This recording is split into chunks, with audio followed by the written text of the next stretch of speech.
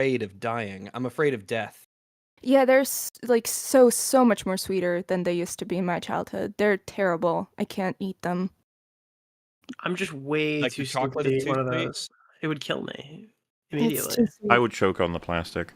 I thank the American government for preventing The these wrapper items. or the toy inside? Both at the same time.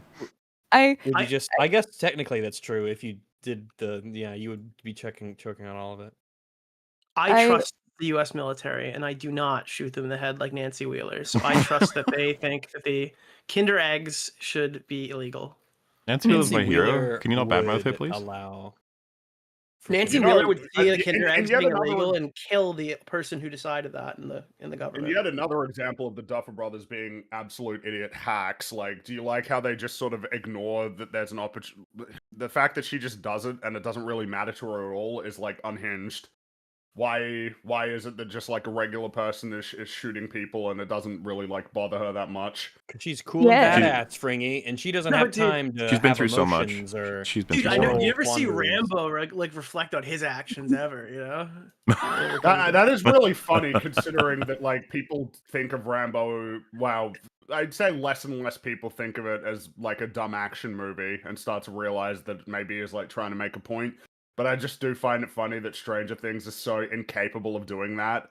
Like, that they don't even register that there's even, like, a plot problem with the fact that this has happened and then there are no repercussions for these characters, let alone whether or not these characters would, feel anything about these actions that they're doing. Why don't any of them have PTSD?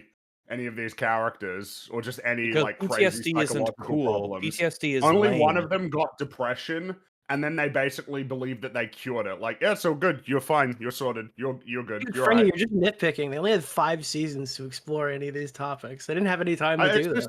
That's true. We How have we to gonna have get the another Holly Erica plot in there subplot. if we're doing all that shit? I like Dude, how we it's went so to different funny that characters. A whole for bunch of people actually believed that there was going to be like a 9th episode because they were so unhappy with this show. That's incredible. Excuse me, what do you, there was a 9th episode, Yeah, did Frankie. you see What are it? you talking about? Like, literally all of the problems we've ever had were fixed. That was everyone's on homework. I hope you saw September 9th episode. 12th, whatever it was. That's true. I don't know what happened there. It was I was having a mind moment. You or were getting something. mind flayed. But You were getting mind flats, right? See? Oh yes, all full circle. There was a big plan for the Mind Flayer to be a big kaiju that they fight in the Upside Down. Oh, not even the Upside Down, in the Void, right? Planet think, X? What was it? The Void. Oh, the yeah. Abyss, right? Do you think there'll be a Yes, secret good there you go, series yeah. that they're going to release? Like a Secret whole good series. Yeah, that's the next one that's coming out. That's going to be the secretly. I mean, this one was really good because episode 9 fixed it. They just but then dropped- the next one's going to be even better, and they're going to explain even more stuff. They drop 5 seasons of a TV show tomorrow, and they're like, "There it is. That's the secret good series. Enjoy." Oh, that's why it took them 10 years. Yeah, they were making That's a whole other one. smart. That's why the Dude, whole I can't kids wait look for old. the end of the like 3 seasons into whatever the Duffer Brothers are working on. Super Vecna comes out. Ooh, yeah. Yeah. Super Vecna. I like it. Oh, And it's like man. Power Rangers, where they light him on fire and shoot him with their M16s, and then he dies, and then all of the kids turn around towards the camera, and Vecna falls down and explodes, but then he gets really, really, really big, and then all of the kids have to connect together like Voltron so that they can be really big. Well, really, they'll be like 15 feet tall, and then they have to fight Big Vecna. They'll do it Oh. with miniatures, I guess. And then yeah. Nancy Wheeler shoots some soldiers. Oh, that's And then they in the have good a version of the show. dance-off. Yeah. To running I up like how that he's hill. just like all vines now. Like if they change his character again, he'll just be evil Groot. Pretty much. Yeah. Evil Groot. Man, what a show. I'm so glad we're not talking about it today. He says, "I am Vecna." Those are the only lines he has. I am Vecna. So anyway. He probably has no idea why they ever called him that. Oh yeah. Like nobody ever told him why that's his name. But then again, you should know because it's in their He's heads. like, "Well, my name's but- Henry. I wouldn't change my name because I look all floopy and I went to the weird dimension. I'm still Henry." Oh well, he's like, "I chose Mr. Watson. You guys are gonna use that." They're like, "Nah." He's I'm like, just "Aw." Henry, Mr. Watson. I'm just Henry. I know what you're referencing. Listen to me, you fat oaf. That's him talking to Hopper. That would have made a better No. Stranger Things show if they just released that clip as the Keep episode. going. You're going to have your shitty clock on the wall, You and shitty you're going owl. to like it. So I was don't- stalking Duffer Brothers interviews like yesterday, and I found Alright. something very funny. They were talking, I don't remember what the interview was about, but I screenshotted this section where they were talking about, I think, It. And this is like a quote that they say.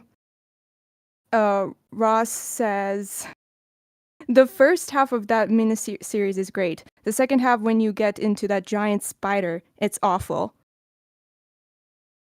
Wait, really? He said that? Yeah, but about, I think, It. I think some series about It or something like that. Oh, the Dairy series or whatever? Oh, Welcome to Maybe, Derry, yeah. maybe. Yeah. I'd Which is very stop a little ironic. bit, right? I mean, giant spiders, they really do suck. So, I'm sure Stranger Things wouldn't have done anything like that themselves, because that would just be, I mean, as they say themselves, that was not very good. It was dumb and retarded. I mean, it could have been and worse. They Stranger could have Things like improved on that. sucked the thing through a vacuum cleaner or something. Actually, Imagine if that they did might like have a been Ghostbusters thing and they had like fucking they Or just Luigi's stuck up the Mansion, mind rather. flayer. Yeah. Good old Luigi's Vacuum Mansion. cleaners and Ghostbusters. I can't wait for the Luigi's Mansion movie. that's on its way. Yeah. Well, yeah, maybe they'll do that, and it will probably not be very good. The Mario Galaxy movie is not going to be good, guys. I hope you all realize that. It's not going to be. No, it's not. Well, the first movie's not good. Like, It's like, it's just. Oh, they're it's, talking about the TV movies, the ones that came out, the two-parter in that quote. Sorry, I was like, I'm sorting something out, so I didn't quite catch what you were saying. But the Luigi's Mansion movie and how great it's going to be and how we're so excited. Anyway, we should probably go ahead and get started. We cut this in half because of how long it was going to go. We still have 7 episodes to talk about, maybe even 8, depending on your interpretation. Definitely 8. Definitely. And then the entire extra 2 episodes that only exist inside the Duffer Brothers' heads, because that's really good. Lots of fantastic stuff that we didn't get to see, but they sure got to see it, and they had fun with it. And they will explain it all to us at the end of this. But if we are getting going, we got up to episode 1 after 6 hours in the last stream.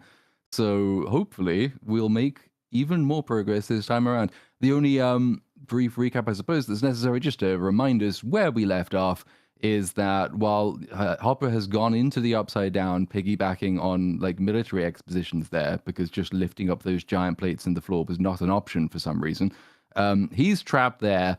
Meanwhile, the Demogorgon, as tracked by Will, who can now use gaydar to see through its eyes, is going after Holly Wheeler, who was a terrific character who we all remember fondly from all previous Stranger Things series. Yes. Arguably the most valuable player in the entire thing. And it's just portaled through her roof, and now it's coming to try and grab her. So that's roughly where we left off. That is also pretty much the entirety of everything that happened in episode 1, because there's lots and lots and lots of wasted time. Remind me, when is the first time that we find the Demogorgons can basically just make... Oh, my drink's done. When can they just make portals essentially wherever they want to make them? This changes basically season. So in season 1, the implication is they can do it all the time. In season 2, it's slightly less clear because we're dealing with the Demodog things and it doesn't really become a mechanical factor. In season 3, they just aren't in that season. In season 4, they can't do it, which is how you trap them in Russia. And the argument for why they can't is, but the portal wasn't open because people weren't paying attention when the Russians had a laser opening the portal. In season 5, they are back to being able to do it at any time they want, wherever they want, and that's how it works again. But they will very rarely, they will precisely once use this to their immense strategic advantage. Otherwise, they just kind of don't, because, the Duffer Brothers said, we don't need them to do that. That sounds very consistent. Very, very consistent. I like writing. Also, a lot of people fun. asking if I'd this like is to try it pre-recorded. sometime. Yes, this is pre-recorded. Yeah, obviously. Oh, yeah. The last one. In fact, we actually have a stream that should be releasing next week. It's our live reaction to episode 9. Yes. So you'll get to see us watch that live. And I think that'll be very exciting for everybody. Yes, the best We're season big ever. conformity gators here. Don't All spoil right, it. episode 9 didn't do it for us. Episode like a 10, slur, though, is going to be conformity fucking gator. great. when episode 10 drops, the double secret episode, then that's going to fix everything. Well, based on how much episode 9 fixed, and boy, did it fix a lot. I could totally believe that, yeah. We were talking Let's about not forget 11.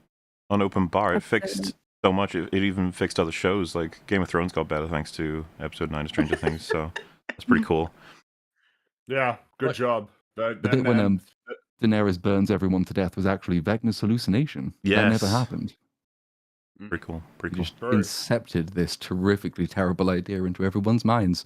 But speaking of ideas being like horrifically incepted into everyone's minds, we can kick off with the rest of the show from episode 2, bearing in mind that, as episode 9 will make clear to you, none of this actually happened. So if we say that this is dumb and retarded, it's not. It's all part of his cunning plan to trick everybody. But so we do pick up basically with the end of episode 1. So the Demogorgon has arrived. It comes through Holly Wheeler's roof, and it starts making a huge amount of noise. It throws her around the bedroom, grabbing her and just leaving quietly and stealthily. That's not within its skill set. And like there's lots of banging, literally like very, very loud banging and crashing as she gets thrown all around this bedroom. Oh, they bang. But you might be thinking, oh, so this means surely that the parents are aware of this, right? Because, you know, they live in that house and, you know, they should surely be able to hear all of this. Then that's when you learn that actually the asbestos cladding that they used in the 1980s was very, very effective insulation.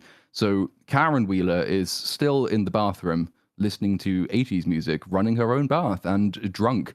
So she doesn't hear any of this. Karen's like Squidward when he's taking a bath in SpongeBob. While everything's, yeah. Also, I just want to appreciate the Running Duffers, up Ryan. a bath. They've set up the wine now about 5 different times, so you can't say that wasn't set up. That has been set up very well. That It's was set my up biggest because- concern. Yeah, because the audience is being driven to drink by this point, so it's very. Wait, hold on. No, you're wrong. Because she said her headcanon is after she was nearly cheated on her husband with Billy. Okay, she became a crippling alcoholic all the way Wait, who's back in the season 3. actress's headcanon? The actress's I like how the headcanon. actress is like, so here's my headcanon for my own character's traits. Here's why I'm suddenly an alcoholic in season 5, and I never had this problem before. She adopted actually Hopper's alcoholism. It was like transmitted. Well, someone had to have By it. the way, it's not even something that you need an excuse for. You could just be like, yeah, she likes to drink some wine now and then. And She- maybe she it's a just bit of a likes to drink. problem. You know, that's it. It doesn't A need to be some, problem? like, deep-seated- We'll see about that. What do you mean? It is a problem. It's like Randy Marsh said, the disease is eating him up. You know, his alcoholism. Well, Stranger Things will have Why a did counter you give argument. me this disease?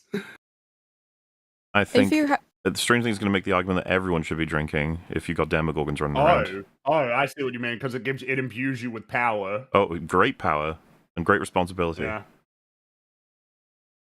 So the lights, they all start flickering because the Demogorgon is in. They don't start flickering in the bathroom immediately because we have to preserve some sort of dramatic tension to this. So they're only flickering in Holly's bedroom initially. Then they start flickering everywhere as Holly runs out of her bedroom and into the bathroom. And Ted Wheeler, the Chad that he is outside playing golf.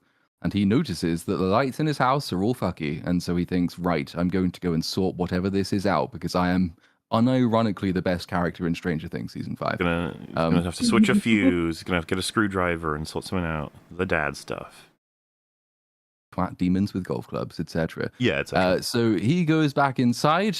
We briefly cut away because then you find that Nancy and 11, they are approaching the house. They know that the Demogorgon is coming because Will told them. So they are driving toward the house. This is going to be the subject of some boring character drama later when Hopper tells 11 off because driving is a thing they don't do. But we'll get to that exciting character drama after we've got through the rest of the exciting drama that leads up to it.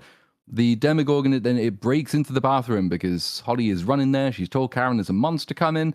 And Karen says, no, it's just a nightmare. But then she hears banging noises and the lights go fucky. So they hide under the water. They hide under the water underneath the bubbles. The bubbles are extremely effective, very, very thick. You can't see through them. Good old 80s bubble bath is super effective against monster vision. So it sort of wanders around in the bathroom for a bit, fucking around, can't see them, opens cupboards, they're not in there, oh no. Well, question, are the Demogorgons, can they see anyway? Yeah, they don't even have fucking eyes. I thought the What's whole going point on? was that they Able- sense with smell and hearing, not with. Yes. That used to be the case because they Dude, used to Will is smell- their eyes, you know? Like, Exactly. Will can see That's them. how we know they can see, is that Will sees through the eyes that But- they don't Really actually sees. have. And they don't present it like sort of Daredevil, sort of radar vision. It is just shown as like actual sight, like But just surely that's the physical world. just a retcon error to try and be like, well, Will's got to be able to see something. I'm sure that's what they'd say. They'd say that and go like, "Oh, shut up." That's like what they would say to you if you brought this up. The Duffer No, Brothers. but like they didn't have to even do that. They could have did like Toph vision from Avatar: The Last Airbender. You just said where it's, like, Daredevil vision. You could see you could see like the vibrations and shit. No, they could have, but they forgot, obviously. Like that's the easy Well, like, but explanation. They just didn't realize. You have the Demogorgon. It's kind of annoyed me when he came in the room. He starts like bursting all the possible hiding places, and it's like, how do you know which ones are where when there's nobody in them and they're not moving? If you know what I mean. He hasn't got eyes, and it's like, no, he does now. You're like, oh, okay. But they've also sort of slightly undone it because it, did used to be able to smell blood. Holly, I think, Yeah. is bleeding after its attack. You can make the argument that because they're under the water, all the blood mysteriously washed off, and the smell of blood in water. Famously, sharks can't smell blood in water. They can only smell blood if it isn't wet. So, still a shark. They can smell dry blood in water, is what you're saying. Yes, as long as the blood is dry, they can follow it. You might think, there's a few things have to line up for this plan of theirs hiding under the water to work. Because, if it stays in the room too long, then they're going to drown. And if they don't want to drown, then they'll have to surface, and then it will find them and kill them. However, this is Stranger Things, and so you can guarantee whenever lots and lots of things have to line up in just such a way to make a scene work, they will. And then later you'll be told by a character that he doesn't believe in coincidences anymore. It's a fucking joke. But yeah, luckily, the Demogorgon, like its scouter went off, and it realized there was a very large power level approaching from behind it. An Avengers level threat, you might even say. and the Avengers level threat is Ted Wheeler. He has arrived. He sees that his bedroom's been torn apart. He goes wandering through the house, and he arrives just outside the bathroom. He can distract the Demogorgon. It comes out to meet him, and he raises bravely, boldly. The show loves Ted Wheeler. The show will, go out of its way to tell you how awesome and amazing Ted is as he bravely faces off against this demon with a golf club. It's one of the most brave things a parent can possibly do, and he deserves to be praised for it. So he hits it with a golf club. Not particularly effective. It hits him back. That's a little bit more effective. And then he gets sort of flung through the air, having been slashed by Demogorgon claws. And then you see him lying on the floor, and it looks quite fatal. You think, well, maybe as you would this is, expect, yeah. Demogorgons tend to, whenever they actually like hit people, it's like a near 100% kill rate. And we're not going to Well, see it's him like now Pokemon. for. People have type disadvantages. If you're a military soldier, okay, you have a very bad super effective like crit rate from a Demogorgon hit. But if you're Ted Wheeler, you can tank it. Yeah. We're not going to get visual confirmation of Ted Wheeler now until the finale, right? I think they showed my it head very canon is he briefly at the died. very end. Yeah. My I head thought he canon is that was he dead. died, and that like Mike walks up to He him might and he as goes, well have. Mike, I've been dead for fucking 6 months. You've got to let me go. And he disappears. Like, that's the only way I can justify this happening. It's what happens in episode 9. You get the funeral for Ted Wheeler, and it's like Tony Stark's funeral in Endgame, and everyone realizes that Everyone's there. tremendous Bob's self-sacrificial there. hero. Eddie's there. Man. And then he'll return in It's just- Doomsday. It'll be so effective, but they chose not Keeping to. him there. alive narratively just does not make sense because he doesn't show up anymore aside from the graduation scene just to be bored there, or is he Yes, 'cause asleep there? To be clear to just everybody, stupid. he It makes does no sense. survive, and it's kind of perplexing because you would assume they're not killing him off, like the guy that they haven't really done much with at all throughout the whole show. But even with that in mind, if he died, there's obviously going to be repercussions for several of the main characters of the story from that.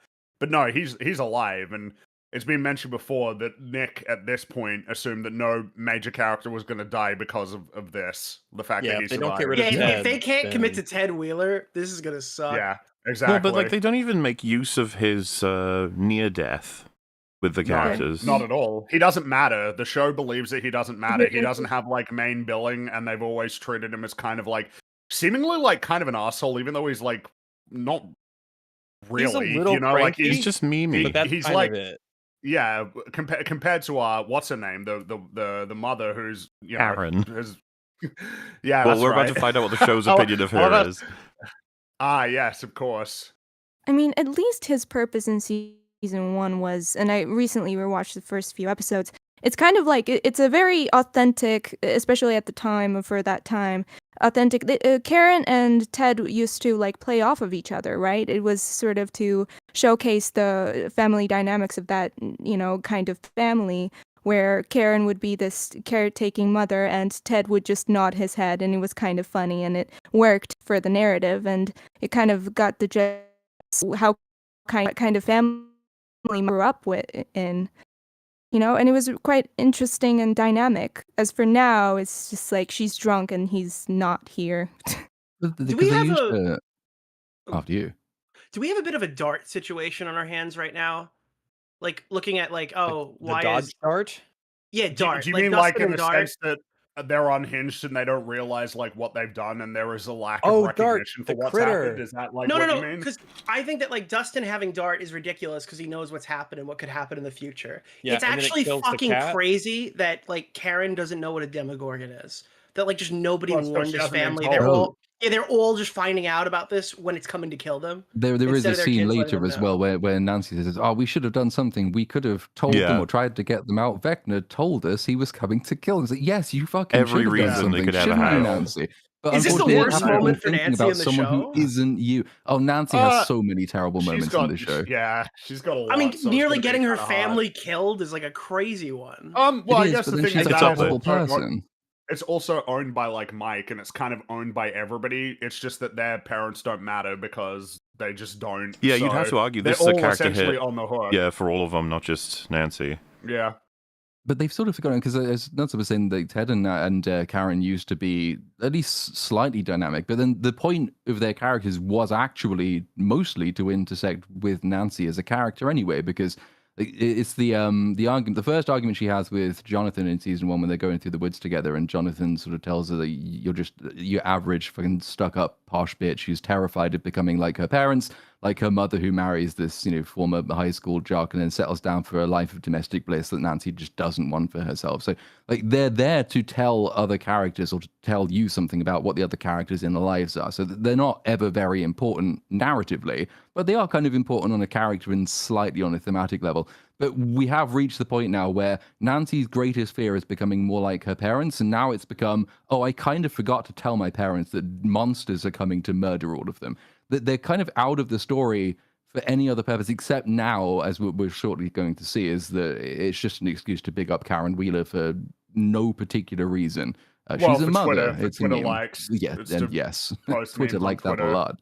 Be like, Mm. wow, Karen's awesome. I love This that is her going to name be is her Karen. first of two That's so great. bizarrely conspicuous badass moments, which make no Yeah, sense. but I mean, again, it's so very typical for the Duffer brothers. Yeah. But it will be worth probably remembering as well when we do get to the final scene of episode 8, which of course is not the final scene of the show, but it is the final scene of episode 8. It's worth looking back when we get to that scene, who actually has the happiest, nicest, most fulfilling life? Is it Ted and Karen Wheeler, or is it Nancy, who is a way more important character with a bigger arc to go on? Not to set it up too much, my conclusion is that actually Ted Wheeler does genuinely win Stranger Things. Like, he has the nicest of all available endings to anyone, which is funny given he's not a character. But speaking of bigging up Karen Wheeler, so Ted is now almost dead, but not quite. Karen and Holly try and run away while the Demogorgon is distracted, but it spots them. And Karen, being an irresponsible drunk, slips on the floor. And then she gets up and she tells Holly to get behind her as she picks up a wine bottle, a white wine bottle no less. She smashes it and then she faces off against the Demogorgon and says, "Stay away from my daughter." And then she stabs it repeatedly in the face, and somehow it works. Yeah. Feels very fanfiction OC sort of moment of like, yeah, this is what I would do and that's what they're gonna do. It is very fanfictiony, and it's one of those, yet again, another annoying thing when you go and look at the effect certain guns will have on this thing later, and then you note that, hey, this broken wine bottle seems to be quite effective, makes them bleed and everything. maybe guns should also do something like Can that. we have a but gun that no. shoots wine bottles? Yeah. That's They probably is- have that in Ratchet and Clank in one. Yeah. In one of those. Like the junk jet from Fallout, where you just thunks. I will say one of my least favorite. It is a trope where the monster is. It's not. So I guess it depends on how it's employed. So when a monster is immune to bullets, essentially, or at least bullets don't kill it, but bullets have a very inconsistent actual effect on it. In this show, you see it a lot with the Demogorgons, where you'll have soldiers with Mhm. M16s firing these rifles at these creatures, and it doesn't do anything whatsoever, even though like it's shooting a very very fast moving piece of metal into their bodies at a very high rate of speed. Like that's a lot of energy and a lot of shredding and stuff that happens to this creature, especially because you can like if you hit them and smack them with baseball bats, it has a very physical and clear effect of like staggering it for a moment. But the guns do absolutely nothing. And I'm fine with a gun not necessarily killing one of these these strange creatures, but it bugs me when the bullets don't have any effect, as if the bullet isn't actually a thing that's flying through the air and has a lot of energy and impact behind it. Look, I like the Yep. concept that the bullets aren't doing anything, that it's like it's not even flinching it. But then you can't have any of these scenes with the fucking stabbing or the You gotta be wine consistent. bottle. Like, yeah, it just can't be If a both. bullet doesn't do anything, a wine bottle's not doing shit. No. All right, it Obviously. just isn't. And the Especially like the after- problem with making them. Sorry, yeah, go on. Oh no, after you. I meant to say like the problem with making them so human-esque, because like their head is the most the monstery part of their biology, right? Anatomy. They Mhm. like you can see their ribs and shit. It's just so familiar and it's so unbelievable that they don't biologically or anatomically get at least like wounded or something like that. Then why do they have this kind of presence, or why are Well, it they would be physically cooler modeled if this you way? saw the creature being shot by bullets, and you saw like the trail of the bullets that it would make across its body, and how it would stagger it back, it would cry out in pain. You could even, Mhm. and this even work to the plot where they like shoot like a leg to pieces so that maybe it regenerates or something like that, but they're at least buying time by shooting out the legs. Or like it clearly has an effect and it buys a little time. It's like the Terminator, when they're in Terminator 2 when they're shooting the T-1000, like the guns buy you a little bit of time as it, the energy goes into it, but you don't kill it. That would have been cool to see. No, you've just And it would have referenced a been at movie least that more no one likes, and I'll have you know that Oh, yeah, Predator, true, The true. Thing, and Alien, all of those creatures are immune to bullets, and that's why they're so good. Yeah, Mm, true. mm. I don't know, it's some I kind of like hack, right, in guns are reliability deadly. Guns are thing. fucking powerful. I don't know when it happened, but making your monster immune to bullets just becomes a thing that everyone ends up doing. It's like, haha, now the army can't beat it. And you're just like, first of all, the army have way more than just bullets, okay? Wouldn't it have been super cool if you caught a Demogorgon, its blood created a portal? That would be a cool mechanic. Like, imagine if instead Like of the blood acid drip? blood, it creates a portal into the Upside Down. Well, an alien blood kind of creates a portal to the floor beneath you. It creates a portal to the outside of your spaceship where you die. The other thing about this, by the Why way, didn't is the like, Demogorgon just make a portal beneath Holly so that she falls into the Upside Down? he's stupid. Because it's not smart. Okay, I'm sorry. You know what? Actually, now you say that, I was way out of line asking that question, and I apologize. Although inconveniently though, because now we are very keenly stressing that these things are connected to a hive mind, it makes the thing controlling the hive mind not smart either. So every time a We already Demogorgon knew does that. something stupid, it is Mind Flayer's fault and Vecna's fault because they aren't smart either. And they're really fucking not either, but we'll Yeah, get the to them later. Demogorgon But was just it's following orders. Seems to me this was, yeah.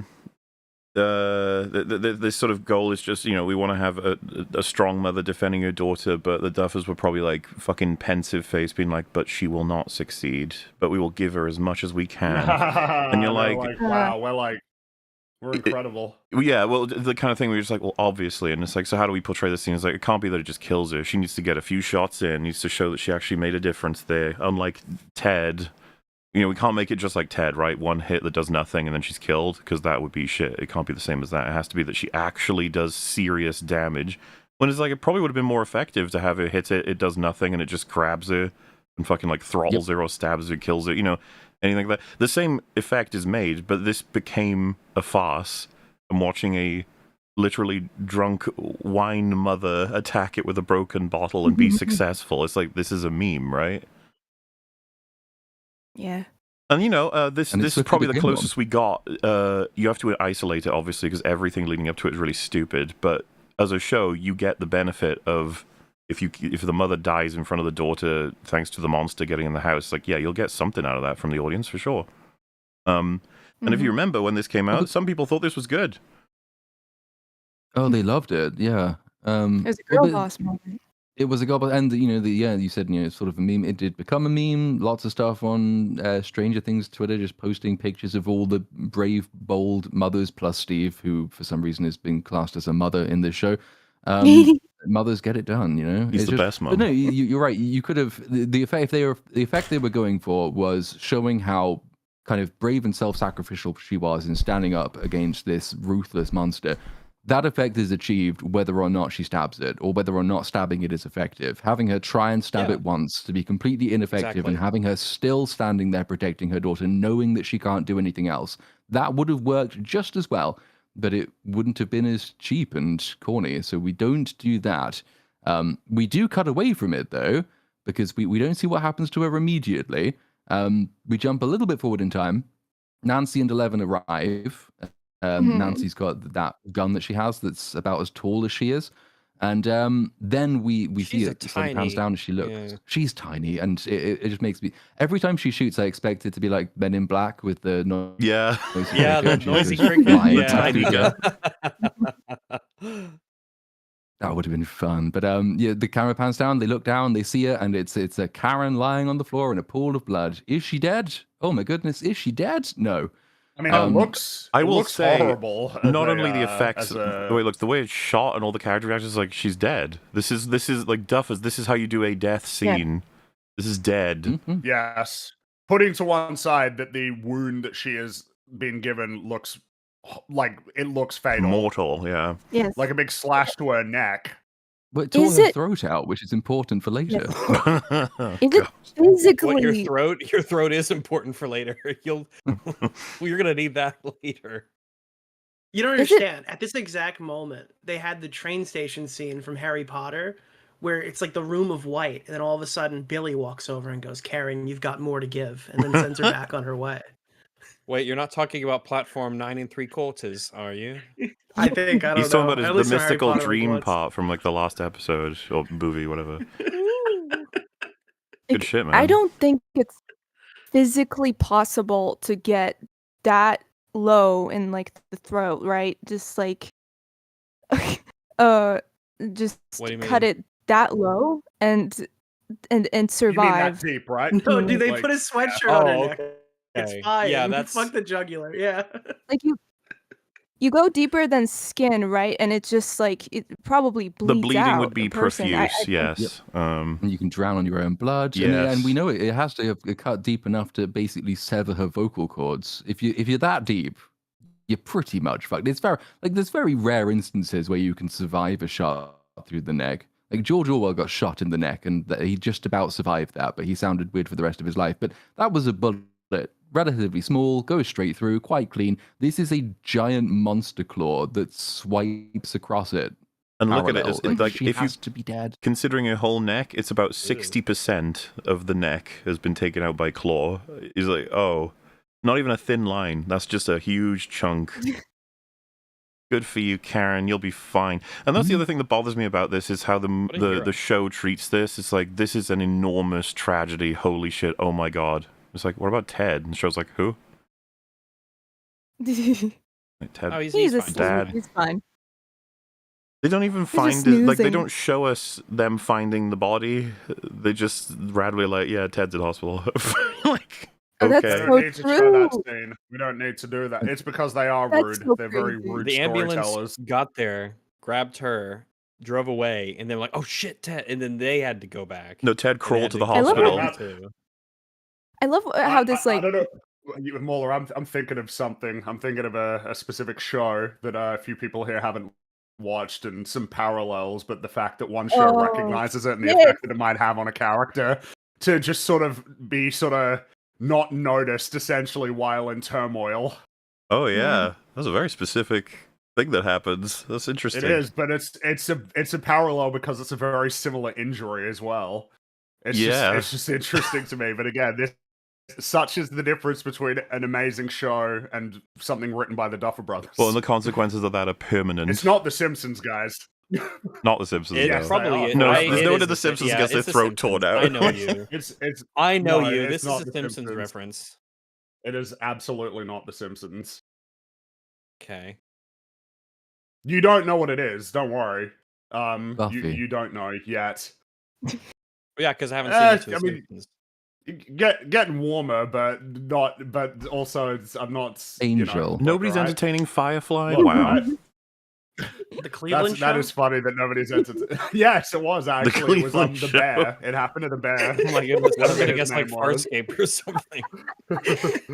It's just to be fast about it. It's just a similar situation takes place, and the consequences of it are permanent, and they last a very long time. Like, but in this show, Across it's an seasons. accident. Like this is just happening, and nobody cares, and nothing happens as a result.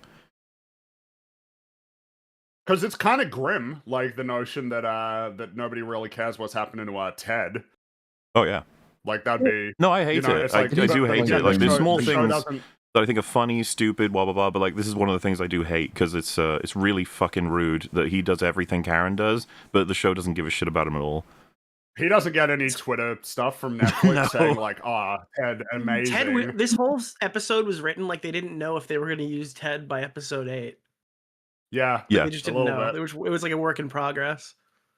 I can't fathom the way this speaks about Nancy as a character, because like this single line of her finding, like the fact that she doesn't even search for her father because she sees like mother's like there's not even a scene of her like barging into the rooms trying to find her father. She just does not give a fuck apparently. Like, but even giving her a line of where is dad, like just trying to understand what's going on and where is dad, what happened to him, is he okay, is he here? But that's crazy that we don't get anything like that. Nope. And I think, I mean, I might be missing one. I'm pretty sure I'm right, though, in saying Ted will get precisely 2 oblique references in dialogue for the remaining episodes. One of them is when we are told the parents, plural, are in hospital. And one of them is when Nancy says we should have told them. So Ted is kind of included as part of the plural rule, but he's never mentioned pronoun, yeah. Don't they specifically. confirm that he's in a coma? I could have sworn it's like dad's in a coma or something was something that I heard. Do Maybe they? I thought 'cause maybe my maybe. mind invented that to cope. Oh my god. Maybe you're in the coma. Yeah. Well, and you can see what's happening because they do it again in a different way, right? Like just after this, you'd expect Mike would be devastated, and it's like, well, Nancy is. You're like, well, but what about the other kid? You're like, Nancy is. Nancy. The camera's on Nancy. We got a scene for Nancy mourning, and you're like, hello, there's the other kid. You get to a point you're like, wasn't Mike like the main character? What's going on? Yeah. Yep. Heart and soul I of the just team. googled team it and leader. they said I just googled it. They said, well, it gives him more dignity if they don't show him in that state. What? And Who they do said it off that? screen. I just read that on Reddit. Somebody said that. Like, no, you don't understand. It's actually a good thing. He keeps his dignity by being like in a medically To be induced fair, coma off it screen. is actually true of season 5. It is the most dignified position not to be in season 5 again. So they're kind of correct about that. But I don't think that was going through the writers' heads. I do love the scene as well when Nancy goes and washes this blood off her hands before she goes and starts gunning down US servicemen without a second thought. It's just, okay, it's her parents' blood though, so that's different. She cares about this person. People but not celebrate anybody else. the Duffers for scenes like this, and I'm just like, this is just them being like, oh, this is what happens in TV, I think, because this is not consistently done with like events on characters at all. There's just something like, yeah, we'll put this here. It's such an intense like reaction. You're like, where the fuck is this? TV show. For the rest of the, like, I still can't get over it. She goes and says, because when I was watching this, I was just like, we cut to Mike, and he's like, jeez. Like, excuse me? I keep thinking about that thing that Sadie Sink said about like the moment later in the season. But the fact that she goes, "Oh, I didn't realize that that was going to be that kind of scene," because she probably was not directed correctly, so she didn't really understand That's the nice. scope of what she was acting against. And I think that's like what's going on with a lot of these things. Probably Mike's actor was not even told what was going on here correctly. How do you underact this type of thing? Yeah, It's crazy to me. Well, the writing seems very disorganized as a process, so I can believe that a lot of the times when these actors would ask these questions, well, they because wouldn't even know the answer. The Duffer Brothers, they're still trying to figure it out. What Mhm. is or isn't going to actually make it into the final production? because nobody's asking for the Mhm. exact same scene a second later of him in the bathroom crying and washing blood. It's like, no. But he needs to show something. And just for anybody who's confused, just look at this scene. I don't know what Finn Wolfhard's doing. He's like, It's like, well, we got there as Mhm. fast as we could. Oh well. It's like What's he's going on? listening to someone else unrelated whose parents were in a minor accident. Yeah. And he doesn't really know them, but he's like expressing vague sympathies with someone who did know them.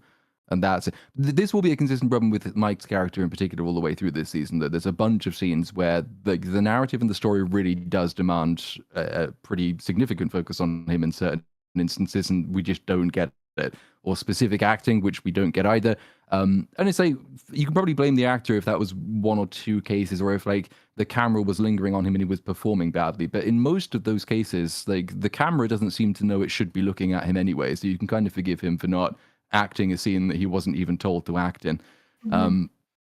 And this hospital scene is one of them. Just before we get to the hospital, obviously we jump briefly back in time because we see flashbacks with Karen attacking the Demogorgon. Doesn't work. Then the Demogorgon it grabs Holly. It portals away.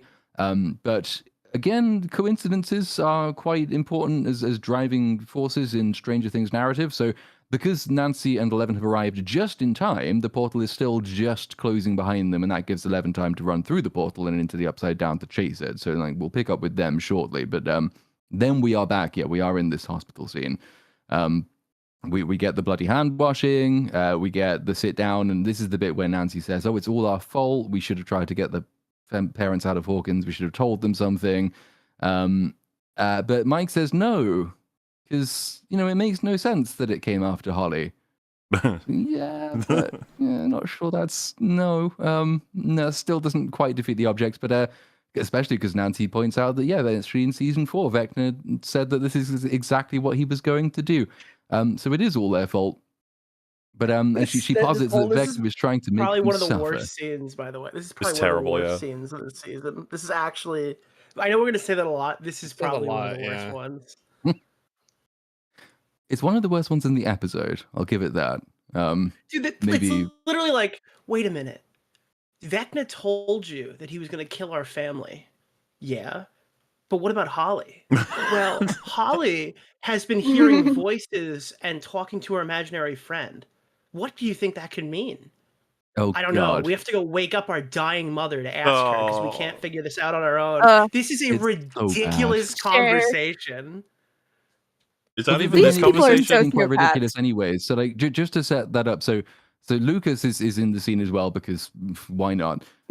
And he says, he agrees that it doesn't make sense, but also it's because when Nancy says that Vecna wants to make us suffer, he says no, it can't be that because why would the Demogorgon grab Holly and kidnap her, and why would he do this almost exactly no more than 3 years? No, it is 3 years to the day, right? We're 3 days away from the anniversary of Will's disappearance, however long ago that was. So what we're setting up here, what he's trying to set up here is that this is all not a coincidence. The fact that Vecna has done this and that he's done it 3 days away from the anniversary of Will's disappearance means something. The date is incredibly significant. It isn't. But he says that he doesn't believe in coincidences anymore, so Vecna must have a plan for Holly. So that's how we sort of set this up. In and of itself, probably the wrong scene to have this in, because you don't really cut away from what's supposed to be this massively impactful character moment where two of the main characters' parents are on the verge of death to say, hey, remember the events of season 1 and how this all ties together? and how it's not a coincidence that it all ties together, even though it won't actually tie together in the end, and it is just a coincidence. Wait, this is actually a good point. Why wasn't Lucas worried about his own family here? Because he has a young sister. He's not even like slightly concerned. I think he was worried about them off screen. Well, I mean, the real reason is because we don't remember what her parents look like. Because we haven't seen Lucas's parents for like 4 seasons, so clearly they're not in any danger. They're going to be in a spin-off Lucas show. just isn't really. Yeah, in the Lucas show, they'll flesh out all of the events that happened with Lucas and why he kind of stopped being a bit of a character. They're going to do this for every character so that we can fully understand their stories. Genuinely, Oh, you're actually right. was He like is a worried in moment the of interview. relief. Well, when I was told, like the Duffers said, the spin-off we're doing, don't worry, it won't feature any crossover characters. Like, thank fuck for that. So it's not going to be Erica, and it's not going to be Holly, and it's not going to be any of these other insufferably shit characters they've introduced. That was a Not relief. so far. So far. But then they lie about everything else. They might be lying about this too. So we briefly It'd be cut nice away if from one the of their lies hospital. worked out to be in our favor every once in a Wouldn't while. it Wait, but the just? rumor is that the show is going to be in the 50s now, so it's going to be their parents. Like the parents' parents are going to show up. The It's Ted gonna be, Wheeler I'm, show, great.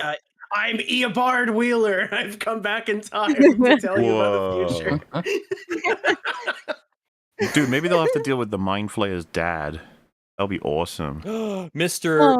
Flayer. Mind Flayer Senior, yeah. No. He'll look great. And then they'll end it like Predator Badlands where they kill him and they'll be like, now we have to deal with his mum. Who's Who is bigger? that? It's Mrs. Flayer. Yes. The reverse mind flare. They just go Mind back all the fucker. way in time and kill little mind flayer in his crib. Oh, he's got like really cute eyes. He's smiling at them. And they're like, oh. Oh.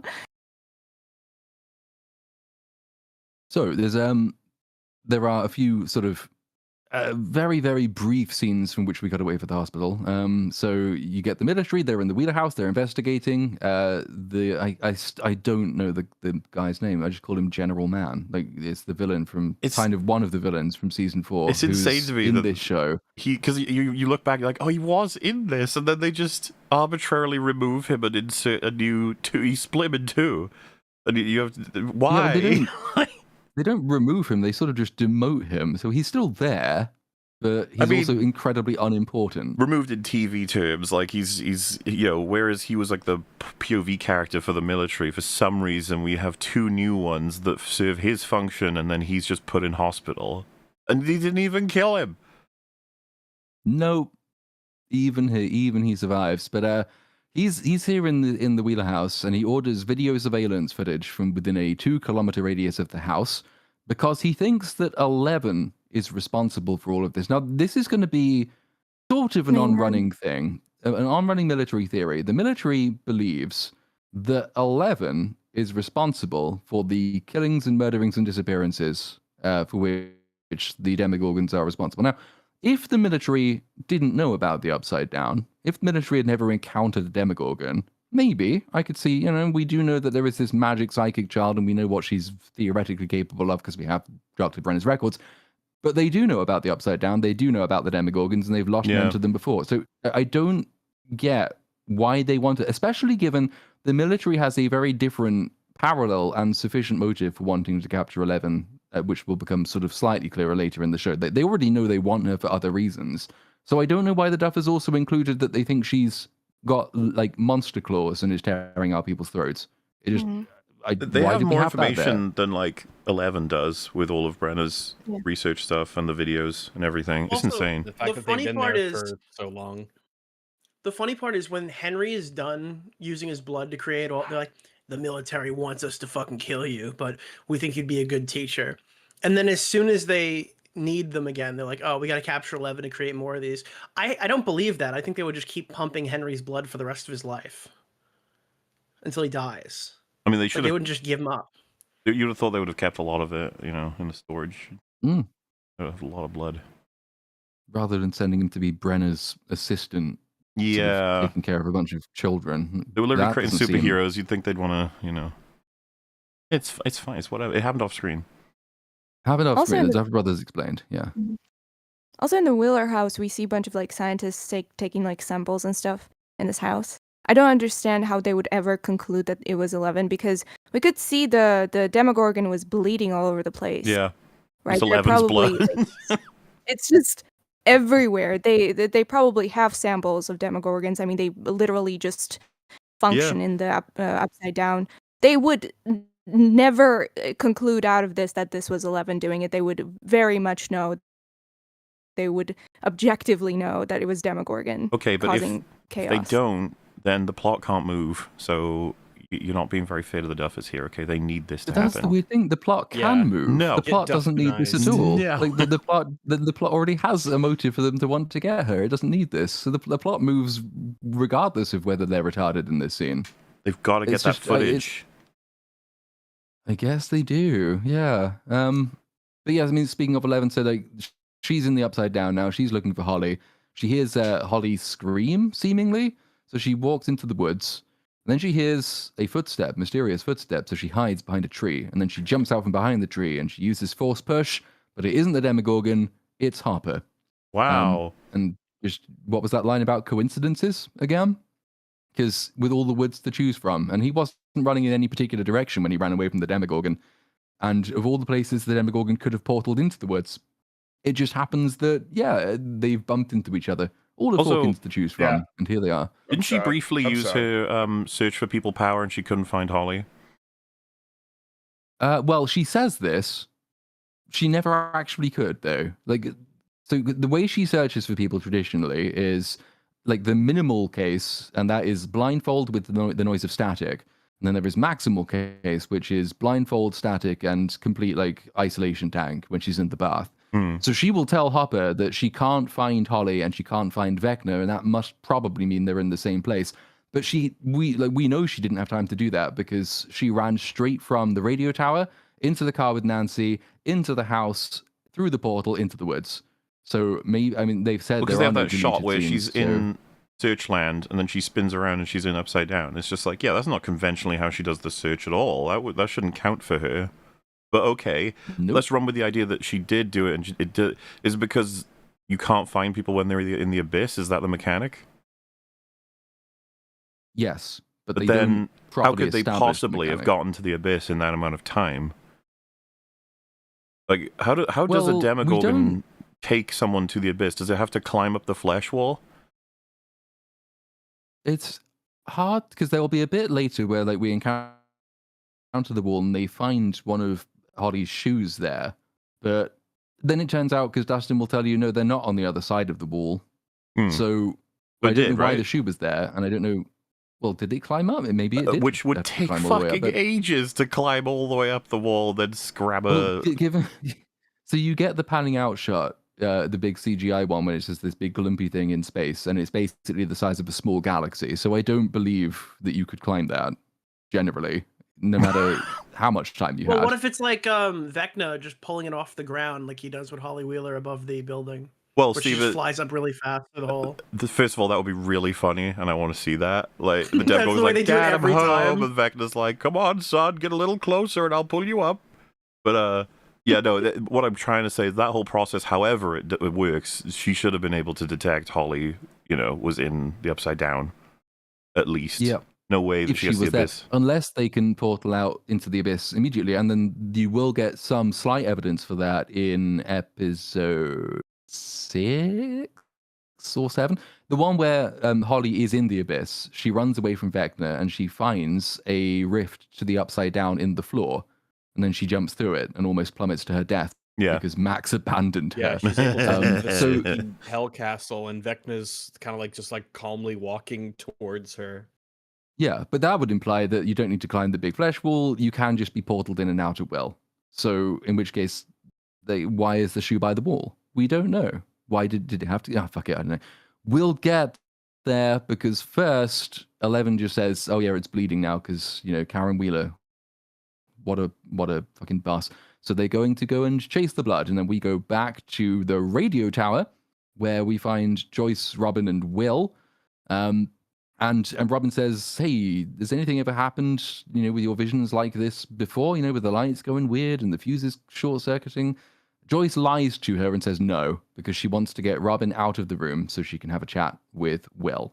So she sends Robin up to look for some backup fuses to fix the radio so she can talk to Will about how much she is a mother.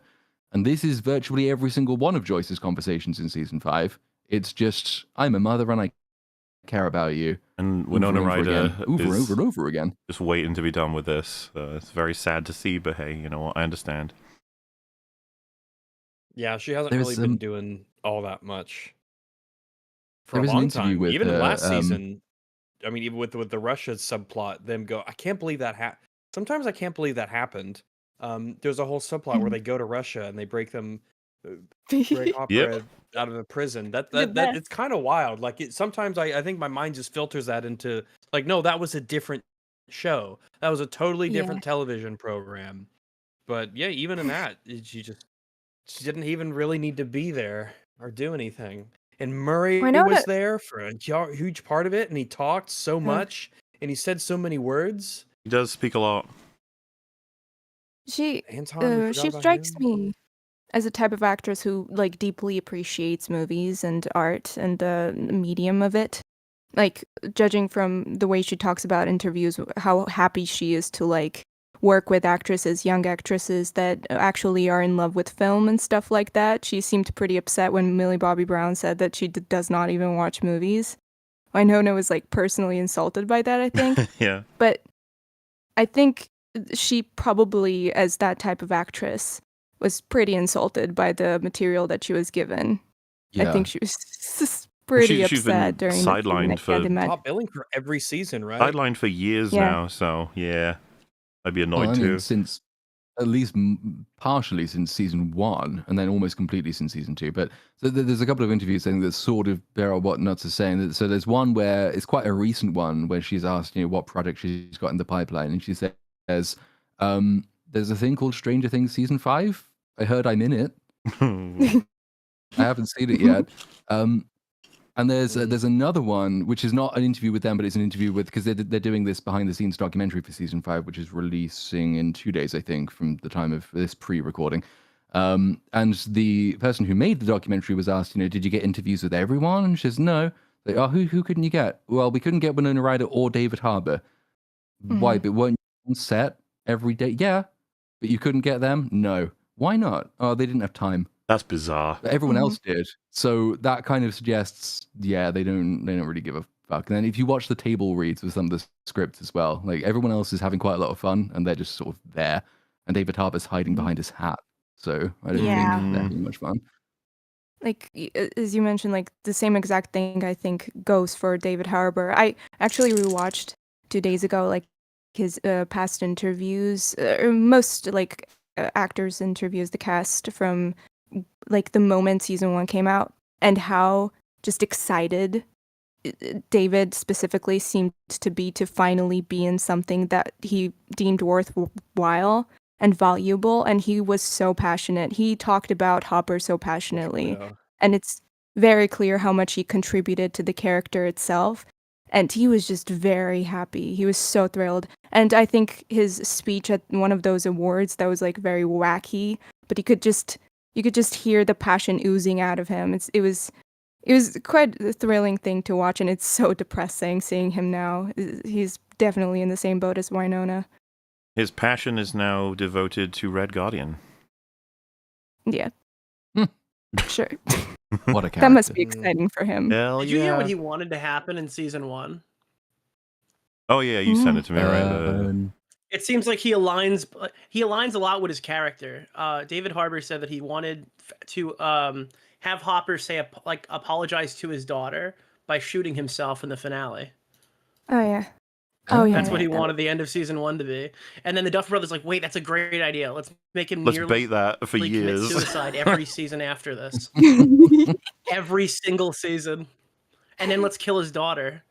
Yeah, well. Again and again. Wait, he had a daughter? We can't be sure. Dude, he's in purgatory. He keeps nearly committing suicide and losing more daughters. That's the moral of his The other purpose if you're of an actress who's cast as his daughter, you're gonna have a bad time. You are. Survival rate of precisely 0%. But the other purpose of the scene with Joyce and Will is to try and make sense, because they're sort of, toward the beginning of every season, they like to try and pretend that everything is in continuity and that things do make sense. Then they stop caring about that after about episode 2. But obviously, previous mechanics have had it that Will's connection to the hive mind is reliant on the portal being open, and obviously at the end of season 2, the mind flayer gas was expelled from him, and everybody thought that like the connection had been severed. Obviously, he still has the little neck tingle thing in subsequent seasons. But Joyce points out, we severed that connection. We got the mind flayer out of you. The portals were closed. And Will says, yeah, that is how it works. But now, no, because it permanently changed me. And, when I was in California, I had no tingly feelings. But then when I was back in Hawkins, I had all the tingly feelings. And now Vecna is closer than ever before, he says. Right. This is not true, because Vecna is spending all of his time in an entirely new dimension we've never been to before, and has arguably never been further away. But in order for the mechanics to make sense at a glance, this is what Will says. And if you believe him, you're a fool. But, Stranger Things fans are. Ouch. This thus sort of begins and will maintain the process and the plot of inventing new dimensions, new memory layers. The plot becomes madness. And it becomes a very much, and then this, and oh, there's another layer of this, and there's a new place. This is just something you could do. You can kind of believe in yourself. It's all madness. And this is still the tolerable part of the show, where there are only at the moment 2 parallel dimensions to work with. We're going to be multiplying that exponentially with subsequent episodes. But we can put off that pain for as long as possible, because Robin, she was eavesdropping on this conversation. And she suggests that Will is like a radio antenna, a human radio antenna. Maybe what he's doing is he's receiving signals, but when he gets too close, the signal overloads, like radios traditionally do.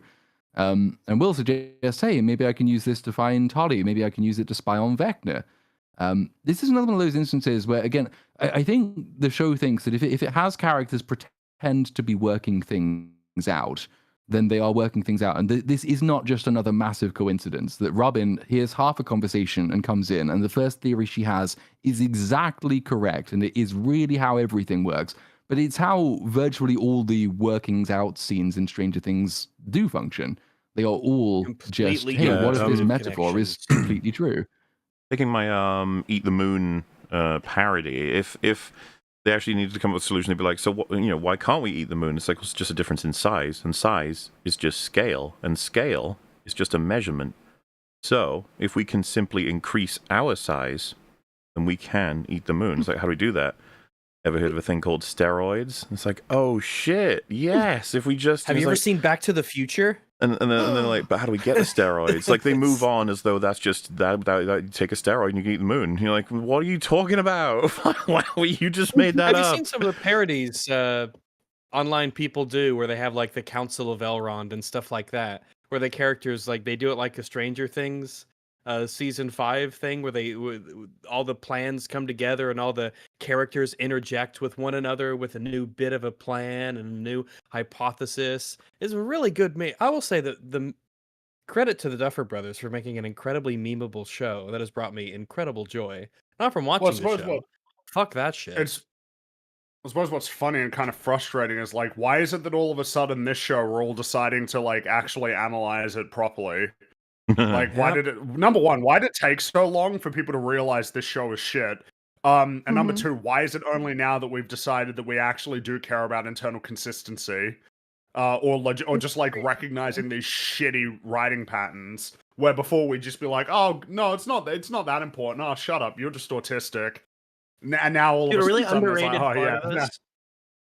A really underrated part of this is also the music here, because you can tell from a mile away when some bullshit's about to happen by the song choice they put in the background right before they start talking. Oh yeah, like they have at least 3 different exposition tracks now, and so as soon as it goes, and it's like, oh fuck you, stop it! I know what's coming. I know I'm gonna. As soon as it sounds like a YouTube video essay. Discovering music.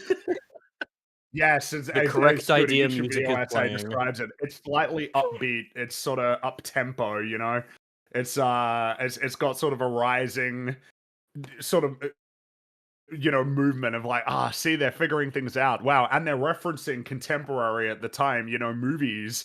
And one character will go, nerdy shit. Usually Hopper. But then they'll always interject that as well. Dungeons and Dragons. Wow, that's stupid. And it's also like product placement. It's like, so if you see these vinyl records, we can actually. Oh, dude, I was popping my popcorn while we were having our Lay's potato chips, and I realized. Or the Redenbachers. I know him. Can I Rags? Because you reminded me. I actually had that in my notes, and so this is what you're talking about. Can we? Yes. Can we? Oh, Right. This is a different one. The one I saw was they actually did sorry, the voices. No. Everybody's I know gonna be assigned a role here? that. I'm doing this one on purpose, so I think that should be the cast. Okay. Oh, Right, okay. Hold on. Yeah. So- Oh. So yeah, I'd say you've got the best role, Nick. So don't you worry about that. Okay, so for context, is right? he big in that franchise? Oh yes. So like. Sorry. That just gave me a bit of. That hurt me a little So- bit. so- What you just said. I've seen Lord of the Rings. I'm just fucking around. So, Okay, as we were okay, just good. mentioning, there's a parody version of what Lord of the Rings would be like if it was written like Stranger Things, specifically the Council of Elrond scene, how that would run if it ran the way the Duffers write it. So someone wrote it out with specific characters and dialogue, and I can put it on screen and then we can read it out as a team if everyone's on board. Yes. This is an excellent idea. Yeah. Mhm. Yeah. All right. You don't have to do the voices if you don't wanna, but you could try to do your You best. should Okay. try. Okay. Here we go. Wait, the voices of Stranger Things characters or the voices of the Lord of the Rings characters? Probably the Lord of the Rings ones. I don't What even do know you think? how would you do the Stranger Things. I don't ones? know. I'm Like, asking. I didn't know if it would be. I don't know. So who would Gimli be? Who's his equivalent in Stranger Things, right? Mrs. Wheeler. I don't know. It's not about equivalence. It's about the voices, the kinds of voices that they use when they have Yeah. these scenes. So in the what show. would the equivalent Is be? the actor in that terms of played the Frodo character? Yeah. Is the actor that played Frodo the same guy from Wilfred? Yes. Yes. Oh, okay. I It's know what we're Elijah talking about. Wood. Yes. All right. Elijah would love this. Is everyone ready? Yep. I guess Mhm. so. If the Stranger Things writers wrote Lord of the Rings. Okay, so we've got to put the smack down on this ring thing. It can only be destroyed. I can't do Scottish. Don't fuck it. Don't worry, I got this. Hits it with an axe and falls. Ow. In the fires of Mount Doom. I just don't get it. Why can't we just fire up this bad boy and use it against Sauron? Boom, headshot. Okay, so think of Sauron like this Atari. Peers off pedestal and slaps down an Atari and a copy of E.T. the Extraterrestrial. Now, we destroy this copy of E.T. the Extraterrestrial. We might think it's gone forever, but... But Atari still has the source code. Right. Starts drawing on a transparent whiteboard. But if we destroy the source code... The existing copies could be buried in a landfill, and they'd eventually go bad from corrosion. Exactly. Destroy the source code. Destroy Sauron. Great. So how do we destroy this source code ring? It's not like we can just hop on our skateboards and shred to Mordor.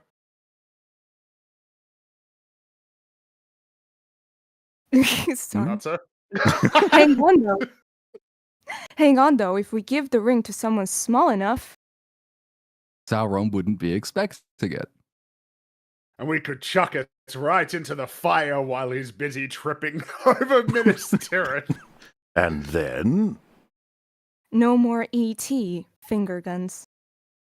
That sounds crazy, but it just might work. Guys, I'm gay.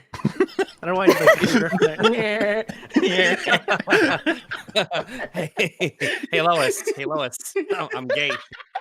Obviously, this is like perfect. This is the formula. Yep. This is what they do, and it's garbage. Keep finishing each other's sentences. Make like bizarre and unnecessary references to contemporary media, and then have characters that occasionally go like, "Well, wait, why the fuck would this even work? And then the characters immediately got like a very well, they've got a response that everybody in the room believes is correct, but they have no reason to know is true. It's all just made up bullshit. It is it has a very, I know we say this as an insult a lot, but this more than most things really does have a kind of like an AI feel to it. Like it would be very easy for an AI to just spit this crap out, this kind of style. This The formula is very the formula is very predictable and easily replicated. Though something I suppose you might notice here is, given the scene that it's parallel, like it's meant to be sort of based on Lord of the Rings, this just kills tone. This kind of dialogue like destroys any semblance of a serious tone. well, because it's only like, one the tone scene in Lord through of the the Rings whole is very thing. serious. Yeah, exactly. and it it's actually kind goes of like through a decent amount of sort of fun is what it's meant to it's be. different Like it's kinds we're of having a bit of fun here. tenseness. Mhm. Yeah, when you got the Council of Elrond, we have the establishing. Elrond's telling everyone what's up. We have the rising tension of when Gimli goes to strike it and it breaks. We have the argument that's breaking out. When Frodo says that he'll do it and everything calms down and it's quiet again. We go through a decent amount of, ups and downs in terms of energy and tone. But this is just flat in the way it's like a flat bounce. Odd as that is to kind of say, it's just sort of like I get you, carrying man. right It's like along. a basketball that's deflated. It's like you can kind of make it get back up to you, but you got to work really hard. Yeah, one It of the just things. kind of lands with a thud. You're like, Wait, "Ooh, Steve, I know we damn, only. It's like, wait, Jonathan, we only have like 30 seconds before this closes, but what if the gate is like a peanut butter bopper? What? It's funny because you could have just told me that that's actually a scene that I've forgotten it, like, or that for anything like this, and I just believe you at this point because there's no reason not to. But one of the issues I take with Wait, that is a scene. that's my point is very that close, yeah.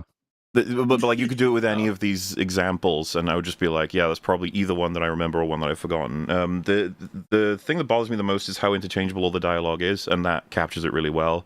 Elrond, Gandalf, fucking Gimli, it doesn't matter. Legolas, just toss them all around. But the actual Council of Elrond scene, as they progress, like ideas about what the ring is and what they should be doing with it, and how it ended up here, or whatever. Each of the things everyone says gives you a bit about who they are. Like obviously, Boromir is one of the more worrying characters in that scene for everybody. It's just like, yeah, probably not going to be using it, and then he's just like, oh, why not though? It could be really fucking good, and then turning it into like, by the way, Gondor kind of is the reason all of you are alive. Just saying, and it's like, interesting. Meanwhile, like Legolas standing up for Aragorn being more subtle until Boromir stands up to the point of being potentially dangerous, and just there's so much in that scene. It's an amazing scene because Lord of the Rings is fucking amazing. But these scenes, I like the Lord of the Rings. That's our hot take for the year already. Well, Stranger Things can't. Someone had to say it. It just can't. It doesn't know how. I think my theory is that the disconnect is coming from the fact that if you actually pay attention in season 1, right, no adults talk like this. Even teenagers don't talk like this. It comes from the kids. And that's why it works in season 1. It's not as grating, or not at all grating, because they're kids, and it's sort of filtered through that. Their imagination, they're very creative, and they're ready to believe these things. Yeah. Yeah, they don't grasp the severity. Like they're ready to believe all this, right? And they're very wacky and stuff like that. But sort of Duffers make it sort of like a thing. And then later on, once the kids grow up and it becomes more of an adult story, now adults suddenly start to talk like this, and it becomes insufferable and unbelievable. Because in the past, it was only kids. But even then, I'd say, 'cause I wouldn't want to overstress or overstate how much even the kids do it. In season 1, the kids have points of view, and the kids disagree with each other. So there will be a few scenes like this where they have a shared sort of pop culture reference base, but actually, Lucas spends a lot of season 1 in direct opposition to what the others are trying to do. Yeah. And Dustin sort of sits off to one side. It's Lucas versus Mike, because Lucas doesn't trust Eleven and Mike does. So even the kids there sort of speak more like natural dialogue than anyone, including the adults, does in any subsequent season. But you're right. Like, once you get to season 3, and then even in parts of season 4, and then particularly in season 5, like everyone just and thens each other's sentences. That you might as well just have it as one character speaking every single one of these lines as an internal monologue. That's how it functions. No one disagrees. No one has a point of view. They're a hive mind. That's how yeah. it feels they wrote it. Yeah, they probably did write it that way. They were like, we need to get them from A to F, and it's like, all right, they would get there through this. It's like, all right, write the whole thought process, and then just for every sentence, switch characters. Done. Mm-hmm. Very lame. They have no interest in their characters now. I think that they sort of think they've done all of the work they need to do with them pretty much, and every character beat in season 5, I don't even think that's an overestimate, is just replaying previously established character stuff, and usually previously established from the first 2 seasons. There isn't anything new to add. There's nothing new to develop. There's not really any gains to be had from having them argue. They'll have a couple of thematic sort of character drama moments where they do argue, but there's nothing new in any of the arguments. So you'll get Hopper and Eleven arguing with each other sometimes, but in exactly the way they did in season 2. Nancy and Jonathan will argue. Well, that's exactly the same as every season they've been in. Steve and Dustin might be the only exception, I think. And even then only kind of once. And they were the most interesting part in this season to me. Like, something is happening there. It's like, ooh. Especially when Steve called out Eddie's sacrifice. That was kind of funny. Yeah, he should have stuck to his guns as opposed to saying for Eddie at the end. Because that's just cringe. But yes, speaking of character arguments, character drama, Will wants to use his powers to get it back. No, Joyce says no, because we need to stay focused on finding Hopper. Will says, oh, so this is all about your boyfriend, is it? So fucking what the fuck? A, that coming from you is the least appropriate line. And B, no, because obviously, and Joyce is correctly points out, well, because he's in the Upside Down, he's our link to the Upside Down, Holly's in the Upside Down, so if we find him, we can find Holly. Will then says, it won't get us any closer to finding Holly, who he believes is in the Upside Down, because dialogue is hard, and characters don't think. So that's fucking amazing. But the overall sort of character drama thematic point they're trying to make is that Joyce is being overprotective, and she doesn't want Will to be exposed to any kind of danger because she wants to keep him very much within her sight at all times, because she let him down once before and she'll never let him down again if you don't count the times when she was fucking off to Russia and abandoning him, which this show doesn't. It's forgotten all about that. Also, it tries to argue that Joyce is like a worse mother out of nowhere in season 1. Remember that? She's like, I didn't even look for you. I went to sleep or something like that. It's like, it's very belated guilt at the fact that she wasn't there when he got taken. Yeah, it's like, but it's crazy that it took her 5 seasons to, like, I guess, to have that thought. Yeah, there's a conversation to be had there, but, we all saw the season. She clearly loves her kid and did everything she could to find him. The idea is like, well, she's under a lot of stress. she has a life where, if only she had done certain things, he wouldn't have. It's perfectly normal for those thoughts to happen. It's just like, I'm sorry, when did this happen again? She's It's having like, her 4 season seasons 2 ago. arc, like, right now, because they have no idea what happened. Yeah. Mm-hmm. I mean, it's quite jarring comparing this Joyce to season 1, because with Jonathan in the first season, it's very fascinating to watch them go through the process of grieving Will and kind of being there for one another. And the psychology of them is so well written and so fascinating to watch unfold, because they're sort of both guilt-tripping themselves, but being there for one another and telling each other that you can't do that, you can't think like that. There's a specific moments where both of them go, Jonathan blames himself and Joyce is like, it's not your fault, you're just a kid, it's not your fault. And Jonathan does the same for Joyce, and they are kind of sort of battling their inner demons. And so fascinating that they don't let themselves kind of fall apart. And it's so powerful. And it's crazy to see Joyce in this position right now and kind of backtrack on everything that, previous seasons sort of, especially season 1, really built up for her. Whereas in season 1, they would have laid out like a full story and tried to think about, I'm not even saying the Duffers did this, who knows who wrote season 1 at this point. But the way it's done now is like, all right, we got a scene with Joyce. What's Joyce's thing? She's a mom. She likes Will. Okay. Get that in there. And that is every single one of their scenes as well. It's like, there's no variation, very little development, and you already know what the ending is going to be. It's like, oh, she's overprotective, and he's straining against her, so they'll learn to trust each other. They've sort of swapped a bit of the argument between Harper and Eleven in season 2, and they've given it to Will and Joyce in this season. There's no new ground. Occasionally, like different groups of characters will be given somebody else's argument, but there's no new argument to be had.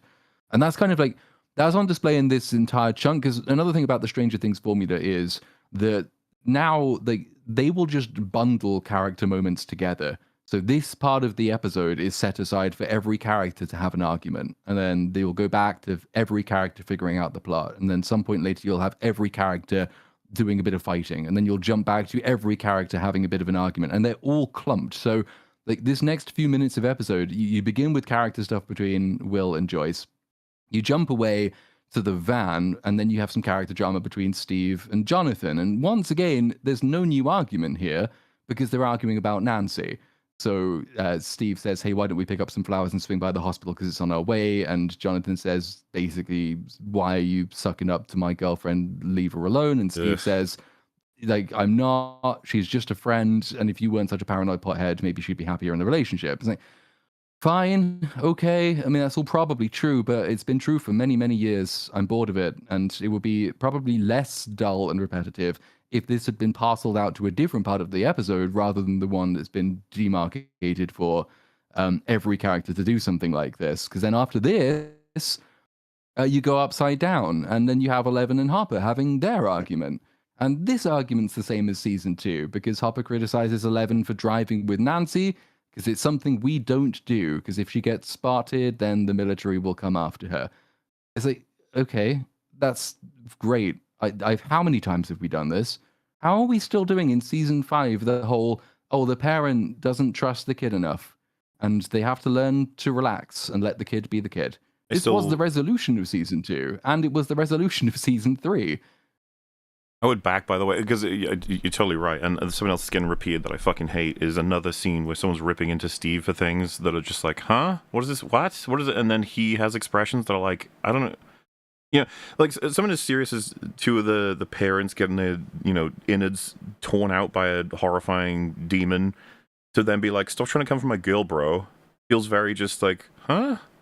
What are we doing? Like, that just feels so fucking weird, man. This season has a lot of like a lot of the issues with we gotta kill Homelander. Like, I've been watching 4 seasons of The Boys, and the plot is exactly the same every single season. Yeah. It's got like a Family Guy restart at the end. It's like, oh, now we're back to Hopper at 11 again. We're back to the old norms. And so just another example of Steve having to fight the writers when all he's offered is something friendly, supportive, and nice. It's like, wow, Steve, you're a piece of shit. Do you know that? It's like, okay, fine, yeah, again. Also, the whole, they're really committing to the whole Steve can't pull girls. He's so bad at it. It's so weird. Like, why? Why do they insist he's what? So especially when he's one of the coolest dudes in the whole show. Wait, that's not true. They literally, as soon as the show ends, like as soon as the plot's over, off screen he becomes a fuck machine again. Remember during the epilogue, they're like, Steve, you can never hold down a long-term relationship. It's always a new girl. Also, I kind of forgot. I kind of imagined him because I haven't rewatched season 1 in a long time. I just forgot everything that season 1 set him up to be because I thought he was just like a broke loser, right? But then I rewatched season 1 and he has this entire mansion with a pool and like, like the rich parents stuff. This guy would never not be cool. Well, isn't it Steve the Hare Harrington, the king of Hawkins High or whatever? Is like, that's his thing? Yep. Yeah. But by the end season of the 3 show, makes a point of him being supplanted. But yeah, the writers have tried to like turn him into. They keep telling us these other things, and it's like, but he's not.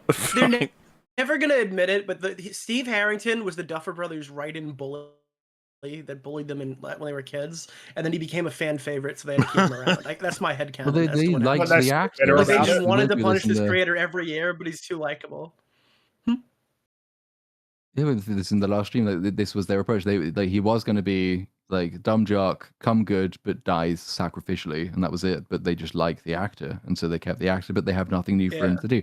In season 3, I guess does a little bit of development after a fashion. I hate complimenting season 3, I understand. but you sort of have to. By contrast with this one, is that because he has flunked out at school, he's not particularly bright academically, and his dad won't let him work for him, so he ends up in this dumb schlocky summer job selling ice creams, wearing a ridiculous outfit, and like it's seen at that point to be a big demotion for like the kind of character he was set up to be. But they make a point of that. You know, it is very difficult to pull girls when you're dressed as a gay sailor.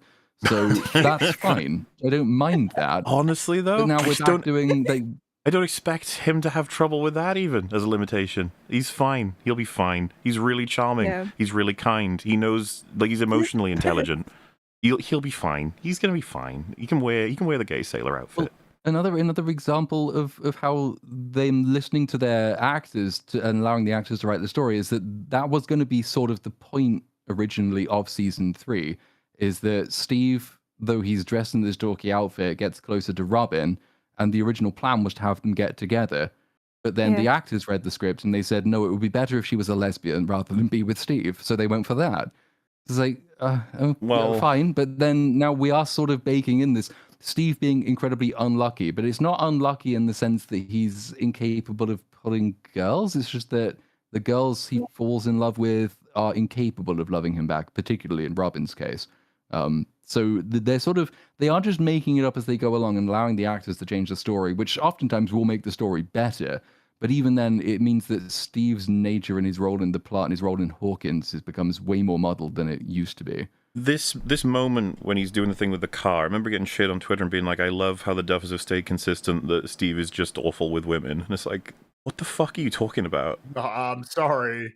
The opposite. They decided that because maybe they are bitter about the fact that Steve was somebody who bullied them in real life, and everybody liked him. It's like, all right, you fuckers, we'll keep there's also him around, but we're going to keep shitting on him constantly. All the important emotional scenes with him, he'll say usually the right things, unless he's like super fucking angry or whatever.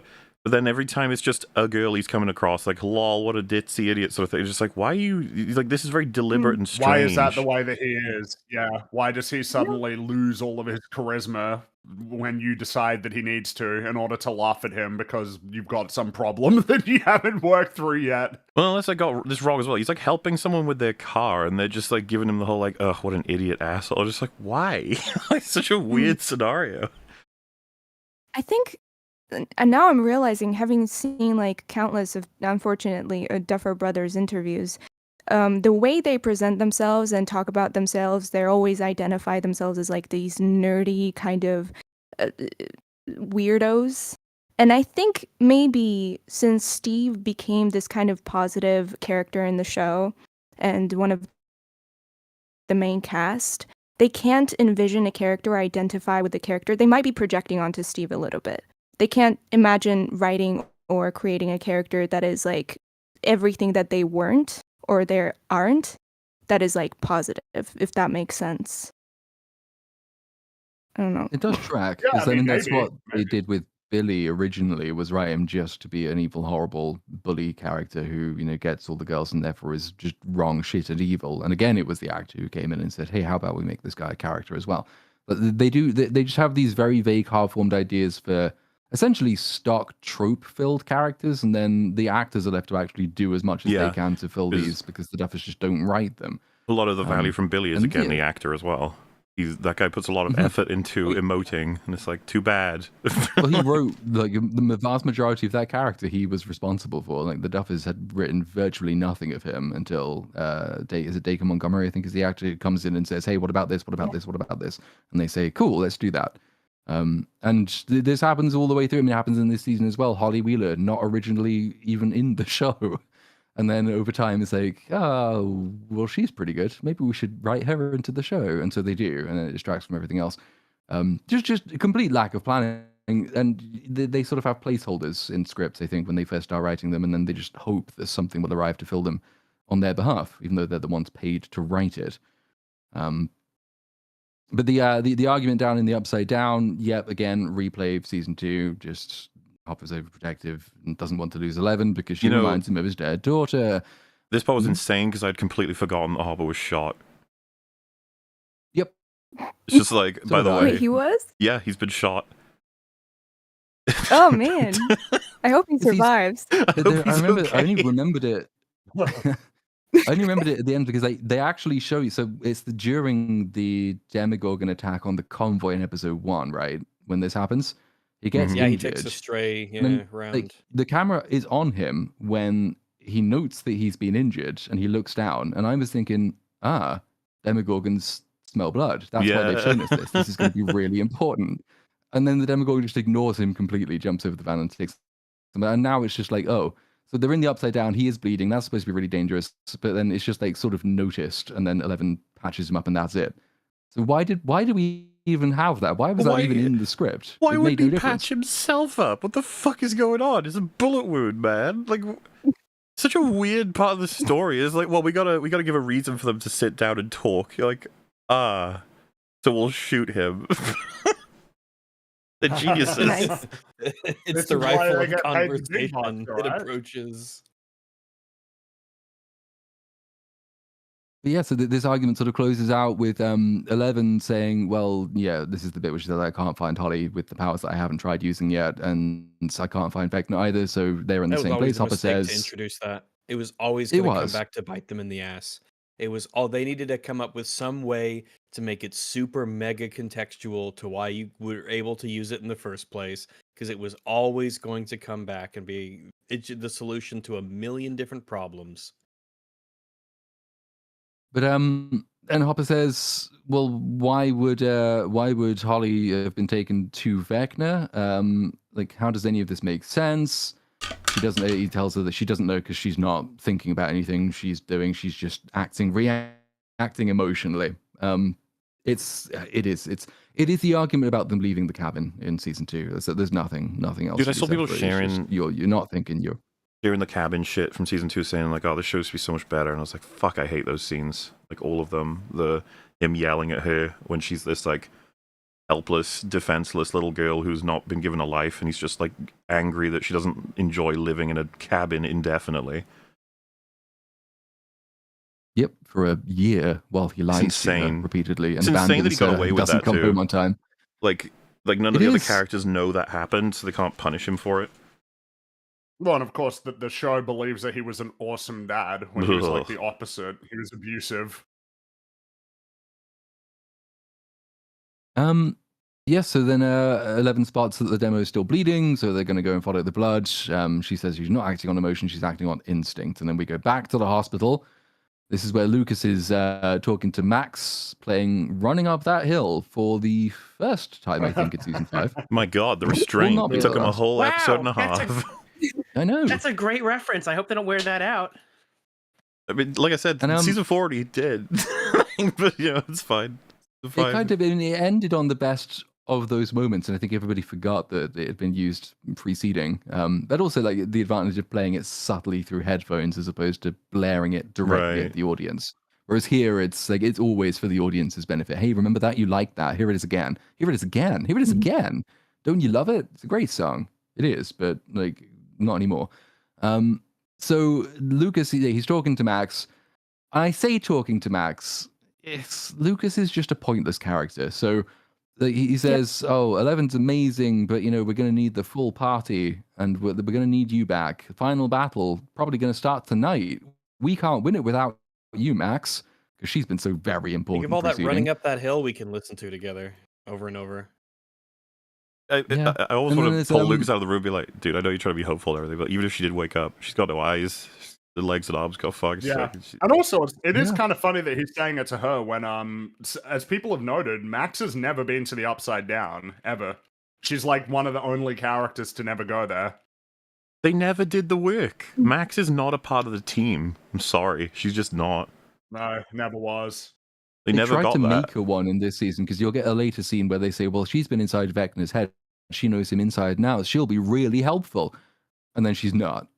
If we're being honest, virtually no difference. The team is kind of barely functional, let alone like whether or not it has certain participants and stuff. It's just so funny to be like, we need you back. You're like integral. It's like, dude, we never even had that moment. It never happened. Season 2, they spent half of it like characters lusting after the kid's stupid love triangle shit, and then the other half is what, like, I don't remember, just them dealing with the demo dogs vaguely. Bro, you're gonna feel so stupid after they have a really awesome scene in the animated Tales from 19 whatever the fuck. With their old friends. Like, oh shit, they were that's what they were talking about, dude, the entire time. Yeah. You should have known. I mean, most that of they planned for characters- this.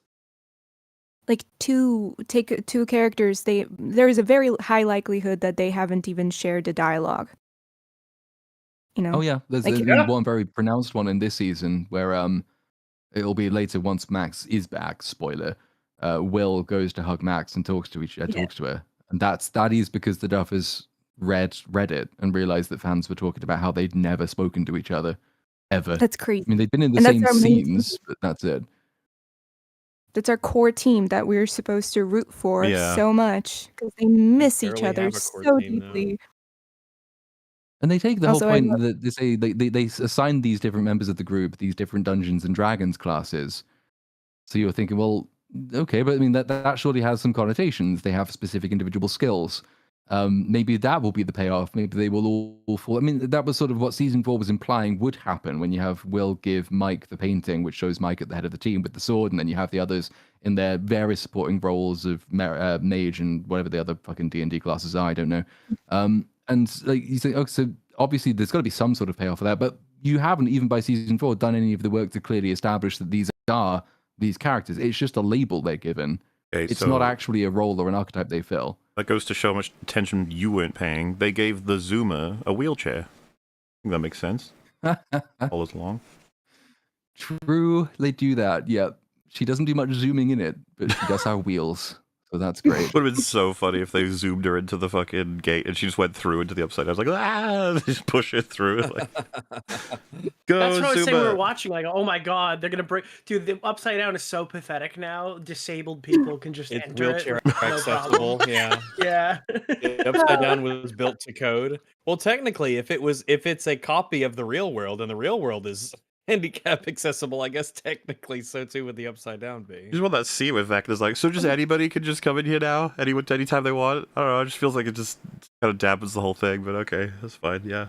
Go ahead. Yeah, like I did not need to see Joyce enter either upside down or abyss, whatever fucking dimension, ultra dimensional. Some characters just don't belong in those fucking alternative dimensions. The super You upside just down. can't make it work. Like I said, it was like a jump scare seeing her there, because I completely forgot she was with the team, because it just feels so inappropriate. It was like, okay, yeah, Joyce is also Yeah. here.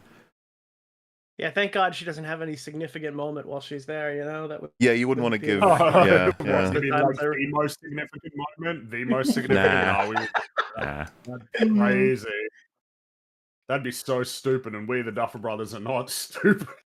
I can't believe that they did an interview where they were like crying about the fact that people are being mean to them about their show. What the hell? Why, What makes you even if- emotional? even if you felt that, why would you say it? Like what? They must have You thought think they have people are like gonna the leave you most alone? goodwill ever. Like they are the gods of TV somewhat. How could they believe that if they're on Twitter all the time? I mean, and dude, Reddit reacting. we've seen to so much of it, people like and writing we their show and reacting. we all joke Where about else it, but will they get their ideas? having D&D say that Danny kind of forgot about the Iron Fleet is an insane quote. Like, why would you ever fucking say that shit? And he did, and it's been memed on forever, as it should be. It's like fucking course. Gandalf forgot about Mordor or some shit. He's just like, what do you mean? How could you say this? And it's just like, I don't know. Shut up. Oh,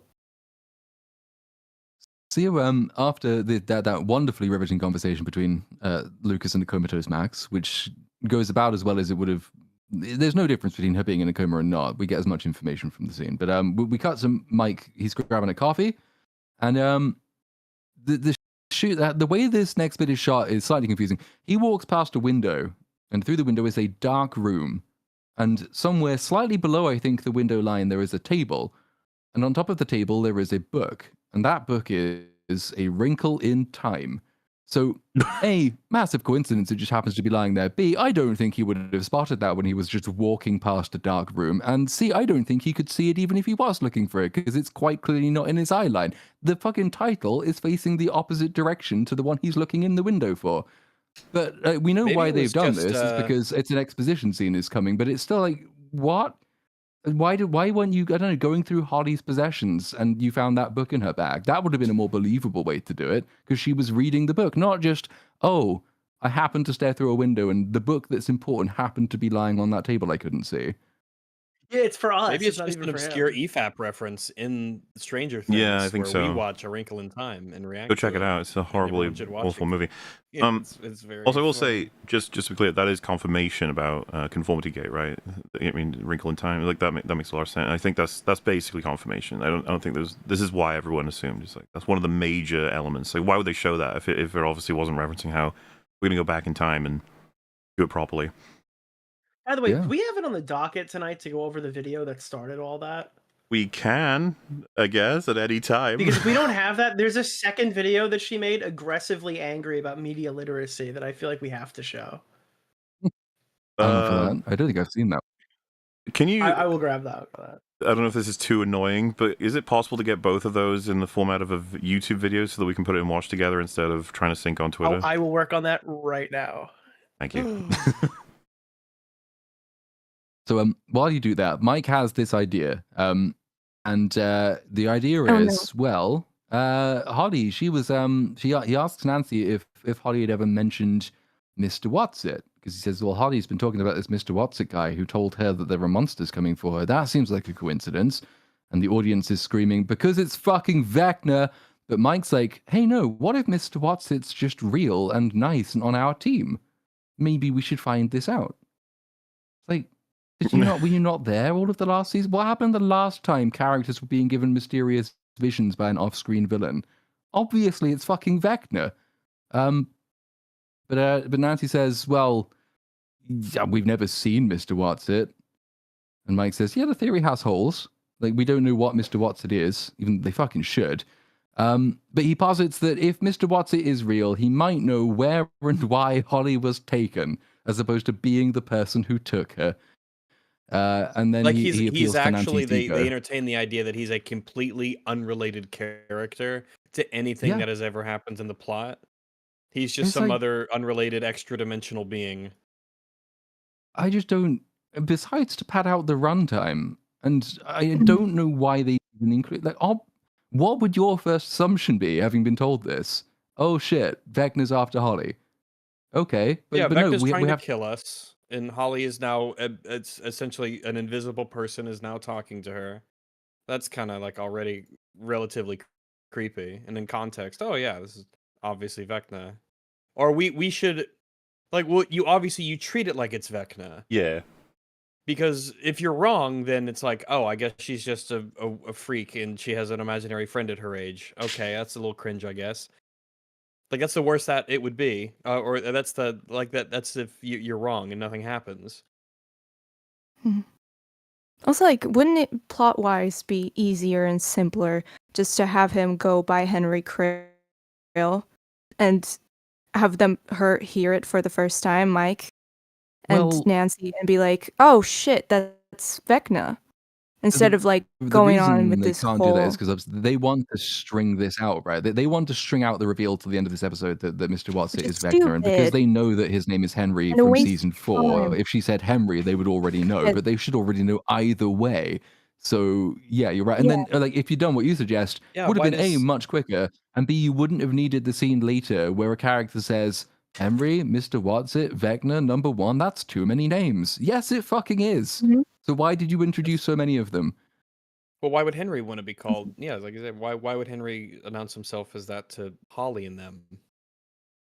To all the kids. He's like, I'm Henry. Isn't it's they my trying to name, make their Henry. own, It's a Mr. Gandalf, What's-it. Greyhaim, It's a fakey name. the all those, the Stupid. all the names, Mithrandir. You got to get them all I in have there. many names. He's like Sauron in the Rings of Power. He has many Stormcrow. Oh names. no. I think it would have definitely worked that way. I Extra mean, spleen. Henry could have very easily. I mean, I'm rewriting the script, but could have told Holly, We have "Don't to. ever mention my name to anybody." Right? And she slips up at some point, tells her mom or tells Mike or someone at some point. I don't know. But they could have, or Yeah. writes it down in a diary, something like that. They could make. I think the main sort of fear there was that they thought that it would make Vecna appear to be stupid to introduce himself with this given name. But I think that could have worked and could have been quicker and cut so much stupid stuff out of this show. And also, I hate that they're having that freaking dialogue in the hospital where they're unsure if their parents will live or not. Like, it's just so abysmal. It's just like Mike is Parents? smiling. Implying they care about one of them at all? Eh, If Finn Wolfhard has like Yeah, a just the mode one. for a good idea scene where we're figuring things out, that is the mode he's using. And it's like, by the way, this is your parents are dying scene as well. And he's like, huh? I think it was not communicated to him I can that believe was that. that scene. I can believe it. I can 100% believe it. This seems like it's one of the most disorganized plots I've ever seen in terms of choices. Like other people, everyone brings up how many characters they've added and how bloated the script has sort of become. I can believe it. It's super disorganized. They were probably making it up as they were going along. They were just trying to desperately hit up a certain amount of plot beats and make up new ones. And yeah, I can believe that. They didn't know what to tell the actors. They didn't know themselves, and they didn't even have the decency to come up with a good lie.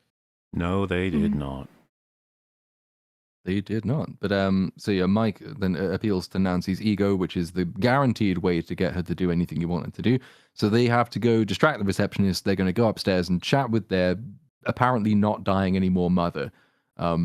Security at this hospital not increased since season 3, when lots of people died here, but everybody forgot that happened. So this will not be a difficult process, but we'll return to the hospital in due course, because now we're back to the van. Dustin has turned up. Dustin is looking a little bit the worse for wear because he has been beaten up by the jocks, who will not be returning to this show until the end. And then it's time for him to have an argument with Yet another Steve. plot that's unresolved. Yeah, and there's plenty of those to go around. All the hellfire and stuff, and the bullies, and Yeah, you'd think they'd be more prominent given Hell on Earth happened, but never mind. So they have an argument. Basically, it's just Dustin criticizes Steve for being shit with technology, and Steve is criticizing Dustin for more characterful, I think, saying like, I've shown nothing but care for and respect for you, and this is how I get treated all the time. Like, you're just basically a shit at this point. What is wrong with you? There's quite a funny bit where Jonathan reminds everyone that he's in the show, and then we go back to forgetting. It's like, hey, I'm still here, guys. That was And my then, experience So, with- yep, you are. Okay. With this scene, I was kind of satisfied because I've felt that Dustin has been a bit of a dick to Steve across all the seasons, but it's a bit of a meme, right? That Steve doesn't know what he's doing all the time, and that, you know, Steve's finally standing up for himself and like, I was actually right about this, and you're wrong about this, and I know why, because you got personal things going on, and you need to, you know, not let those personal things destroy you, basically. So it's like, oh my god, it's a scene I'm actually kind of into, and Jonathan kept interrupting it, and it was driving me nuts. Like, you know, I can't draw anything out of this show, so whenever it gives me anything, I'm like, oh my god, like I'm alive again, my heart's beating somewhat, and then it's just that Jonathan pauses the scene every once in a while to blab, and you know, you feel bad because like, yeah, I know you've got nothing this season, Jonathan, I know, but that doesn't mean you should start sabotaging other characters. He does not, and yet he does. So there's not much else to talk about in this scene, really, I don't think, besides that. It is just... the only other thing I sort of thought was noteworthy is that, obviously, we had the scene at the beginning of this season where Dustin is, like, ignoring Steve on the radio.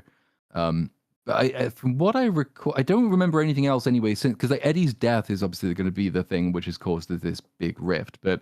like, that's the only thing you sort of get. You're just expected to accept that a bunch of additional drama has happened between these two off screen in the intervening period of time. So what we're doing is we're sort of picking up from it, and we're reacting to it, even though we've never really seen it, and we're just expected to believe and accept that this would happen, that it did happen, and imagine what the content of those earlier conversations were going to be.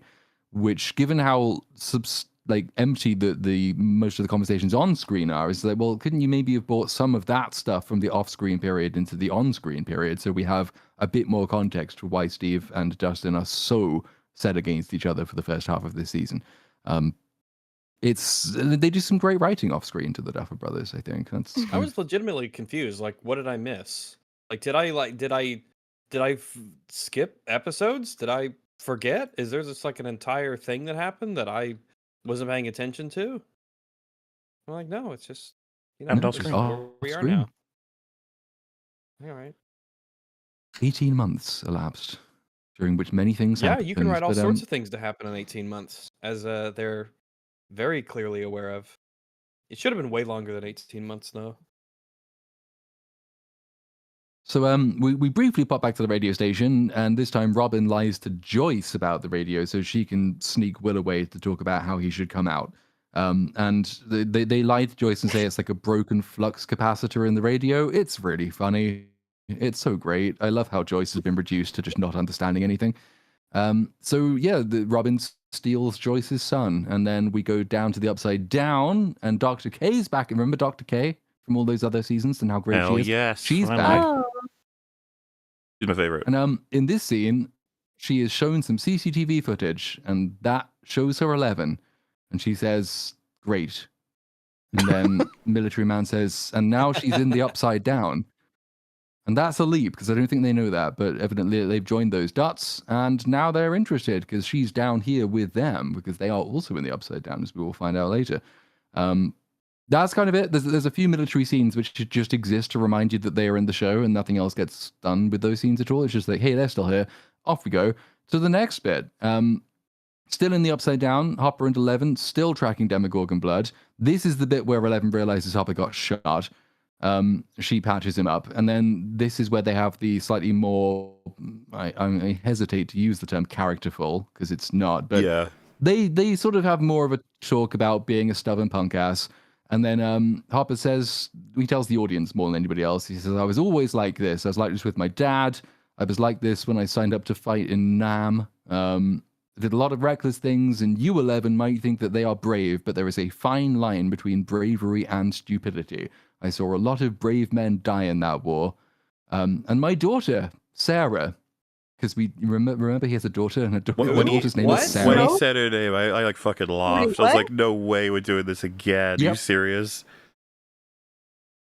I'd say it was bad enough if he just said my daughter, but the fact that he also has to remind us what the daughter's name was. Yeah. Like, and my daughter, My Sarah. daughter. Remember Oh, by the Sarah, way- my daughter, who was my daughter, Sarah? Again, could be wrong, but I was talking about this when I was first seeing it. He says, like, my dad took me to the recruitment office because he thought joining up would give me some discipline, give me some structure. It's like, that's not the story he told in season 4. He said that he joined up to rebel against his dad or whatever. Nice. It's like Mutt, Indiana Jones. I thought and that was Dial the of other Destiny. way. No, I it's, think you're flipped. I think it was like, didn't he say that his dad forced him in season 4? I could have sworn. I'd have to check him. I remember saying this at the time, but I always assumed that like the story isn't that they haven't gotten it. I You're need to right that it rewatch doesn't them. track. I just don't remember which order it happened in. I'd have to check the transcripts, as they say. It doesn't. Yeah, it's not I even a didn't big pick up issue on that one. because you can actually wipe it away with maybe he is lying on one of them to assist whatever fucking story he's trying to tell. Doesn't really matter. Like it's just because it's Hopper anyway. His character's been destroyed. So I don't know. Also, Yeah, I to the keep point that this is all he has left, right? It's just my daughter, Sarah. She was brave too. Remember her? Here's a flashback, just in case you don't. Here she is. She's dying of cancer. I thought she was really brave. I thought she fought like hell. I thought she was going to make it. And then he starts crying. Yeah, Um, and they show the same keep clips referencing again. Mhm. season 1, but I want to mention, because I really liked this scene where Hopper, they're searching for Will, and what is the teacher's name? I forgot. But Mr. Clark? Mr. Clark. They're having a conversation, and Hopper, Mr. Clark asks about his daughter, Hopper's daughter, and where is she? Why could she be in my class? And Hopper goes, "No, she's with her mom in New York," or something like that. And I thought that was such a powerful scene, because you get the idea that Hopper is just still like deeply traumatized and can't really deal with mentioning and can't really talk about it. And to go from that to this, where he continuously just trauma dumps and yaps about his daughter Sarah, who Let me make died. it- yeah. Let me Cancer. remind And it's you always over way and over. clunkier. Like, I had a daughter named, so you're like, no, not again, Hopper, couldn't please. He couldn't even mention that she was dead. He was so in sort of denial, traumatized by it. And he could make an argument. He has healed over these seasons, but I don't think any father would to this extent, where they would exposition dump all the time. I think Surely any it was the opposite. rational. He hasn't healed. Well, yeah, I was The- gonna say, the any reason rational they're able to keep assessment. reusing this is that he doesn't come over it. He's gotten way worse as he's out of control. He was abusive in season 2. He's a clown in season 3. Season 4, he's in a Russian prison, breaking his own legs and shit. You're like, I don't think he's getting better. I think he's out of control. We haven't got to the scene yet, but at the moment, this very moment, he is wearing a suicide vest. Yes. It's like, I don't think he's gotten over this Some people issue might say that's a sign. Dude, he's literally Boogie. He's literally Boogie. He hates being alive. He hates being alive. He's in tremendous pain. He's in tremendous pain. Help him. Yeah. Yeah. Kill me. But 11 says, just in case we hadn't picked up on this yet, he says, oh, so is this why you don't want me in the Upside Down? Because you're afraid Vecna will win and, like your daughter, I will die. And he says, I didn't think that. I just learned you can't count on anything in this life and I can't lose you. So don't be a stubborn punk ass. And then they just hear generic Upside Down noises and then they walk off. And that, ladies and gentlemen, is the Duffers saying to each other, wait, does anyone know why Hopper and 11 care about each other? Oh shit, we better remind the audience. Yep. It's been this way is since season 2. I mean, they transplanted that from Will, because the flashbacks, I think, kind of work in season 1 when he's resuscitating Will. I'm pretty sure they cut away to the daughter in hospital while he's doing that, and that's obviously quite effective. Then they sort of try to transplant the same effect over to 11 when she becomes his daughter, and then obviously it's more direct. New daughter reminds him of old daughter, but then it has just been that way all the way through, and then it turns out that he is just abusive to daughters generally, and then they become teenage daughters, and then even though he learned not to abuse them in the previous season, he abuses them again. And it is only because he's off in season 4 experiencing the warmth of collectivism that he's not abusing her again. But then he's back here, and now he's sort of... Well, trauma dumping is one way of putting it, definitely. He has 2 modes. It's the aggressively conflicting and shouting with 11, being like, you need to do this, no, god damn it, or, I love you, and we need to make it through, and we can. If we just stick together, we can get it. We can do anything. It's just those are the 2 Hoppers you get this season. They suck, both of them. I miss season 1 Hopper, goated Hopper. He was good. He used to be a competent detective. That's crazy. He was a character. Oh my god. Then he turned into a fat, abusive loser. Yep. So we go back to hospital. Mike and Nancy, they try and go and see a doctor so they can ask the doctor to go and see their mum, but the doctor says no because she's dying, or would be dying if she didn't have a name. Also, her larynx is damaged, so she couldn't talk even if she wanted to. And then he's quite kind and nice, and he puts his hand on Nancy's shoulder and he says, "All right, sweetheart." And like this basic act of human kindness obviously offends her tremendously. So they get in the lift, and she says, "I don't trust doctors who smoke or who call me sweetheart. So we're gonna go and fucking break the law and potentially kill our mother to get some information we don't need." This might be the moment of I need to sit the Duffers down, ask them what they think they mean with this. Like, are you suggesting the doctor is lying? That he cannot be we know she saw her wounds. Yeah. He can't be lying. Doctors. It is impossible. He's just a normal person saying, "Hey, I know you'd love to talk to your loved ones. I understand that. Her throat is torn out. She needs some time." And then calling her sweetheart. What a psychopath. What a disgusting psychopath saying sweetheart. And the show's reader's like, wow, what a bad sexist man he is. It's like, what? Oh, yeah. Okay. Utterly bizarre watching this scene. Like, you want to convince me, like, oh, that fucking doctor, he's up to no good. Like, what do you mean? Also, I'm pretty sure these doctors are probably trained to... Maybe because they probably have to work with a lot of like traumatized and scared individuals. They're probably, told and trained to be as welcoming and sort of supportive and sweet talking as they can. And the fact that this is used against him to antagonize him is crazy to me. Like, this is insane. There's a moment I really hate where he says, "Listen to me," and the camera cuts to Nancy, and it's very much a moment of like, holy shit, what an asshole that he just said, "Listen to me." What he says after it is, "Finding your mother when you did saved her life. Let's not risk it now." Like, what? How are you going to convince me it's an asshole thing? Extremely reasonable. And the show it's like the perfect thing to say to somebody. He's like, she needs to rest. I am a doctor. I am... Yeah, like it's just I I don't get it. You'd have to be only a psychopath would think of this guy as a weird dude or being insulting or anything. It or goes to the condescending. Duffers as to like how horrible this is, but then it also it makes Nancy more horrible again. She's so hard to enjoy in this show. She's such an asshole. You could make the argument that she gets what she deserves at the end, being that she ends up single college dropout who's doing a second internship. She's gonna be a cat I think lady. that was supposed to be a girl boss moment, but it reads as complete opposite. I'm kind of glad for it. Yeah, it's really bleak, actually, if you think about it. But well, you need to rewrite this. You need to have it but so that, first of all, you didn't fucking tear her throat out when her only role now is to be talked to, you idiots. Like, who wrote that? Secondly, you need to have it so that he doesn't care. If you want that kind of doctor getting in their way who's like, nah, you can't see her because, I don't know, she's...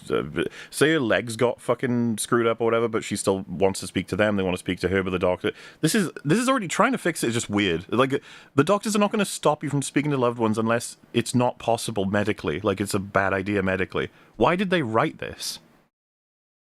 Yeah, what's the doctor's goal here? Why The doctor is Vecna. What's his deal? You cannot talk to your mother after I mean somebody else tore out her throat. Yeah, so Well, no, the Mike and- doctor can't be Vecna. Vecna doesn't have the power to see in hospitals. Oh, right, true. oh god, that's very important. Yes, no, he That's can't right, know anything because the about what's going Hippocratic on Oath here. it protects it forms There's a a force barrier around the field. hospital that he can't see through. Yeah. I can't believe they did that. That's it. Oh fuck, we'll get there. But Jesus, Vecna, not hospitals is where sick people go. We should all know this. Very important. He doesn't. It's important that he doesn't. Jesus. So there's another very quick scene to sort of jump away from the hospital. Not much happens in this one. It's another van scene. The only thing that's sort of worth noting is that they pick up another signal, but Dustin just decides this can't be Harper. Don't know how he figures that out, but it can't be. Joyce radios them and says, is it the receiver that's broken because of the flux capacitor? Which is really funny. And that's it.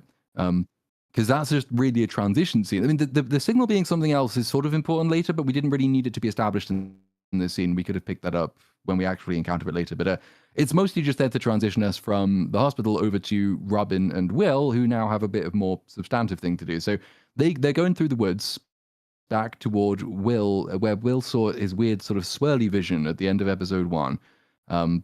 He says he's not feeling anything here now, so they walk in further. Then he suggests, well, if Robin's theory is correct, then he needs to be closer to the Demogorgon if he's going to tap into the hive mind. Robin then doesn't answer this question because we have another thing to talk about, which is the fact that he saw her smooching Vicky the last episode in the hospital. And she has to try and explain that they're really good friends, but people might not understand their friendship. So if he did see them, just maybe don't tell anyone about that just yet. And then she spots this swirly, spirally pattern of colorful stones on the floor. Coincidence? I think not. I just don't know who made it or why it's there. And then this triggers a memory for Will because he remembers that while the world was swirling around, he heard kids laughing and playing. So they go off again, and we'll find out that somehow he's just tied the link to this merry-go-round in the school playground. But it's just, at the moment, walking and talking, finding thing, moving on is what it is. The conversation about friendship, in inverted commas, is a setup for something, which we'll come on to later, I suppose. But it's just very inefficient all around, though. It's just like you jump across a bunch of characters who have virtually nothing to do or say, and then the scenes are there to remind you, like, hey, we're in the show, and we're moving to this place. We can't be left to infer that as audience members. With how slow the show moves at this point, and for huge swaths of it, and looking back at all of the things that are unresolved or forgotten, it is kind of, it goes to show how poorly planned out it is, or how inefficient they are with the time that they've been, using. How can a show be this slow and have this much wandering around and meandering, and yet feel so unfinished? It is a very inefficient show. And so empty as well. I mean, it's almost like they aim for quite a long time code on the episodes because that makes people think that it's epic, but there is nowhere near enough story to actually fill an hour plus of runtime per episode for this season. Like, I would be surprised if there's more than like half the runtime even might still be too much for the plot that they actually have. Because and you could fill it more if they actually did some more calculations, some more actual working things out. But like, you know that you're just walking into the next exposition scene where everything's already been worked out. So there's not a huge amount even to invest in about what they're doing. You're just following them until it's time for the next thing to happen. And it makes it pretty long and pretty empty. But back in the hospital, Mike is disguised as a patient. Nancy's disguised as a nurse. They're able to sneak past the doctor who's in a corridor. Yes, Nancy in her natural habitat, just subterfuge, deceiving people. It is actually like her greatest skill set in this show is deception. But it's the boogie incredible. thing where it's like, look how smart I am. It's like, no, people can do this as much as they want. They choose not to. You don't, People though. just choose not to, yeah. Like, the idea that this is impressive, no, it's just kind of indicative of your lack of moral compass. Because that is Nancy. Like, Nancy's whole character is pretty much like, I'm gonna get what I want, and do like what I any want. obstacle in my way, anytime that I don't understand why there might be an obstacle in the way of me getting what I want, I don't care. I'm just gonna do whatever I need to do, whether it means lying to people, or putting people in danger in some capacity. It doesn't matter. I'll just do whatever Really I need to do. destroying Like 3 dimensions by shooting at something you don't understand. That's another thing she does. She's a wonderful Oh character. yes, that's right. Yep. So they go in, and Karen is there. She's looking a bit the worse for wear, but she does wake up at this moment, which is kind of convenient. But maybe she was just lying there bored. Who knows? She could have woken up earlier. And they ask her about Mr. Watson and whether Holly ever described Mr. Watson. And obviously Karen can't speak, so they have to get her to write this stuff down. And because the show seems to think there is still genuinely some sort of mystery as to who Mr. Watson really is, it starts jumping back and forward between the hospital scene and Will and Robin's investigation as you learn a bit, then a bit, then a bit, with the conclusion being, oh my goodness, obviously it's Vecna. But we'll give them the credit of pretending that there is actually some unresolved mystery in this scene and some tension that they're building up to. So they ask if Holly ever described Mr. Watson, and Karen writes down, yeah, he wore a vest, he was gentle and kind, he wore a pocket watch, clocks, symbolism. We're not doing that this season, but we used to do that, so it could have meant something. What does the clock mean? I know there's no the clue. reveal that it is a clock from the mansion later, but is the fact that the clock of all things, did that ever mean They had it anything? in No, The I mean- symbolism of the specific clock. Why the clock of all the objects? Why that one? So, as far as I've been able to work out, and I may have missed something, but the clock is much more prominent in season 4. So you get plenty of like slow, zoomy visuals on it. You get the sound of its bells. As far as I've been able to find out, the Duffers included that because all they really wanted it to symbolize was that if a character was shown a vision of a clock by Vecna, it meant they were on limited time, and It's a that's timer. literally it. I see. Okay. So there's no grander significance. Just hey, your time's running out. And is there also any significance to the idea that Vecna really cares about the anniversary of Will's, the 4th anniversary of Will's capture in the first season? Does that You might mean think so. anything? No, as far as I can tell. I mean, unless anyone's Okay. remembering something I've completely forgotten, no. It barely No, even comes I up again in was- this season. No, it's just No, kind it of a was one of my theory many that Lucas questions comes that I up have with. written down here. He basically just says, like, yeah, that is how it works, and everybody like, I'm pretty sure he even says, like, oh, if my theory's correct, you know, that means that the end is soon or something. It's typical of Stranger Things. It's a hunch that turns out, a hunch based on very little information that turns out to be just totally correct. But probably more so than in any other of these hunches, that the audience's question is, okay, why? Like, what is the significance of this lining up? What is it about this anniversary that makes Vecna's plan why does have to Vecna happen give a shit here? about the anniversary? Why does this once human, now otherworldly creature give a shit about the human convention of anniversaries on their semi arbitrary calendar? Well, yeah, like, what, do you what need does it to remind the matter? Duffers that anniversaries, like, these all matter to people. We made them up, like, as categories. There's no great significance to the fact that, like, the day lines up with the day on Earth specifically. one planet, particularly when you establish that one of the other realms we're going to is effectively another planet, presumably with its own day, night, month, and year cycle. I think the Mind Flayer would care deeply about human conventions for time. Man, that makes him a lot less Lovecraftian, doesn't it? He's like, I ooh, deeply Vecna. respect your It's culture nearly and been tradition." 365 days. You know what that means? Vecna's like, oh, yeah, it's anniversary, man. That's crazy. And he's like, yeah, it's crazy. We should do something with that.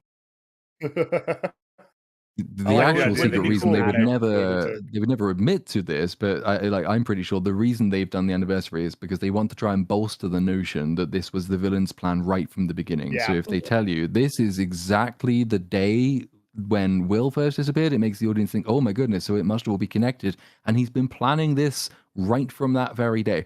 That is one of the worst things I think season 5 can do. And it does a lot of terrible things, but it's constant attempts to tell you, oh yeah, no, this was all the villain's plan, masterstroke, Vexa like everything he's done is done all with a purpose. There's no contradictions. Awful, because then you just go back remembering what he did and say, well, that makes no fucking sense. Like, absolutely none. You might as well have just not included that, because then it would have been more believable to have the villain reacting to events rather than trying to pretend that everything he's done is purposive when it obviously wasn't. But they think they're clever. They think tying it together in this way makes them seem even more clever. So that's what they've done. When they first show a big shot of the Flash wall, there's a lightning strike, and I think they kind of cheaped out here. The wall should go way higher than that in the background. Compared to like the length of the trees there, you know? Or height. Well, it should be lost in the clouds. Yeah. Because it is going up into space. They kind of gave up there because that's not even that high up, relatively speaking, but they sort of cut it out. They're just like, I should shoot all the way up. Remember how far Holly falls? For the Mind Flayer fight later, yeah. Like, Holly doesn't fall from that height down. She falls like fucking 10 times that. Yep. That's such a funny scene. Yes, I it love is. that scene. It's like, so you're telling me the villain saved the little girl that Max almost killed. But that is a moment where like, the brain power of everybody in the universe is like, how are the writers going to get her out of this one? And it's like, I don't know. They haven't set up anything that would get her out of it. But they sure do. They do. But before we get there, so Will and Robin, they reach the school, they find the merry-go-round.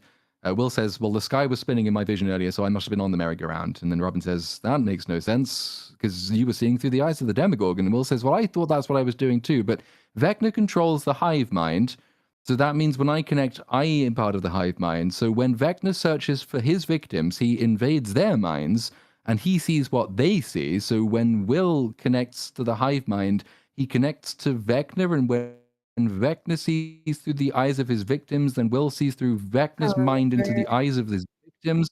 And then Robin says, but if that's true, and Will says, that would mean I was Vecna.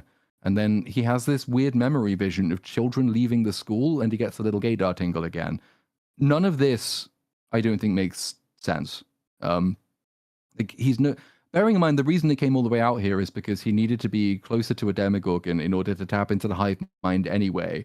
And now he's tapped into a memory of the hive mind, having got no closer to any sort of Demogorgon, and given us a long spiel about how, yeah, I see through the eyes of the hive mind as it sees through the eyes of its victims who are not presently here. So I see through really the memory of the mind of the hive mind of the thing that sees through the. It's like, what? Surely there was a better way of doing this. This just seems. And now what? You're telling me that now you've given Will the power whenever the plot requires it, that he can just look and see anything the plot needs him to. That's cheating, like and you haven't even explained it well. Yeah, it's like how 11's remote viewing should be working if they were consistent with it. But yeah, it's a similar thing. He's just sort of able to be, if the plot needs it, he can just sort of see what he needs to see. But there's no rhyme or reason between when he sees through it. Why would he see through a memory sometime and then see through the vision and like Vecna's vision in real time in other ways? Like why would you see someone's memories? If like I guess I could see that if they're trying to build up the idea that he had some sort of a physical link with Vecna, which he did from the first season, he sees through his vision sometimes. I have like a psychic link. But that just seems like it's a big difference to see someone's memories than to be currently seeing what that person's seeing. Makes sense. All right. I hate mean, how fair they enough. I mean, I've never written a TV show. I hate how they explain it as if it's very obvious. Like Robin and Yeah. like Will straightforwardly like just, "Oh, of course it's this." Like this whatever the fuck this See is. Vecna's vision. You're seeing his memories, and like, why would you even suggest that as a thing so quickly? Mhm. You sort of get Yep. tricked into thinking, like, did Robin have a life before this? Do any of the characters they just drag into this insanity ever have lives before it? Because they seem to just drop everything they have to just commit to, like, I'm a Stranger Things person now. Yeah. And she mentions at one point in this season that she has a mother, which came as news to me. It's like, well, wait, you must logically have a family. We never get to see her. But then this is kind of basically the end of the episode at this point. So you cut back briefly, and then Mike and Nancy learn that Mr. Watts' first name is Henry. Oh my goodness, who could have seen that coming? And then you go to Just Holly then, who is in a strange other place with in Henry. that scene, though, it's pretty horrific. She's essentially locked in, right? Meaning Mrs. Wheeler can't do anything. She's incapacitated significantly, can't even speak. And they're like, hey, so do you mind telling us about that person that Holly speaks to, because she's probably been kidnapped by demons. Right. It's just like, It would have been. It relates back to why they should have talked to, their parents about Vecna, but they couldn't say Vecna. There should have been a whole like subplot about how they have to convince their parents that they're in terrible danger without telling them like the truth, because they think that they're crazy weirdos and they wouldn't believe them and they'd get locked up in an institution. So they'd have to come up with lies and ways to work around telling them the actual truth and come up with ways to convince the parents of like how to keep them safe or something like that. And that could have come into play here. but like telling her this shit, they even cut to her heartbeat monitor peaking. The actress are doing a great job of just looking horrified, and it's just like, I hate these characters. Like, they suck so much, especially Nancy. They appear to be sociopathic in the first place for not obeying the doctor's, directions, right? And going, what do they know? And going into their very, unhealthy mother who probably should like be dead asleep right now. She wouldn't be awake at this moment, but sure, risking her life, because usually when characters make these kinds of, because it's written off as this heroic decision that they're making, though it's not. They're risking somebody else's life. It's not their life they're fiddling with, and they risked her life for this, and then and not only that, but they completely traumatized this very sick woman for no reason at all. They didn't have to inform her that her daughter was kidnapped by some fucking monster. That was not a necessary thing at all. They could have just been, okay, Holly's fine. Everything's fine. Don't worry. Deal with that. Yeah, there's nothing she can do. She just has to sit with that. There's no wine bottles anywhere in this building. Her entire chest has been ripped out. She's probably like lost so much blood, and now she might have a heart attack from the stress of this whole thing. So great Willers, you're great. The alternative thing they could have done is just gone and spoken to because you had the scene in episode 1 where Holly is called in and Karen Wheeler is called in to talk to the teacher about Mr. Watson. So you could have avoided this by going and either finding the teacher's notes or talking to the teacher instead, rather than risking the life of your dying mother.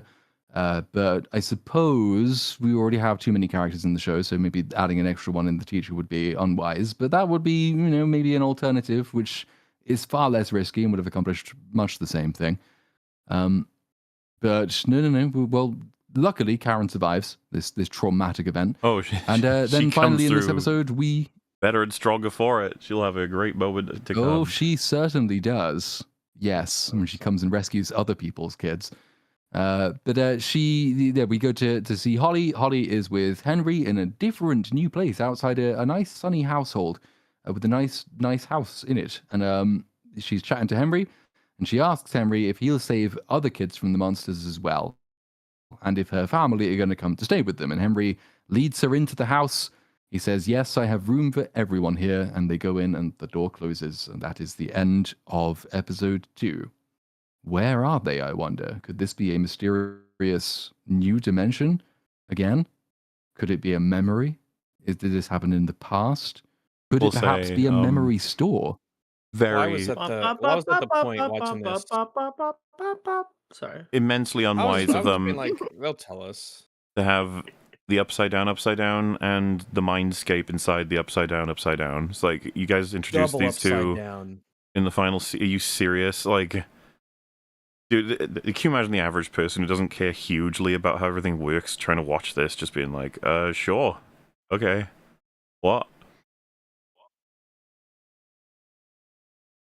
And like, it would be bad enough if this were just one single layered new dimension that we've got, because then we're up to 3, and it's like, well, that's a lot, but you know, I can still deal with it. But then it is a memory store, so this is a dimension in which you can access all kinds of different time periods and places, where you can see all kinds of different things. And oh, for fuck's sake, right? Okay, so now I've got memories within memories in one dimension. I've got the upside down in another one, and I've got the real world. Please do not add any more dimensions, Duffers. This is the final season. You don't have time. And they look at that and they say, but what about 2 more? So that'll be exciting. But we do move on to episode 3 now. Episode 2, not great, I don't think. Much like episode 1. I don't think it's great. No, I don't think it's great. Yeah. No. Agreed. Might even say bad.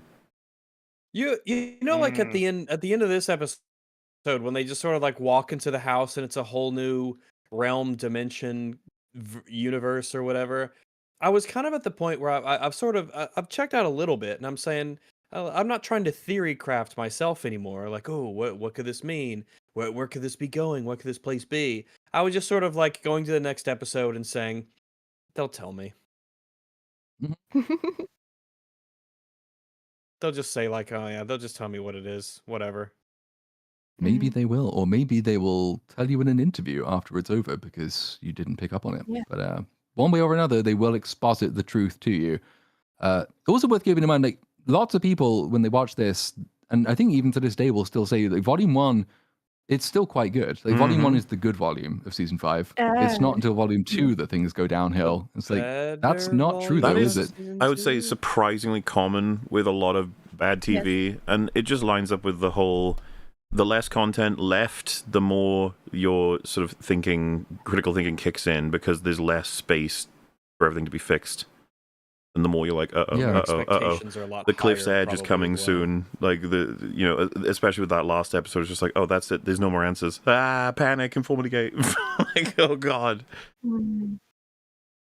It kind of reminded me a little bit of the reaction to Arcane Season 2, in the sense that if you were criticizing the opening batch of episodes, it's like, what are you talking about? You're wrong. They'll definitely fix this. Like, they're just setting stuff up. It's going to get really good. Yeah. And then the next batch of episodes drops, and it's, oh, wait, no, this is the bad batch. Like, no, it wasn't, though. Like, everything that makes it bad was seeded well in advance. You just didn't want to believe it was true.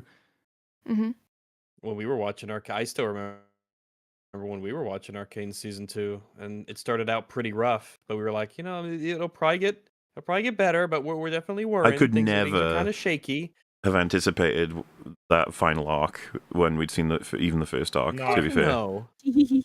Especially when you look at the first season and the stuff that happens in it and what it focuses on, and it realizes, oh no, we go to another, like, potential. We don't even know how many dimensions there are. There's at least 3. There could be an infinite amount of them. Nobody could have known. Justice, I think Heimerdinger. Actually, for every character. I think the whiplash for Arcane was kind of like very close to if we went from, like, jumped from season 1 of Stranger Things to season 5 straight up. I think that was just how, at least for me, how drastic it was. Like, just complete whiplash. I get you. It's just that Arcane is the one to compare to now, instead of it being like understood by compared to other things. It's just that drop off is fucking amazing. It's like almost not been seen. The biggest drop in quality we've ever seen. Because it was so comprehensive, every facet, the world building, the characters, the plot. It was so high, and it all came crashing down. Every single piece. Was it worse than just playing a game of League? Yes. Yeah, I've never played it. Um. I've only heard all of the stories. So yeah, like Mm. the idea as well of like Game of Thrones. You know, people are like, is it worse than that? It's like, well, but season 7 of Game of Thrones was kind of bad. Like, not as bad as season 8, but still, it all like ramped down. But Arcane, gosh, what a horrible experience watching how season 1 ends and then being like, there's more, and you're like, no, there's not, no, there's not, no, there's not. Yeah, at least Stranger Things and Game of Thrones kind of introduce it like slowly until hitting you with the full force. And well, Game of Thrones was a bit drastic too, but you know. Well, I mean, I remember the first 2 episodes of season 8, people were like, all right, all the pieces are set, we can do this, we can have a good story, kind of like how people have referred to with TFA. Be like, Yeah. Cope. Dude, Drinker was saying on the open bar that he's like, he was like, you can't hate J.J. Abrams because he didn't do anything malicious to Star Wars. He was just an idiot. And I was like, Oh, man, I can no. fucking hate him. What do you mean? I can hate incompetent people, Yeah. and I shall, and I will continue to. If a drunken I hate that man. idiot ran around your house and broke everything, you can hate that guy, even if he didn't do it because he hated you or I anything. thought you were know? going to say if a drunk driver killed your mother in a car accident. Oh, I guess that, yeah, that covers it too.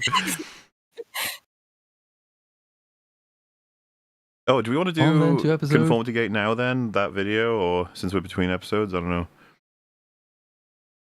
Oh, I mean, we could do. We could. I added a I would little love to get in filled between in, part yeah. that separates like the hard cut between when she was speculating and when she was wrong. Right. Oh, well, because I haven't even seen the second half, Yeah, so I'm why not? excited. Because The second half makes it. we'll reveal to the audience whether or not there was truly an episode 9, because I know none of them are aware yet, and they're all hoping. So we won't spoil that for them just yet. I but... keep reading on my Twitter. There's a rumor because they uploaded a thing where 11 is talking to 1, and they're like, today is 1, like 110. It's 111. So like today is actually the day that they're really going to release it. So by the time EFAP is over, we might be wrong. My God. Right. And it probably will. I mean, I imagine most of chat's at least passingly familiar with Conformity Gate, but like that was the amount of utter insanity and cope. I don't know that I've personally witnessed anything quite like it, certainly not since I've been doing YouTube, which is basically the amount of time I've been on the internet. But like every single minor continuity error was poured over from like weeks on, well, not that many weeks, but days and days and days, basically hundreds and thousands, if not millions of people saying, oh, that dial changed color, that must mean something. Oh, there's a number 9 on that window behind you, that must mean something. Oh, this crazy set of coincidences. And it's like a huge amount of lore crafting, theory crafting, much more writerly talent went into this than actually makes it into the show itself. But people were all over this, like absolutely mad. And on the theory that even though they released a thing they called the finale, they released it in theaters, they went around doing interviews after the finale, talking about the show after the finale. No, there is a secret extra episode which will make everything that you hate about this good. And so many people fell for this, and maybe they were right to. We'll see later. Well, what you're actually what you guys aren't realizing is the initial theory wasn't an episode 9 was coming, and you'll see in a second. An entire second season 5 was coming. This was all promotional material. Well, that was the initial thing. Yeah, that was literally the initial thing. Is that this is an ad? This is all like at least 4 episodes of this are entirely fake. Yeah, well, and just for, by the way, million. If by some incredible miracle they actually did release a episode 9 or a whole season 5, that would be just wonderful. I would love that. That would be the best result ever. I would love to see this just to see what the effects are and to see like if the Duffers, if there's any difference between their good writing, deliberate bad writing and deliberate good writing, you know, as a comparison seasons.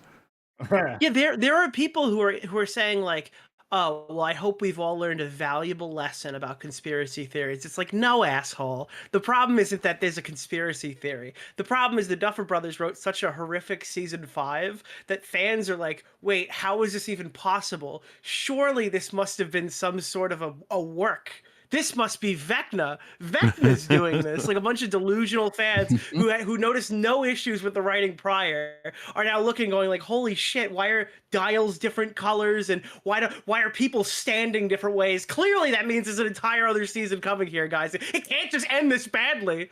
Yeah. Also, Nick, wouldn't it be just absolutely catastrophic for you if they did release a new episode and it was on 111? Your whole chat was reminding me of my ex-friend's naked pictures leaked on my timeline. Evil people. Talk about Boblax On 111. Yeah, Boblax's OnlyFans was leaked on 111 last year. Man, how time flies, It's huh? the second 9/11 worst. of nudes. I was gonna say it's the second worst thing that's ever happened on the 11th. Anyway, is everyone in? Yeah, it looks like they are. Okay. So, context, is this the origin or is this just what popularized it? I believe this is the first place I saw it when it had like 100 likes on Twitter, and then hours later I saw this shit like hitting Forbes. All So right. I think this is where it started. All right, chat, if you haven't seen this before, you're in for something. About to do it again. If you click this comment right here, it's going to bring you to a video where I predicted the ending of Stranger Things. I'm about to predict something else, and it's not going to be based off of clips of episodes. It's going to be based off of legal due process. If you do not want to listen to me explain it, this is a QR code right here. You can simply scan it. It's going to give you an AI prompt, and you can put it into any AI platform of your choice. God, what? Bro, she's dead serious. She's Listen, dead serious. This is not played We with don't satire. we don't need to check with anything else. We got it at the source. She's going to tell it It's going to break down this herself. entire due process for you. It's also going to cite where you can get that information from if you want to just consume it yourself. It's gonna be down the great. rabbit hole that I've been under for the last 4 days. If you Wait, Friggy, have you not seen this I can't before? believe this. No, I haven't seen any of this. Okay, you're going to love this. want to We listen to need me to hold explain these it, I'm people gonna do it right legally responsible. What the hell? This is This is all new to me, and like right out of the gate, what is going on? Hey man, she's figured it out, and she's going to explain, what she's figured for you. out. First, to think about who the fan base is of Stranger Things. You could put us into 2 buckets, and we're both going to feel very differently about that finale. I was going to say something really mean, but that's okay, man. That's okay. Let's just keep going. The first bucket are going to be the people that are there for the story. Wait, what were you saying, Nick? No, this is the part where you got to tell me which character are you? Yeah, right? which bucket are you in? What are you here for? Okay, sure. And we're let's both do- going to feel very differently about that finale. The first bucket are going to be the people that are there for the story, the action, the characters, the build-up, the nostalgia that they get from there. And you're going to have this bucket right here. And that's the bucket that I fall into. Something that you should know about me before we get started is my special interests are people, puzzles, and problems. And that's exactly what this is. And So there's 2 buckets. People who watch it because they like actually want to watch the story, and then like the second bucket is like her being somebody who just wants to figure out puzzles But about she like involved, a TV show. she or just in mentioned general? people and What does that mean? problems in there. It's like people and problems. You mean the characters and the events? How is that different? I mean, that Yeah, PPP. She's felt it. She's wrong. She's cringe. Yeah. I don't understand. Doesn't seem to be enough of a difference between these 2 buckets, IMO, but alright. You could ask ChatGPT for it. Oh, of What course. she means by that. Grok, explain this to me. if those are your special interests as well, it's probably one of the reasons that you love Stranger Things. Okay. If you're in this category, we watched this finale and we just kept saying this doesn't make sense. And that is No, that was just everybody. What's so funny about this is I was she's saying this like she's in a conspiracy theory movie, right? She's the character that's figured it out. When it's like, oh, I have some bad news. It's just badly written. No, yeah. I don't you know get it. she's It's like, wrong this because doesn't the make Duffer sense. brothers. That must be on purpose. Wait, you know she's wrong because the Duffer brothers haven't put that fucking music track behind her while she's explaining it. That's the only reason I know this isn't real. True. because the Duffer brothers are completely meticulous, and that's how they gained us as a fan base. That's the funniest thing I've heard all day.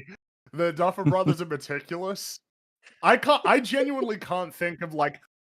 They might be like we compare them to like Ryan Johnson, JJ, your general collection. They are very low, even on that list, in terms of like meticulousness.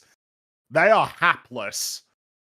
Well, they're and ridiculous. by not the way, meticulous. a fan base so meticulous that she, instead of grabbing a screenshot of the actual like season 1 scene, she's got an AI rendered version that spells AI one, yeah. ABGDEPCLST8KLMN smiley This face. is the reason why. This is the reason why you can't afford to buy a new computer. This right here. Oh. This is part of the reason why you're not going to be able to afford to buy any more RAM. It's because of this. Why? What a meticulous fan, you know? Realize that. It's so meticulous. As a fan base. Do you think there's a secret message the in giant there? 8, and you could just see the giant 8 off to the left because I blurred it that way. Yeah. Oh, I'm now trying to imagine Will actually in season 1 trying to navigate his way through this. Look at the one that's an M and a W at the same time. Like, what is this? What language is it? I'm sorry, we use Grok. Well, Grok can't do the alphabet. Grok put a bikini on this alphabet. What we watched looked like seasons. Same actors, long run times, media promotion, as well as release dates. See, what you thought you saw was It seasons. looks like a season, yeah. And I'll tell you, you probably think I'm crazy. If you go into Yeah, we do. I mean, your incredible predictive capabilities once again ring true. You probably think I'm crazy. Like, you're like Will looking through Vecna's mind. run times, media Joyce promotion, was crazy, as well as release right, in dates. season 1? so Yeah. nice. And I'll tell you, you probably think I'm crazy. If you go into Netflix and you look at season 5, it's going to say S5 : and it's going to say E1 episode 1. And Bro, that's Really? nuts that it says that. Really? Isn't it so that? That's incredible. that's an analoging issue. That actually is a known problem with Netflix. It's simply just the What? only way that Netflix can take that content and put that out there. What if it's Like, a problem? they can put any What do you mean text they want. it's a problem that they tell you what season and episode it is, and it's correct? Well, that's a known problem with Netflix, that they tell you the season and episode accurately, because they couldn't create a system to account for Stranger Things' secret season. They couldn't figure that one out. That's the first thing that trips you up when you talk about kind of that due process and how Netflix goes into actually releasing a show. What naturally ended up happening is we consumed this as seasons with episodes. What? Such a bizarre thing to say. I mean, kind of. I didn't have much of a choice. That's the only way to consume Is it. that Like, a insane season that all with of us thought these were seasons and episodes? That's what we thought. When you consume this as season, You I gotta. injected this. I mainlined this right into my fucking bloodstream. You guys watch this as a show? When she's explaining, if you were in the same room as her, you'd just be like, I guess I did. Yeah, where are we going with this? Like, what? Yeah, while you're slowly moving towards the door, reassuring her that she is Loading your correct gun. and she's very true and that you believe her. You just left something in your car and you need to go grab it real quick. And that's how it registered to us. But that leads us right into the biggest problem. Uh-huh. The Duffer brothers never registered this season. In Oh, order to be no. considered a final episode, you Yeah, have to because do it's their job personally to deal with the legal, trademarking stuff of the show. Yes. to be considered Obviously. a final episode, you have to do 3 things. okay. You need to have a final episode Okay. ID, Uh-huh. legal release status, Mhm. and then you have to enter it into the distribution and measurement system. That's the legal side of this. This is what you have to do in order to That's officially probably produce a not show. true, but whatever. All of those things together make it an official episode.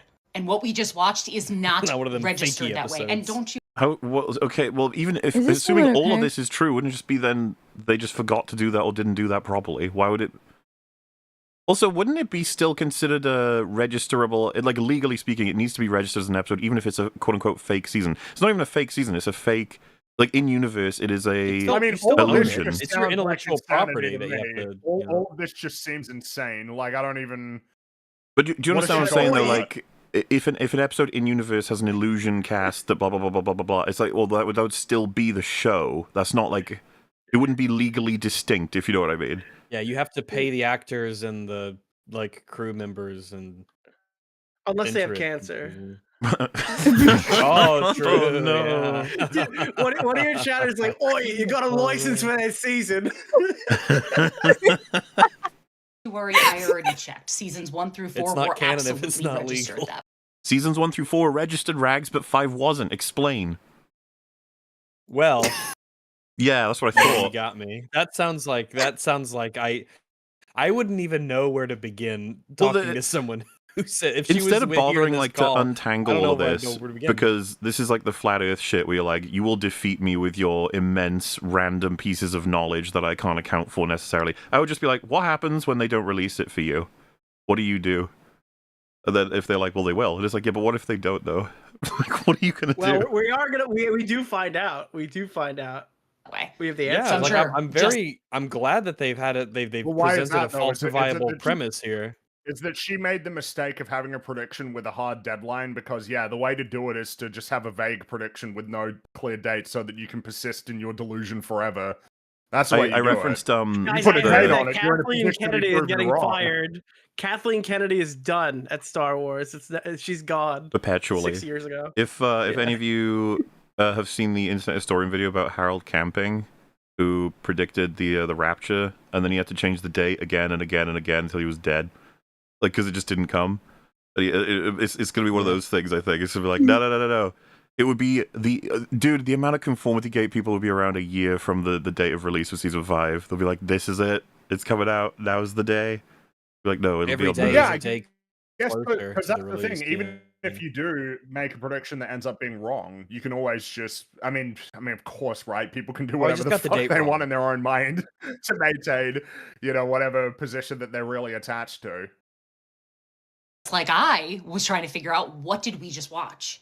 Since that footage is not released or registered the question. same way that we have with all of the other previous episodes that we've watched, it's basically a giant promo. And if you're looking for the legal terminology here, I wrote it down for you. Okay. So what was Hey, she wrote it down for us. It's nice and convenient.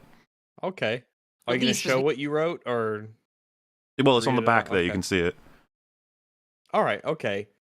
ABCDPULI8KLM. You got U out of that? N. I guess. That looks like an O to me, or maybe a Yeah, C. yeah, that's fair. Yeah, it looks like a no. It's Oh, just the cool. talk was just a little thinner. You know, than it's. yeah. I mean, it is AI art, so these errors in understanding what the fuck it's meant to be is understandable. Hey, you got the lamp. It's wild to me how you could generate something like this, and you see that it like the main thing is it's an alphabet, but the alphabet is fucked up. But that's like the centerpiece of the whole the point. Well, of and the this is image really to be an awkward when this is alphabet. meant to be attention to detail. This is talking about attention to detail and her attention to detail, and like the alphabet is wrong. It's even funnier because like the lights don't even go where the letters are. No. No, it's just totally fucked. It's What just is Will supposed it's to just complete do? shit. we actually had long form video content made from licensed material and Ooh. promotional edits.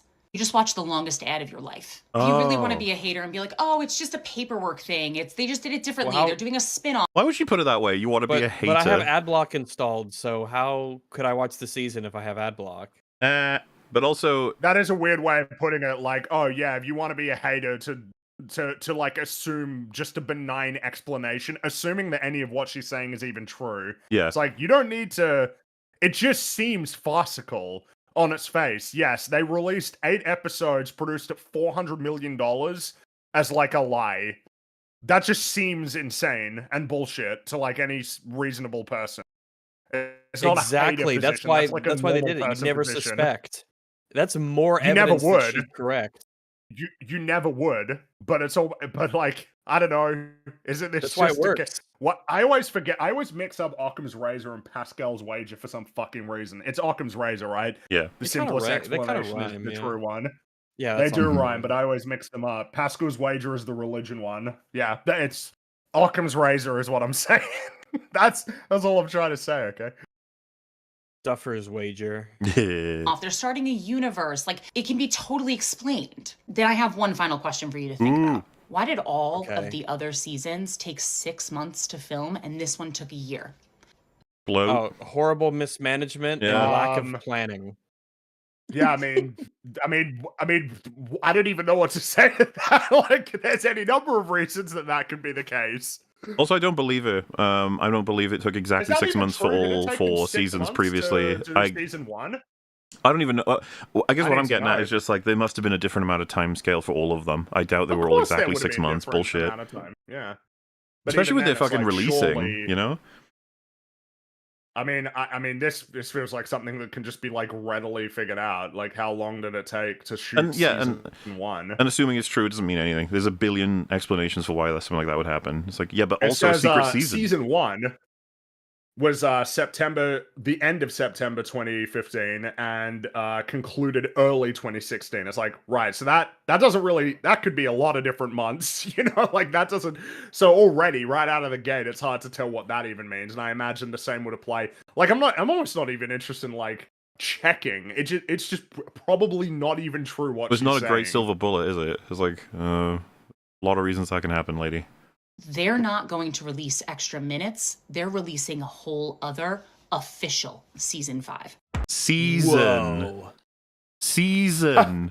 Yeah, that's what I was saying, bro. So is that's the end of that, is it? Is that the end of her like first? Yeah, that's video? the video that everyone Rapture was checking out, and for some reason a lot of people believed it. Okay. Which seems very believable. But introducing this idea, because I don't think we ever had this conversation this way, but especially like Fringy, with everything we know about the meta of creating TV shows and studios and everything, do you really think Netflix would go for this? A fake season of TV that costs them? It just doesn't make... It doesn't make any sense to me, like, at all, the idea that there would be a fake season. Like, with the implication of the fake season would be that, like, you wouldn't want to watch it again after it's done. It's like it wouldn't be like, oh no, there's a secret season Super because there's a season 6. There's like an additional ending. It's almost framed as, because if you're saying it's marketing material, you're almost suggesting like everything that you just saw, you've seen it, but now you can write it off. Like, you wouldn't go back to it. This is like content that you would never watch again, and instead it would be replaced with the actual season 5, which means you would have spent hundreds of millions of dollars on something that you have essentially like labeled afterward as being like bullshit. And then of course the fact that like if people look at it and think it's shit, like, right? if you did it, you would expect that the actual reaction would be very negative. Like, are you fucking kidding me? You got me watching like 8 episodes of television that I hated, in the case of a lot of people, to then tell me, haha, that was a lie. Here's the real season. Would you like to watch it though? It's like, yeah, I don't know, man. Seems like a pretty bad call. You know, people have talked if about you want to actually succeed and make money. Depending on execution, it could be a really cool idea, like a meta trick for the audience, blah blah blah, that matches the universe. Like, yeah, there's a way to figure out that it could be pretty cool. But I could just never buy that Netflix, top suits would ever go for this. There'd be that one guy who was like, so we're going to convince everyone that a whole season's coming out, it is the major final season, and then later we're going to stealth drop suddenly the actual ending or an actual whole season. Like, no, we're not doing that. You gotta hope that never leaks. You gotta hope that there's doesn't leak before it happens. What I'm aiming at is just a notion of numbers and traffic. It's like, we're not going to drive everybody to a fake ending, and then half of them will be confused as to what the hell they're supposed to... Like, they'll be like, so that was the ending, bye. And then it's like, no, there's more. Like, more what? How does this work? What? And it's like, what are we going to do? Double up the marketing and be like, you saw the fake ending, here comes the real one? Or are we just going to be like, nah, that was Vecna's trick, and here's the next one? It just, like, why would we do... There's a guy who's going to be like, no, too confusing, so we're not doing that. So it wouldn't be canon. The promo season, the secret, or the fake season. Quote, well, remember, unquote, she's saying it's not canon a season. Or part of the story. That's her argument. Her argument it is not a season. It's an ad. It is not season 5. It's an advertisement. If this actually was done like in a real show, it would be the first episode. The first episode would end with like a reveal, and the second episode would explain that the first episode was an entire. We've seen that's existed before. They wouldn't do a whole season of that. They would do it for like one episode. There are shows, technically Futurama and Angel both have examples of episodes where a whole series of events happen, then you find out at the end none of them actually happened. Like, but it's narratively relevant for different reasons. But there's a big difference between one episode versus a whole season, you know? No, of course, and something I'm thinking about, maybe even, I don't think it quite qualifies, but WandaVision almost gets here in a weird way of being like, nothing is as it seems until you find it's like, oh, well, when WandaVision could have been something in its first few episodes. But I think like House too, like House had him like hallucinating for a while, and then it clicks. Yeah. So we've seen that before, and that can be really valuable. But the idea of definitively, start to finishing, marketing this as the last season of one of Netflix's, if not Netflix's greatest, most significant show ever, and then like we're gonna pull the rug and say there's a secret season to drop it. It's like, nah, Netflix are never gonna do this. They're just not. And besides, do you think the Duffers could pull this off? No. No, of No. course not. They're the one. It's the biggest whether or task not, for me to believe that after everything that I've seen over the years, they're actually super amazing masterminds to a degree that is kind of unprecedented. well, and then think about people being like, season 5 is so bad, it has to have a fake blah blah blah. And it's like, it's bad. It's not like. It's not so bad that it's like out of place with the other seasons, like season 3. I mean, people still argue whether or not season 3 is worse. Bad. That's what I mean. I'm just like, oh, they still made the other seasons. We still know about all of their horrible writing decisions. Why are you treating this like, oh, we're about to get the golden, amazing final season because this was all a trick? It's like, I'm sorry. The much more viable thing is the Duffers are done. They fucked up, especially with those interviews, man. Ugh. Yeah. And then, of course, the thing that no one seems to be addressing, why would you make a deliberately awful season as opposed to a deliberately wrong, like, narratively speaking, distracting or whatever satisfying season? one. That's what I'm saying. Like, you would... Setup. Why, like, all the Because inconsistencies... you can have it not be cathartic at the end, if it's well written. We've done this blanket thing of, like, all the inconsistencies will be accounted for because it's just a Vecna blah, blah, blah. And you're just like, that doesn't really... Like, why would Vecna make all of these very specific inconsistencies happen? Why would he flip the color of the dial? What's that about? Dude, could you imagine the anger He's the if goober. Will's entire come out scene was like a Vecna mind trick and he just pretends he's not gay for the rest of the actual season? He's actually still totally straight. They couldn't undo that. That would kill them. Well, yeah, that's something that's worth noting as well, is that the Duffer Brothers are terrified of their audience. Yeah. So they don't have the guts to do something like this anyway. Like, put into one side that the show generally is shit anyway. Like, the idea that season 5 is notably shittier in terms of its writing is like, I mean, kind of, but not really. Well, This I is just what think they wanted. It's It's that a bit of a simple. step up, And I but mean, it's obviously, online. It's oh my God. totally in character. if we actually got the universe where season 5 came out a new one and it was really fucking good, like better than season 1 good, I would still be so confused. I'd be like, why did you release this garbage season when you could have released a cool, good, but nevertheless, illusion season, if you know what I mean?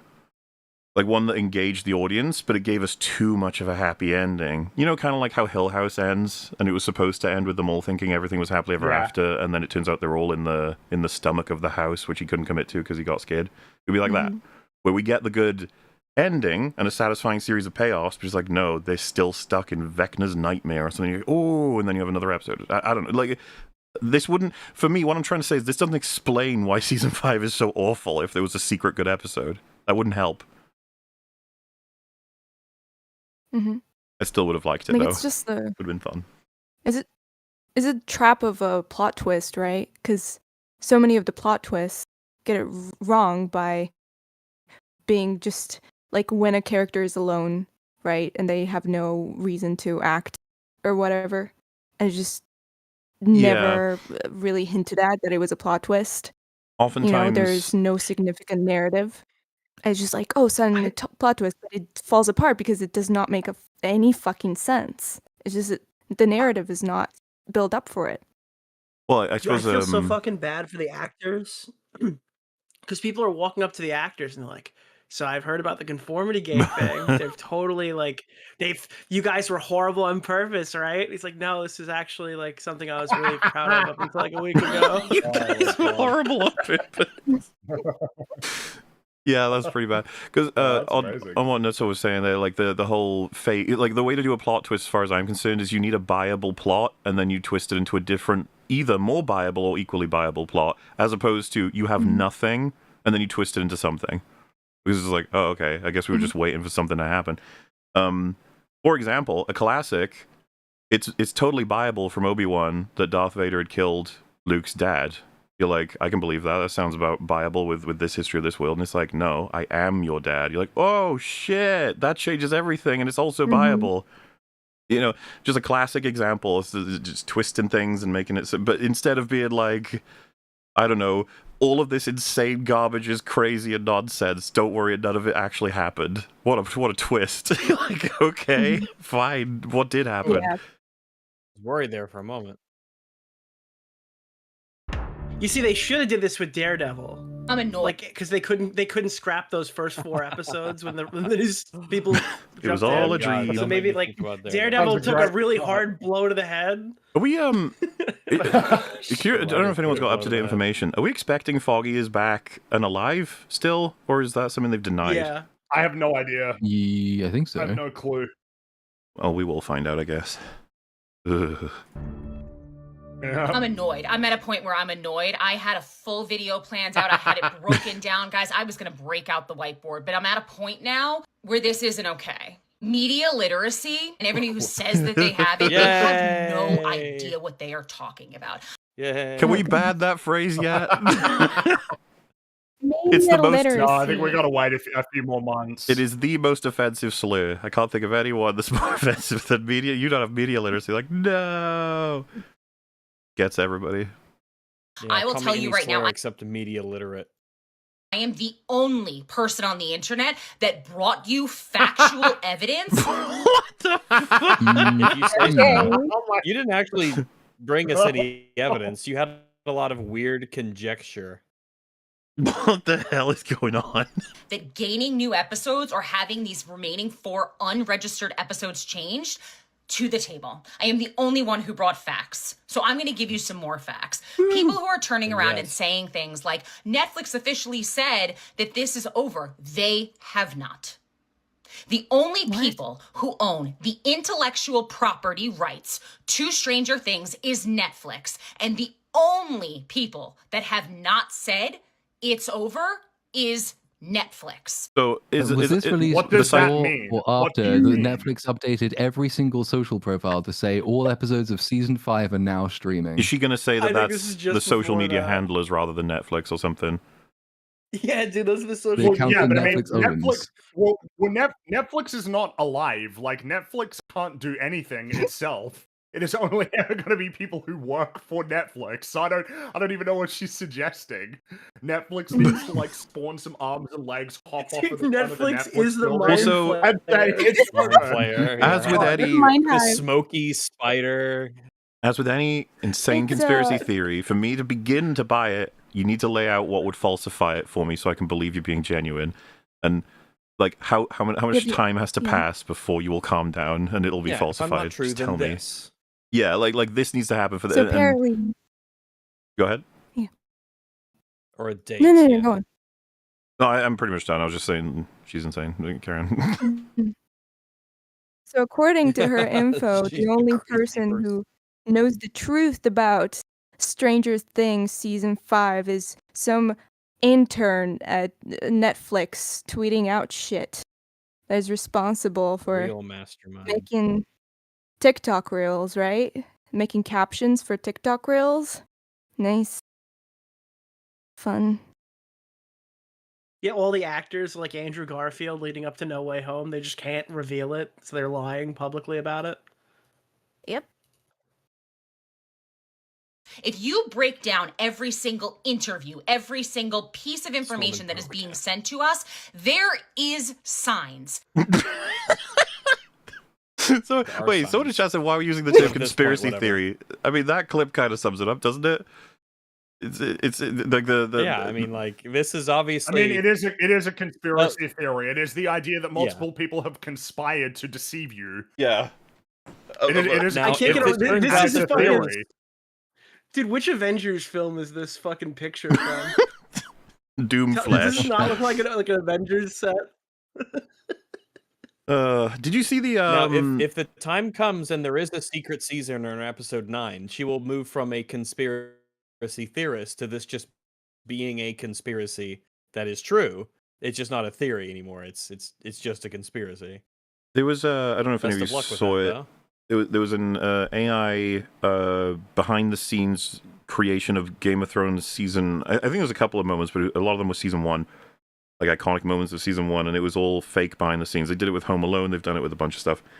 And it got viral because they always do. Because for some reason, people this is like a phenomenon that's kind of fascinating on a psychological level. But there was a quote tweet that said the idea that season 1 of Game of Thrones was predominantly shot entirely at a green screen set, and it's just like, yeah, that was like a real TV show. They shot in places. So like this fake behind the scenes where it's got They went to locations. but like people love seeing it as though it's real, and you're just like, what does that mean for people? It's such a fascinating, like, the Home Alone ones, because Red Letter Media talked about it, and they think it's something to do with the behind the scenes of Home Alone would definitively be stuck in like a particular format, aspect ratio, and resolution, whereas these AI versions are all like crisp 1080p, so they look not only new, but you can see things that you hadn't seen before of the past that gives you like new context while also feeling sort of secret. Better than the film was filmed in. Yeah, like it gives you a weird adjacent experience to rewatching the film and stuff. And I'm just like, God, nostalgia's controlling everything now, like in media, isn't it? There's nothing left for just liking things what they are. It has to be for what they're referencing. Anyway. It's not our fault that I you hate guys it. are I not hope it smart enough dies. to pick up on it. Okay, that's a great little clip to come back to. Actually, I'm the genius. I think the vibe that she gives me is that, I mean, it tracks with her mentioning ChatGPT at the beginning, because, like, I think it's becoming more and more obvious as the time goes by that the more we have ChatGPT, it's very triggering for these kinds of people. It seems like they chat with them so much, and ChatGPT is sort of programmed to be very affirmative and like, Oh yeah. you know, just buy into whatever the fuck you're spitting. I think she definitely gives me vibes that she might have chatted way too much about this with ChatGPT, and sort of ChatGPT probably very much fed into her delusions, and to the point where she became Gaslit this her into believing psychotic. this. Just Well, for fun. Yeah, I yeah. happen to know. I'm pretty I sure think, that's what's going on here. Even for the collection of the stuff we did for the previous anniversary, I know that Boogie uses ChatGPT all the time. They had an interview with someone, and there was a point where they were waiting for him to ask the next question. He said, "Hang on, GPT's loading them." So like he didn't do anything. He was just. And then he admitted at one point that he does talk to ChatGPT just semi-regularly about stuff and things. Just ask it questions and this is hell. Yeah. Well, so and I think that the sad reality This is is like hell. a It's really hell. significant portion of humans are doing that, and obviously this is the first thing she said in her first video was like, "You can check this with all the different AIs." You're like, why would you say that? something that I have This is noticed with hell. this kind of a person, because in my one of my little guilty pleasures is to watch like flat Earth debates and stuff. I find them fascinating. The kinds of people. Oh, you're a masochist. Gotcha. Well, it depends on who Nick, you're your watching. whole Some are career way is better than others, masochism. some are way more entertaining than others.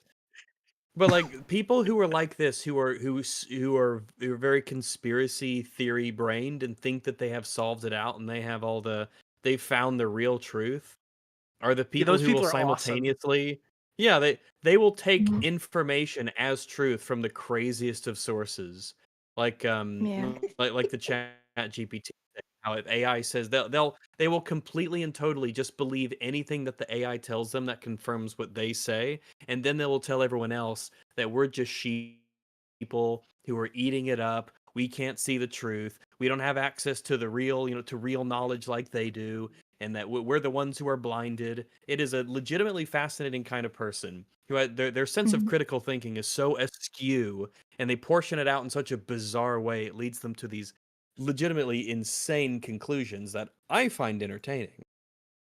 Spoken by I'm someone glad they put without it all on media the literacy. internet. It used to be that these people were just crazy, but they lived among us silently, quietly, didn't and now with the know. You internet, had they no can just idea. put out their now they just put out their crazy shit for everyone to see, and they coagulate into little groups online. It's amazing. I'm so glad that they do. All this untapped, like imagine Boogie living, 100 Potential. years ago. Like we'd never know. He would have died ages ago before this point, but like we would never have known. Well, either we'd there was never this know, or crazy he'd have guy out there actually, like by this this. point in life, he'd be a religious figure at this point, because like, this Very is a guy likely. who actually survived. He died of cancer and came back to life. He's the new Jesus. 'Cause, like, loads of this shit. Yeah, It's they basically would like if this was the Iron Age, most of these people would be forming religious cults rather than spewing this kind of crap onto the internet. But like the one corrective the internet provides is that we get to see how retarded it is in real time, and so it's quite funny. Whereas back before the days of the mass spread of information, might have been slightly harder to form groups of like support networks to substantiate your beliefs, but it would also be way harder to get mocked for how obviously absurd they are. Mm-hmm. I was going to teach every single one of you how to handle all of the information that is coming at you and how to divide it as to what you should be focusing on and what you should not be focusing on. If you're interested, fine. I'll do it when Wait, does she mean like in life in general? Like as like guess- is this a well, life in advice life, thing or but just like for specifically Stranger for Things? Stranger Things. I No, Yeah, but for these it's- you people, can there's do no two there's things at no the same difference in time. that distinction for these people. This is life for them. I It's like presume- this I is all guess she that's has. true. It's Stranger why Things, she's like yeah. she's so angry. She's incredibly angry. Way more like the first video was kind of like, I am the authority. I've discovered something that's true. It's really exciting. And this one is, how dare you not believe the thing? Only I have the facts. I've done the work. I'm clever and I am right. And you're all idiots for not believing me. I'm assuming this person, because she's clearly in so deep, she probably does have a response to, like, let's say it doesn't come out for 10 years, what are you going to do? She'd be like, they had it, but they didn't release it because we predicted it. That's what happened. Like, she'll have something to account for it no matter what. I calm down. Unfortunately, Mama Bear mode has been activated. What is happening right now is the Duffer brothers You're not a are mother to anyone trying except cats. Mama Bear mode. Okay. He's going full Karen You are no Wheeler on mother. us. to show you Flame the on! experience that they themselves have probably had to go through. You're talking about a group of people that have never been accepted by society. We've been able to find our own pockets with things that we had done. Oh man, when they describe their own psychosis so deeply, and you're like, oh no. It's like it explains so Yeah. much about you, but it's still really sad. Oh man, it's like, because now it all I'm glad makes these people sense. just You're go like, on the I'm internet. sorry, the show was bad. We've been through this so many times. Welcome to the fold. You know, it's one of those first time, huh, sort of things. The thing about it is, Yeah, it's bad. it's bad as like there's lots of bad things that have come out. You know, Arcane, Game of Thrones, all these different like things we're talking about with endings. But like this is a super serious first time because of Sherlock. I've been referencing it before, but this exact thing happened. The whole fan base devised a secret good episode to account for all the shit in the season. This exact thing has happened before. I'm sorry, it's just bad. Yeah, somebody quote tweeted me saying, like, I lived long enough to see the Sherlock thing happen a second time. Yeah. Up liking Dungeons and Dragons, the card game Magic, honestly, even Pokemon fans.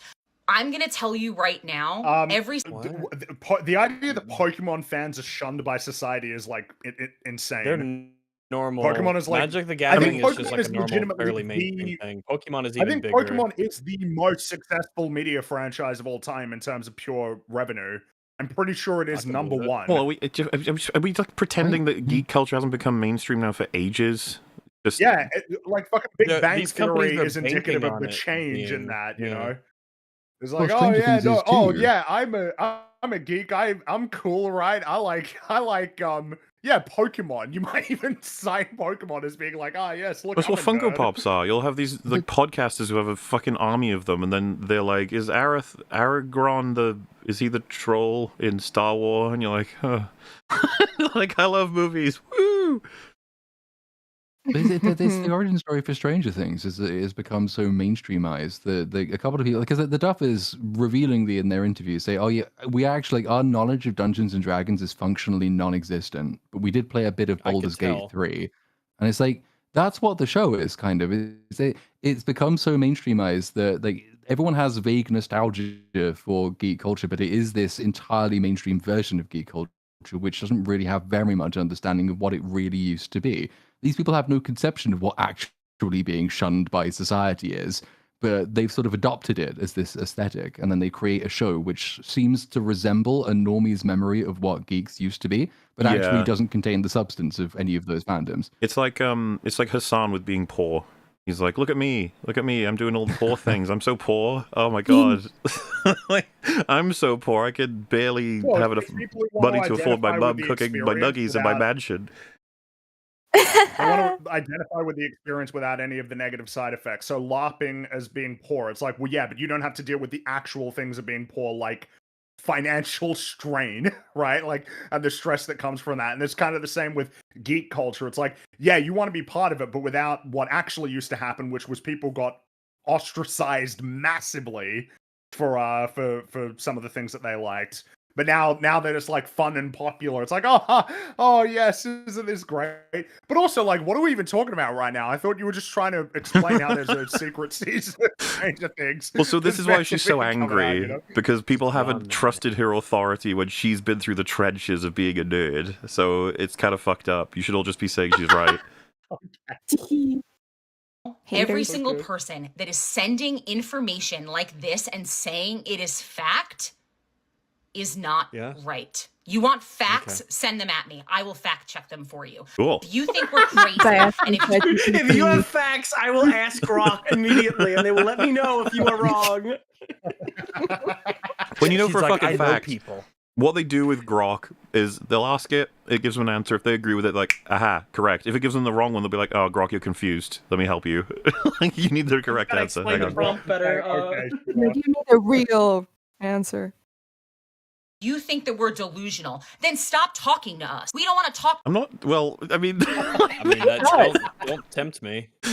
you make Who funny is us? videos, To though. you, I'm talking about you. You're talking about your That's such a ideas, cult lady. leader.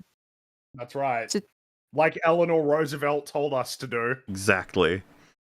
to you anyway. Full transparency. I hate Conformity Gate. I hate the name of it. I hate that it made it popular. Does anyone know that, like, who started that conformity? Because I think it's her. I think they took her thing. I've seen a lot of people asking what it means. Unless I'm wrong, it talks about like all the characters are conforming to like archetypes and aspects that they wouldn't because they've been tricked by Vecna or something, right? That's the idea. Yeah, and it's like they culminates in that shot at the graduation where everyone's standing in the same. Well, apparently everyone is sitting in the same posture with the same hand position, and they're all looking directly at the camera, which is true if you discount all of the people in the audience who aren't doing that. But Oh, because damn. they're all conforming, then that means that like Vecna has like impregnated the minds of everyone. Because a bunch of the clues were like, why is Will standing with his hands in that position? That's what Vecna does. Why does Mike now wear glasses? Vecna wears glasses. Why does he have Vecna's haircut? Why does he have? It's like they're all conforming to what Vecna has Vecna hair. is, and so Wait. that's what that's where the Right. name is. Good God. Why did I think we should why ask did Hopper ChatGPT lose weight in a Russian instead. prison? Vecna lost weight and sees. Oh my god. I hate that it brought all these Look, if people they were to gonna do us that- who now think that they want to shame us. Wait, As far if they were gonna do that, imagine if Holly tried to escape the like inside of Henry's mind, and she opened up a gate and then landed right into regular Hawkins, and then we found out the plot that we've been watching with like Mike and Lucas and all them is all happening there, and there's no way that Holly could have gotten there unless she was still in Vecna's head. In like the second, like in like the There third are- episode or something. Like Honestly, immediately. That would have been cool. The reason why I don't take these things seriously is because it's the Duffers, right? But if it wasn't them and it was a talented writer, this could have been amazing. There's ways to make it work. Like Yeah. as a really fun TV show and for all kinds of conversations to take place and then tricks and turns and twists and all kinds of like little clues. Yeah, it would be fun. It's just that this takes a lot more than the normal brain power it takes to make a show, a conventional TV show, series of episodes, which they can't even do.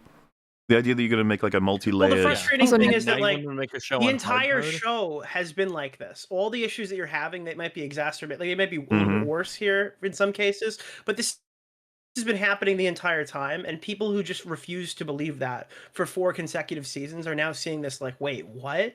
The Duffer Brothers are expert storytellers. How could this have happened? Yeah, whereas if we went through every single episode meticulously with all of these people, you'd start to get conclusions like, oh shit, certainly regarding seasons 2, 3, and 4. Especially 4, because 4 is And then you'd considered have like to have the a fact great that season. Well, it's great moments. It's got really, moments. Yeah. I think, and plus, nobody along the way, nobody noticed this. Not a single stranger Things fan, of which there are many, where it was able to piece this together with everyone meticulously going through every season and scene, Well, looking and for it just stuff, never got especially with leaked. Let's be never real. got leaked. How could it have No one never been noticed leaked? it. No attention was given to it. Which is Why why, wait, what are we fucking doing? Why are we entertaining this? which is why Why are we acting conspiracy like this theory woman really just a is stark raving lunatic. a relevant thing to place here. The amount of people that have to stay silent on this is actually, like, it's just impossible. Well, yeah, each person you add is a new point of failure. It's the reason why. You think none of them would tell a friend, Yeah, and none of them and would be providing information to like scoopers and stuff? nobody would just notice. Yeah, like there's just no way. There's no way it would be a secret. It made it popular. I hate that it brought all these people to us who now think that they want to shame us. As far as I'm concerned, right now, if you still believe, you're in the bucket brigade, and I'm going to teach you how to categorize every piece The of bucket information that's brigade. coming out. We're bucketeers. Let's go. What is this? What's a bucket brigade? Is that is there a fire? I guess We you gotta run carry around with buckets? What's buckets going on? to get like droplets of water. Like if it's raining and the roof is leaking, you gotta run around and do that. That's what you do. It's a noble career. She's appealing to the people problems and puzzles brigade. They're the ones she likes. Screw the other bucket. Fuck those guys. At you. What is happening right now is the Duffer brothers are trying to divide us, but intentionally. What? What? Oh. What? They're trying to divide us Okay, Ryan intentionally because Johnson. what's going to happen is they want this show to fade off into the distance. They want all hope to be gone. Sure, so yeah. the few of us that remain are known as the ones that were intelligent enough to figure it out. Oh my god. Lady, So they're cult do you need leaders. help? Okay. You need Duffers to are chill leading a out, She cult. man. needs help. Holy shit. I'm one of the You chosen gotta ones. calm down. I'm one of the Duffers I don't- chosen. I've passed their I mean, I'm not test. it's funny sure- though. You are saying she needs help, but she goes to therapy for sure. Like she goes to therapy, I would assume. Oh, she's one of those Well, One of the perpetual people that therapy people. espouses the value of therapy, like regularly. So I'm- you know, but nevertheless, this is like I AI don't know. This is therapy just for sure. hilarious. Hey, she goes to BetterHelp, you What, mean? like The Chris Stockwood fan. That's Worst a help. very She high goes to worst possibility. Oh yeah. I don't know But where I'm not sure if Duffers have seen this, but I'm sure if they have, they probably are considering filing a restraining order against her. I definitely would. Oh my goodness. Well, so now we know she's got baked in. She can never be Scary. wrong, because she'll say in 20 years from now, they're Pretty waiting to have it completely fade from culture. Completely. Well, Then yeah, they will because release it. when would you expect that to be as just an outside observer? It's like, well, I don't know, man. That could be like any time. That could be forever, indefinitely. And I don't. Unfortunately, these people get so, I guess, tunnel vision. They don't understand. Like, you can make a conspiracy for anything, and you'll find evidence. And I don't mean that to dissuade the ones that actually come out to be, important information or reveal things, or even whistleblowers and stuff. What I mean is, like, if I said, turns out it was actually a lizard that wrote this season, I could probably just fucking look for information and be like, can you see here? There's this reference to a lizard. It's like, why would that be there? Unless a lizard wrote the Or script. you could even just go, hey, Chat GPT, is it possible for like an iguana to hold a pencil and like write it down, and then it'll probably come up with something. Yeah. And if it doesn't, you could say like, hey, can you generate an image of an iguana writing something with a pen so that I can then post it on the internet and say, see, it's entirely possible.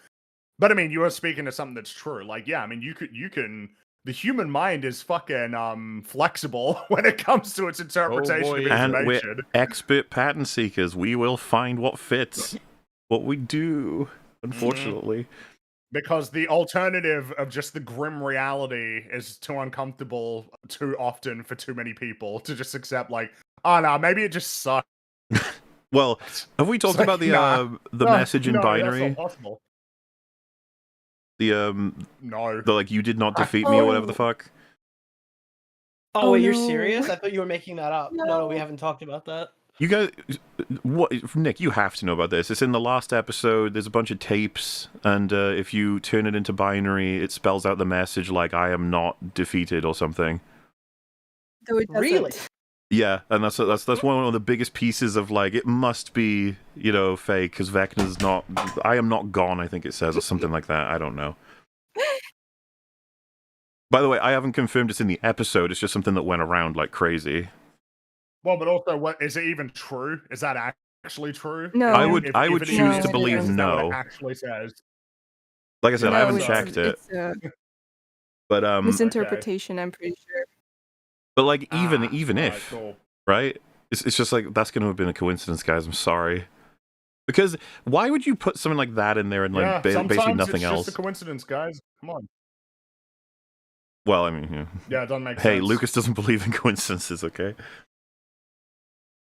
Intelligent enough to figure it out. I don't know what else to tell you. And again, if we're delusional and we're crazy and these episodes get registered in 3 months, what harm does this do to you? I know how to classify facts. Well, wait, but it's I just, mean, it's there just is no like harm. making It's just fun of funny. you. yeah, we just swear, yeah. This We is just think funny. it's amusing to make fun of you. well, this episode. Like, Also, isn't this just called a besides it discussion? being amusing to make fun of her, but you also have the point. It's a discussion, but also like, you can't spend an entire video saying, "Oh, you're stupid if you don't agree with me," and then say, "Well, even if I'm wrong," it's like no, you're calling me stupid for not being in on the truth.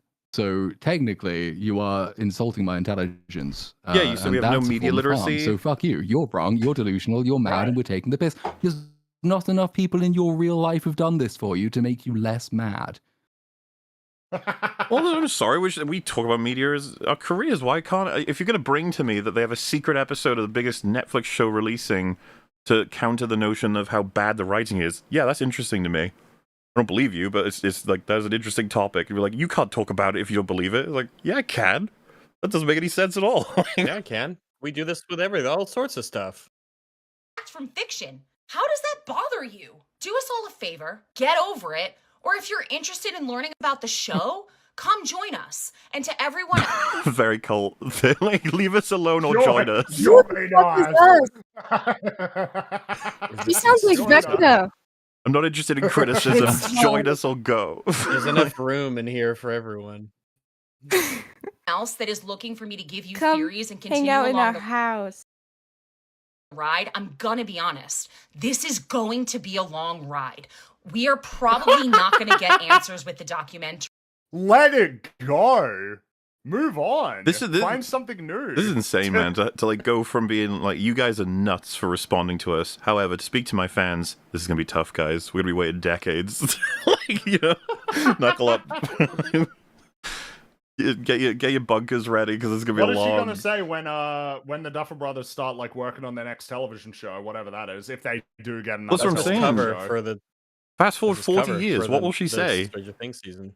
I guess she'll just be like, "Yeah, I was wrong." You're like, "Oh, okay." Will she, or just move on and Well, not I'm even assuming by acknowledge that amount of and time acknowledge- passing, other things will have happened that have changed her life a bit, and she'll be Well, like, I guess "God, what I was mean insane." is it's just it'll be the normal thing where you never like really learn anything about why you make these kinds of mistakes. Yeah. You just like almost memory hold that you fucked up and like how you messed up and whether or not that might be a problem in more important aspects of your life than talking about a television show. Just like, oh, nope, just moving on. And then you don't even register it. Swear to God, dudes. Shit like this comes back to that, the final thing Angia says in Prestige.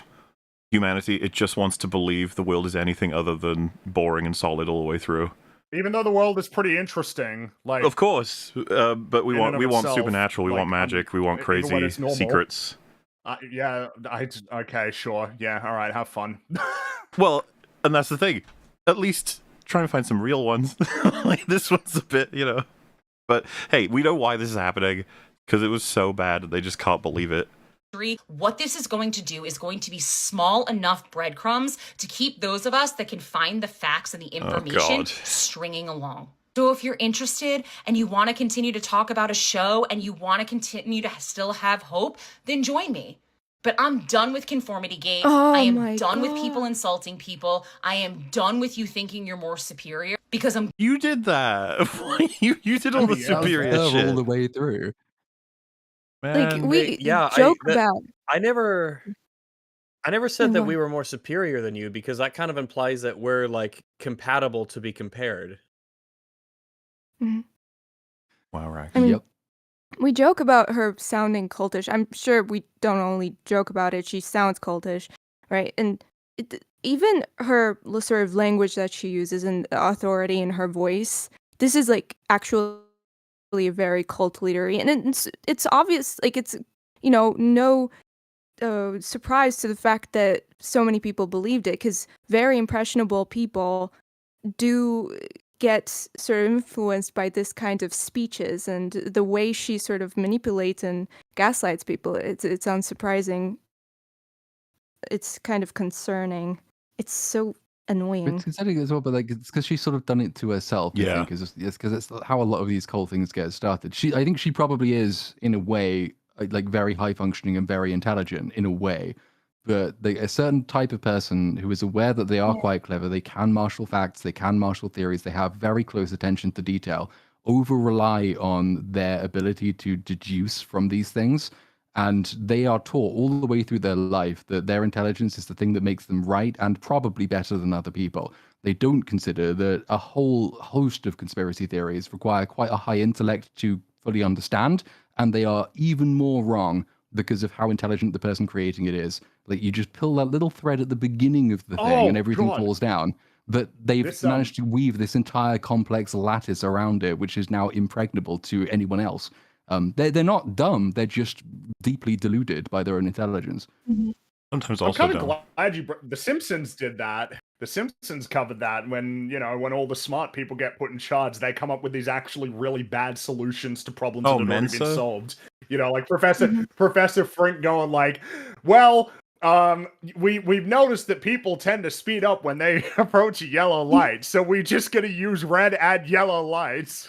The light goes yellow, and fucking Lenny is just like, come on.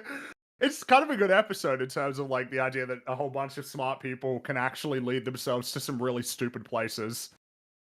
Also stuck up their own ass, like, significantly, right? Yeah. The humbling needs to take place, which, obviously in her case, if she is a conventionally intelligent person in every other aspect than this, she will eventually have to come to terms with something. Hopefully. Sometimes people have that one like really weird thing that just somehow slips through their brain, or they're just crazy about it, or I don't know. People are weird like that. Gonna She put could my be name totally normal, but I probably not. She's probably a psycho, and she lives with 16 cats, and all the neighbors know to not knock on her door or look her. What is too many cats, Rags? How many cats is too many cats? When do you cross into the threshold of weirdness? When your So I cats start think to part become of comparable to the average Stranger Things cast, you have an issue. So a lot of it's going to depend on That is like a your high personal bar. capability to take care of cats and how much room you have and space you have. It's your ability to take care of cats. So if one person, so if you can only take care of like maybe one or two cats before it becomes a real strain on your life, then 3 is too many. I think that's a reasonable metric. Because Because I guess by that, because people who live on a farm, gerbil. They'll have like, that's true. Yeah, but they have a lot of space. The cats are like rural cats that can take care of themselves. No, it's a good metric. Yeah. I like that. I like that metric. I think that's kind of a good one. But for her, she's probably got them crammed in there. Like in her apartment. Of cats? She's got pallets of cats. Pallets. And every day she brings in new ones because she just finds them. I see. Brings them I'm home. noticing though that a lot of chat are saying about 3 or 4 is too much, which I think if you had to just pick a number, I'd probably agree with that. If you have more than 4, it's like, that's a lot of cats. 4 is starting to be like 1 or 2 is like okay, because if you have one animal, it makes sense to have a second of the animal. Sense. I think 3 also makes a lot of sense as 3's well. the But once you get crowd. into 4, it's like, well, yeah, exactly. And it's like, well, once you're at 4, it's like, All right. Well, how many dogs? How many dogs can somebody have before that's too many? I feel like dogs can are you higher not have too many maintenance, dogs? so that dogs are higher maintenance and they require a lot more space and attention and like room and stuff. Most of them do. So I would imagine that it's a lower number of dogs is too many than cats. But having an increased amount of dogs, I don't think how many gives off. compromises in your personal life are you prepared to make because you own a pit bull and it's just mad and savage and horrible, and yet you treat it like it's some misunderstood child? It's like, it only takes one of those, but most dogs aren't like that. Whereas cats, maybe have like less breed dependency. There's also that thing with I'm sure it's cats. Is it toxoplasmosis? Is the thing because like cats have like they spread a particular kind of microbe around that can actually alter brain chemistry if you'll get infected by it. And like often it's like it's unwashed litter trays or undercooked meat or like cat feces spreads this, and it actually can alter personality in subtle ways. And I think it's where the crazy cat lady thing comes from, or at least that's the connection that's been drawn, is that if you own too many cats, you've got a higher chance of actually being infected by a microbe. It's basically like Pandora, but instead of a god creature, it's a cat parasite. I was just going to say, yeah, you What do gotta you be guys careful, have? right? Like, if a cat bites you and it gets in too deep, that can fuck you up. So you gotta be careful. What is everybody's thoughts on like factory farms? are you? What? Are you I hear that. are I you hear that vegan? misery makes for the Oh, most okay. delicious meal. The more miserable the animal, the more delicious the meat. It's just something about this, the way that it's probably something to, yeah.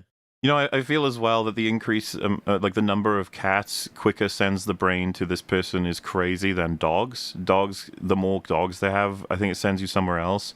Like they might be a recluse. I think it The makes dog sense. can tell her to stop. I think there are just general trends that like extroverted people tend to lean more towards dogs, while introverted people tend to lean more towards cats.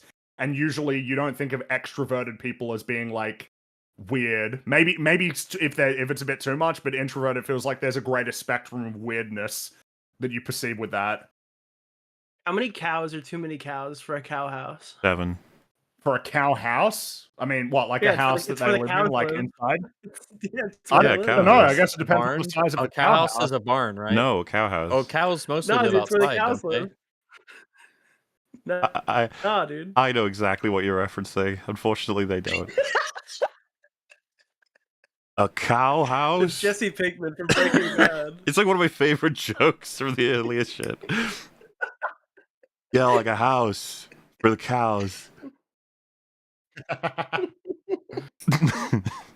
Anyway, we should probably get back on with the lady. With you thinking you're more superior, because I'm gonna put my name on this right now. I'm right. And it's taken me a really long time Well, that settles it, I folks. assume that you thought that you were correct, yeah. to admit this. I'm extremely intelligent, and I'm What is going on? Well, Dude, I don't know, I'm By the skeptical way, of this claim. even if you believe it, never say it. Don't say it. Keep it to yourself, even if you believe it.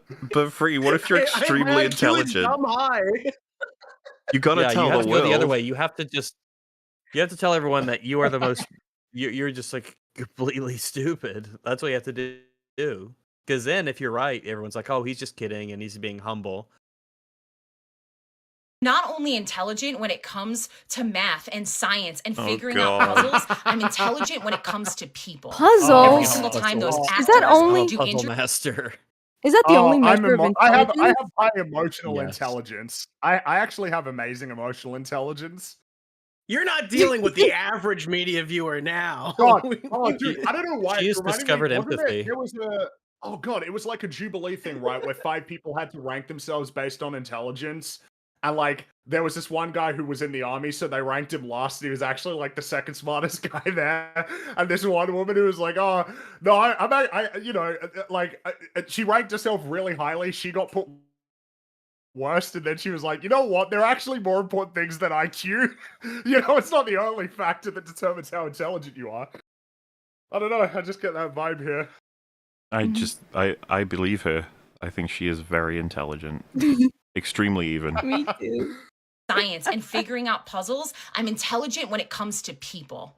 Every single time those Yeah, actors yeah. So are you gonna take a step back from all of these statements when you realize you're wrong? I don't believe her. Nah. Nah. Also, I'm realizing, by the way, and this is to assist, because I assume other people are hearing it, we lost the ability to switch servers on Discord. They took it away from us. I don't know why. We can't go to Singapore anymore, Oh. which is a problem Problems. because we always used to. And what Yeah. it does is decreases the amount of time between people saying a thing and other people hearing it. So what you're hearing, unfortunately, now is a lot of crossover and you're also going to hear silences more, because people take longer to realize when other people are not all are finishing sentences. It's really fucking annoying, and I don't know how we can fix this. I was about to Yeah, like but you restart can my watch Discord this because I thought ad it to was get just 800 me. bits to buy an icon decoration. So it's a bit of a trade-off, you know. Is My that like avatar's the wearing a hat. This episode's great. There used to be a little drop down to switch servers, and going to Singapore fixed it every time and made everyone in sync. But now, I'm assuming the feature probably still is in Discord, but it's like been removed. Hey guys, Is there like you're gonna love this. You're gonna love me. Check out, look at the 3 dots, region. Bang. Wait, is that it? What 3 Yeah. dots? Yeah, He's right. They just moved it. Wait, we're already in Singapore. Oh We my are. god. Oh, it is there. They just that's the moved it. region. Hooray! It's available Wait, did someone just to me. change it Discord to didn't get Singapore, or rid was of it always a in Singapore? feature? I just put us in Wow. Singapore just now. Hopefully Oh, that. amazing. Oh, Thank can you. anyone do it? I knew there's This a is reason we incredible. had you on. Yes, dude. There Our we Discord go. master. Now We're I'm going the only one east, who's gonna Nick. talk We're over going people.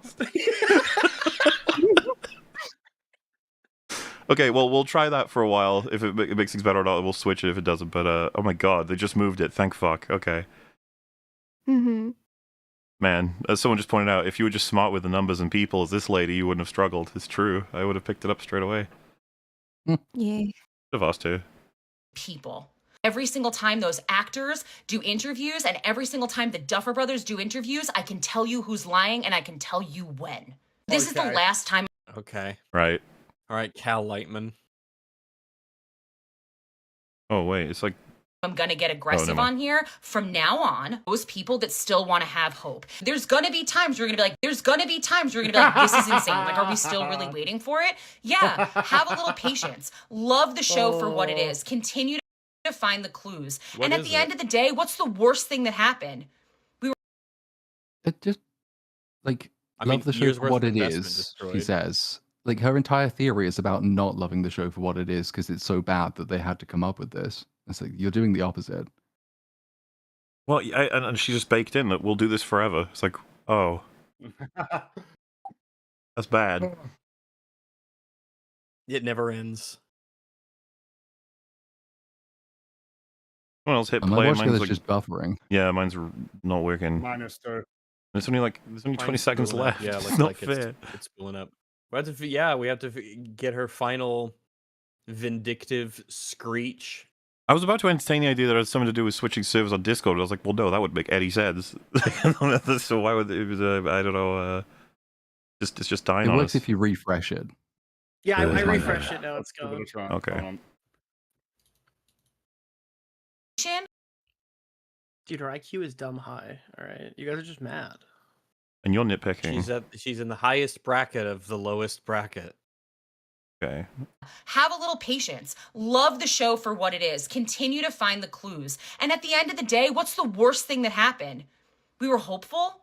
We had an imagination.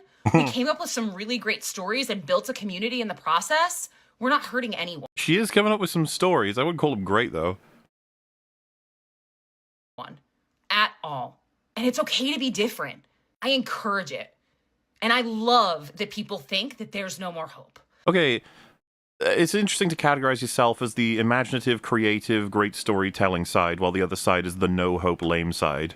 I What is it? portrayed myself as the Chad, and you as the as the virgin Using Duffer hater. she uses quote unquote meta knowledge to decipher this thing, but countering it with meta knowledge is like the uncreative thing to do. Like, oh, I know how all of this works for these reasons, and this is why they wouldn't do this, and this is evidence that they wouldn't do this. And it's like, yeah, but you're stupid and lame. My thing is cool. You're like, ah, this seems fair.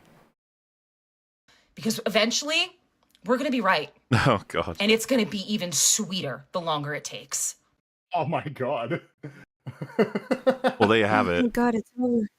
This just like says every cult leader ever. Yeah. Like, every single one. Like Apocalypse, we said it was today. Oh, we meant next week. Oh, we meant next month. We meant next year. Well, we might still be wrong, but like eventually it's got to come true. Nostradamus, he was always right. Like it's just how these people just don't see the similarities. But because I'm pretty sure if you told her like this is how mechanically a different conspiracy like flat earthers work, she would probably recognize that and say, yeah, they're dumb and retarded. but just has no ability to turn that lens back on herself. Just no self-reflection whatsoever. Can't see the obvious similarities between her movement and every other movement like it. I'm the protagonist of this story. What do you think the Duffer brothers felt when they were obviously watching this specific TikTok video? Because you know they were, right? They must have seen Do this you think one. they Yeah. started seeing their own meta flashbacks to Hopper's daughter? They would say, "We see." They look at each other and say, "See, bro, we still got it." I just like that. If she's right, she's hyper intelligent, as all the people who hung on. If she's wrong, we're all lame. All the people who said it was wrong. Like, huh. All right, seems fair. Good stuff. I assume she's just going to get obsessed with a different TV show over the next few years and just move on. Probably. Well, she's already Have the Duffer posting brothers stuff like, been- why would Stranger Things put this shirt on Netflix? If Hellfire lives, that could imply that Eddie is still alive. Maybe when you die in the Upside Down, that's a different dimension. Or something, Yeah, I don't when know. he died, his spirit was actually trapped there. So even though he doesn't have a real body in the real world, he still exists within the upside down version of stuff happening. Which means he could still communicate, and the actor can come back, and all you have to do is do this, and he can get a new body back. It and makes the head so goes much to the end of sense. it. So anyway, episode 3. Yeah, back to the show. We can see if she's proven correct. So we begin. You've got Hopper and Eleven in the Upside Down. Hopper is stabbing the giant flesh wall with a small knife. And Very, this very is silly. a stupid thing to do. Hey, that's a big knife. That's a K-bar. Relative to That's the a wall, military though. knife. It's not a man's sword, knife. Rags. It's a sword to a hobbit. That's true. No, I Or guess 11. it's all relative. But he's only doing this incredibly stupid thing though because eventually he's going to forget that he has the knife and he'll leave it behind until the military can spot Oh, it and nobody God. can come and like Ugh. yeah, it's just this is the guy whose entire thing throughout the show is like overcautious, and that's the big character flaw he has to overcome. And then when it comes to it, oh no, he just uncautiously accidentally left his very, very obvious knife lying around. 11 is also trying to tear through the wall. She's using her mind powers, which we know from previous seasons can push through dimensions, but in this case, no. How funny would it have been if she did poke a hole, they both got sucked out into dimension space, and then the whole thing tore That's it. apart and everyone died? You'd just be like, oh well. Good stuff, bros. It was a fun show while it lasted. It was. Cut to credits. So yeah, then she insists she can do it, and Hopper says, no, you can't. And anyway, we don't even know if Holly is on the other side, even though we just found her shoe here, so fuck it. But then they do hear the military arriving, and the military, they have these special new weapons on top of their vehicles. They don't have fire yet, because they haven't discovered it, but they do have kryptonite weapons, They like haven't magical discovered, science like they're beams. cavemen. They haven't Yeah. discovered fire yet. Or if they did, they forgot that they had it. But they have created these things that can psychically beam 11 and cause her great pain. And then she sort of Dude, has they a bit of a... invented the plot device. I think that's what the weapon is called. The plot The device. plot device, yes. That's what they call it themselves. Yes, We it's need their to- internal code name. Break out to the plot device. So this causes 11 to sort of go into a weird, like, manically horrible... Like, she's just spurging out, basically, and it's not fun for her. But we cut away before we see what else is going on with her, because we go back to Joyce in the right setup. And Joyce, she finds Will and Robin on the road. They obviously ran off in the last episode. She's very unhappy with them. She tells Robin off for taking Will out against her wishes. Will gets annoyed at her for talking like he isn't Will there. looks at her and goes like, "I'm a peacock. You got to let me fly." And then she's like, "Yes, exactly. Okay, perfect." I'm not just a bird in a cage, Mum. So he then he says, look, your plan in the last episode, that was shit, whereas my plan worked. And then he relates what happened in the previous episode. And this is going to be a thing that happens again and again and again. The first opening, like, 5 minutes of every episode has a character restate, basically point for point, the climactic important beat of the previous episode. So like, he says, yeah, I went here to find this on this theory, and it worked, and we now need to use it to find this person, which is what we all know. Which, I mean, I get it if there's a big gap between these episodes, but these all released on the same day, so they think the audience is dumb. And I think having just watched that woman, we can see why. But the character drama in this scene is obviously, once again, Joyce is trying to keep Will on a tight leash, and Will's like, no, I don't want you to do that because I am a person. And that's kind of it for that scene. Just more of the same, really, in terms of character stuff. Yeah. We then. I find it funny how, I mean, Will is 17, I think, in this season. Almost, I think, if same age, if not older, than Jonathan in season 1, which is such an interesting sort of comparison because, I mean, comparing how Joyce used to treat Jonathan as opposed to Will.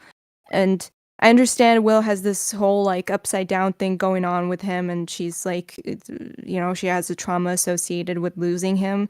This is just so funny watching the dynamic because the show and Joyce both treat him as he's still 12. It's insane to think that he's actually like 17, almost an entire adult. And we're coming off of season 4 where they were basically split apart for the entirety of that season. So seeing them together again it's just like I don't know, it's a decision I wouldn't have made if you really wanted to have those two be a thing, and especially with them trying to relate this back to season 1 and him getting like involved in all this and captured, and it just, I don't know. I think this is just a symptom of them having their attention split between way too many, different, characters and plot lines and people, is that they have to return to, I guess, one of the core elements of the first season and be like, no, she really, really cares about him. But they have this weird relationship now because the 18-month gap, and they didn't really talk to each other at all in most of season 4. And she was off doing her own thing in Russia. And so seeing them together here, and it's like with Dustin and Steve, you're trying to pick up this. What was supposed to happen? How come you didn't tell me this? How come this wasn't part of the season? This seems like a really big development. This sort of rift that's developing between them because she's maybe overprotective and very, very caring, and he's like, growing up, and he's he's getting into his elder teens, and he's not the same person he was in season 1. And I think his big thing in this, his big thing in this season could very easily be, and it would make so much more sense considering this entire show, instead of being gay, well, that could have been an aspect to his character, why not? But it instead of this big thing, it could have been about him coming into his own senses and actually, just being like, hey, I'm a person and I can, be independent and make decisions for myself and stop babying me, because it's not just Joyce, like everybody treats him as this kind of like a kid who's like still fucking 10 years old and needs to be protected. Yeah, they do it right up until the scene where it's time for that not to happen, and so then Mike stops treating him like that, and it's like, hey, why don't you just be a wizard? And he's like, oh, okay, I can do that now. You might be able to reorder bits, I suppose, because I think the show thinks it's sufficient that Will saw through the eyes of the Demogorgon and then had a very brief fit, and the show thinks that is sufficient for Joyce to start being overprotective again. Whereas, like, if you'd begun with Vecna trying to spy through Will, or like doing something way more obviously bad that was almost more like season 1 to trigger her response being the same as season 1, then have him sort of have to learn to fight back against it, then you could keep the same sort of thing in play, but it wouldn't seem so shallow. But they don't do that, so it does seem pretty shallow. Yes. And we'll continue doing so because they have nothing else to talk about. But so in the school, we see that Henry has gone to spy on Fat Derek, and that's the only thing in that scene. But that's just to remind us, because we know that from the previous episode. But just in case we forgot, we now know that he's after Derek again. Why would we need a reminder of the most iconic character? This just shows the Duffers' weaknesses. Yeah, he is. Never forget your icons. Like, Suck My Fat One is such a useful little clip. You can use it in so many contexts. What would the Duffer show. Brothers do if that didn't hit? That was like the only thing that they did that actually hit was Derek's character. And imagine they like made all this merchandise and sold the Funko Pops and everyone just hated him.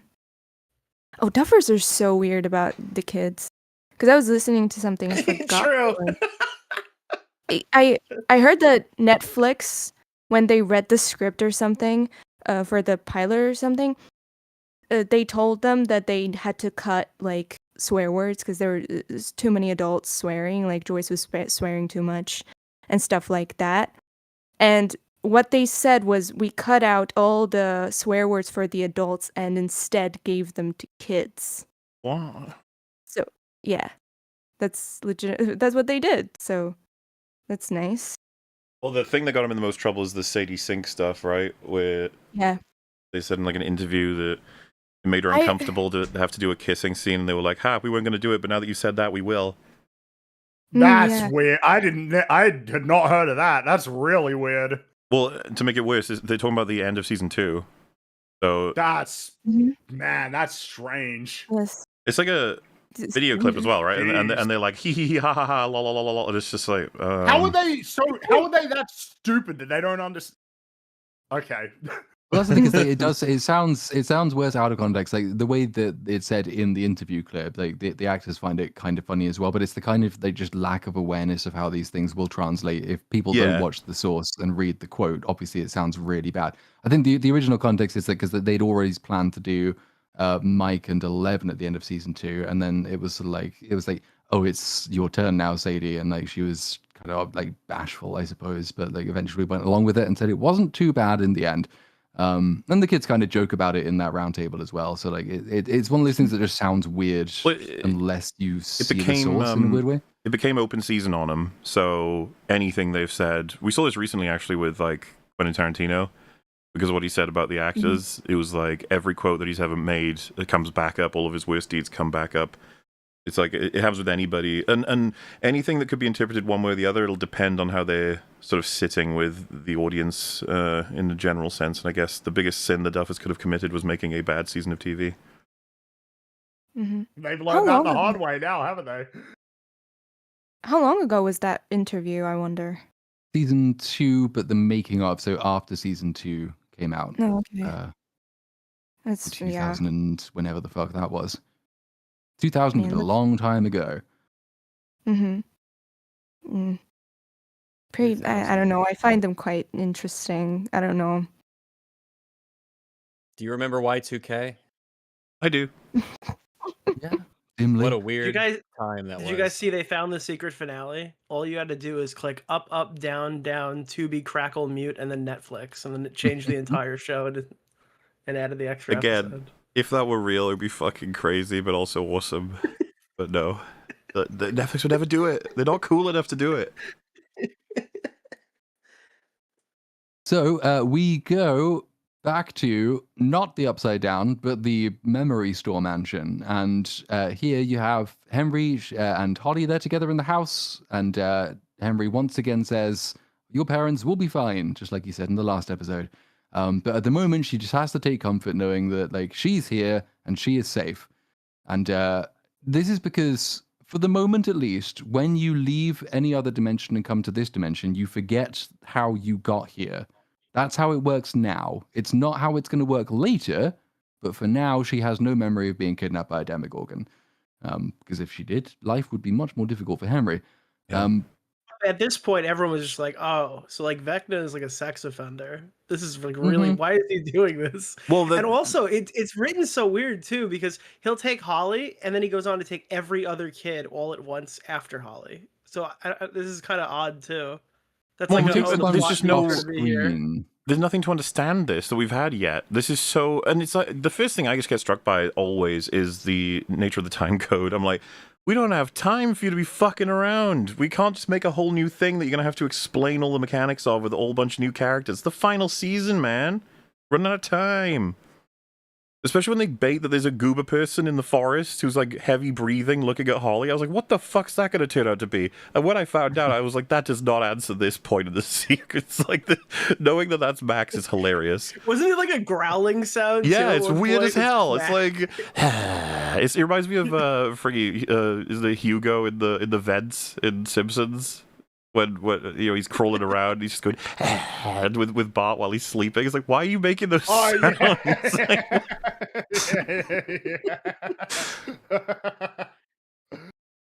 it is made worse in this context though, because Henry knows that Max is out there. So he tells Holly that Fat Derek will be coming here tomorrow, and then he's got to go pick him up. So then he leaves, knowing that Max is out there, and then he just doesn't lock his front door. So he just says, "Hey, don't go out into the woods."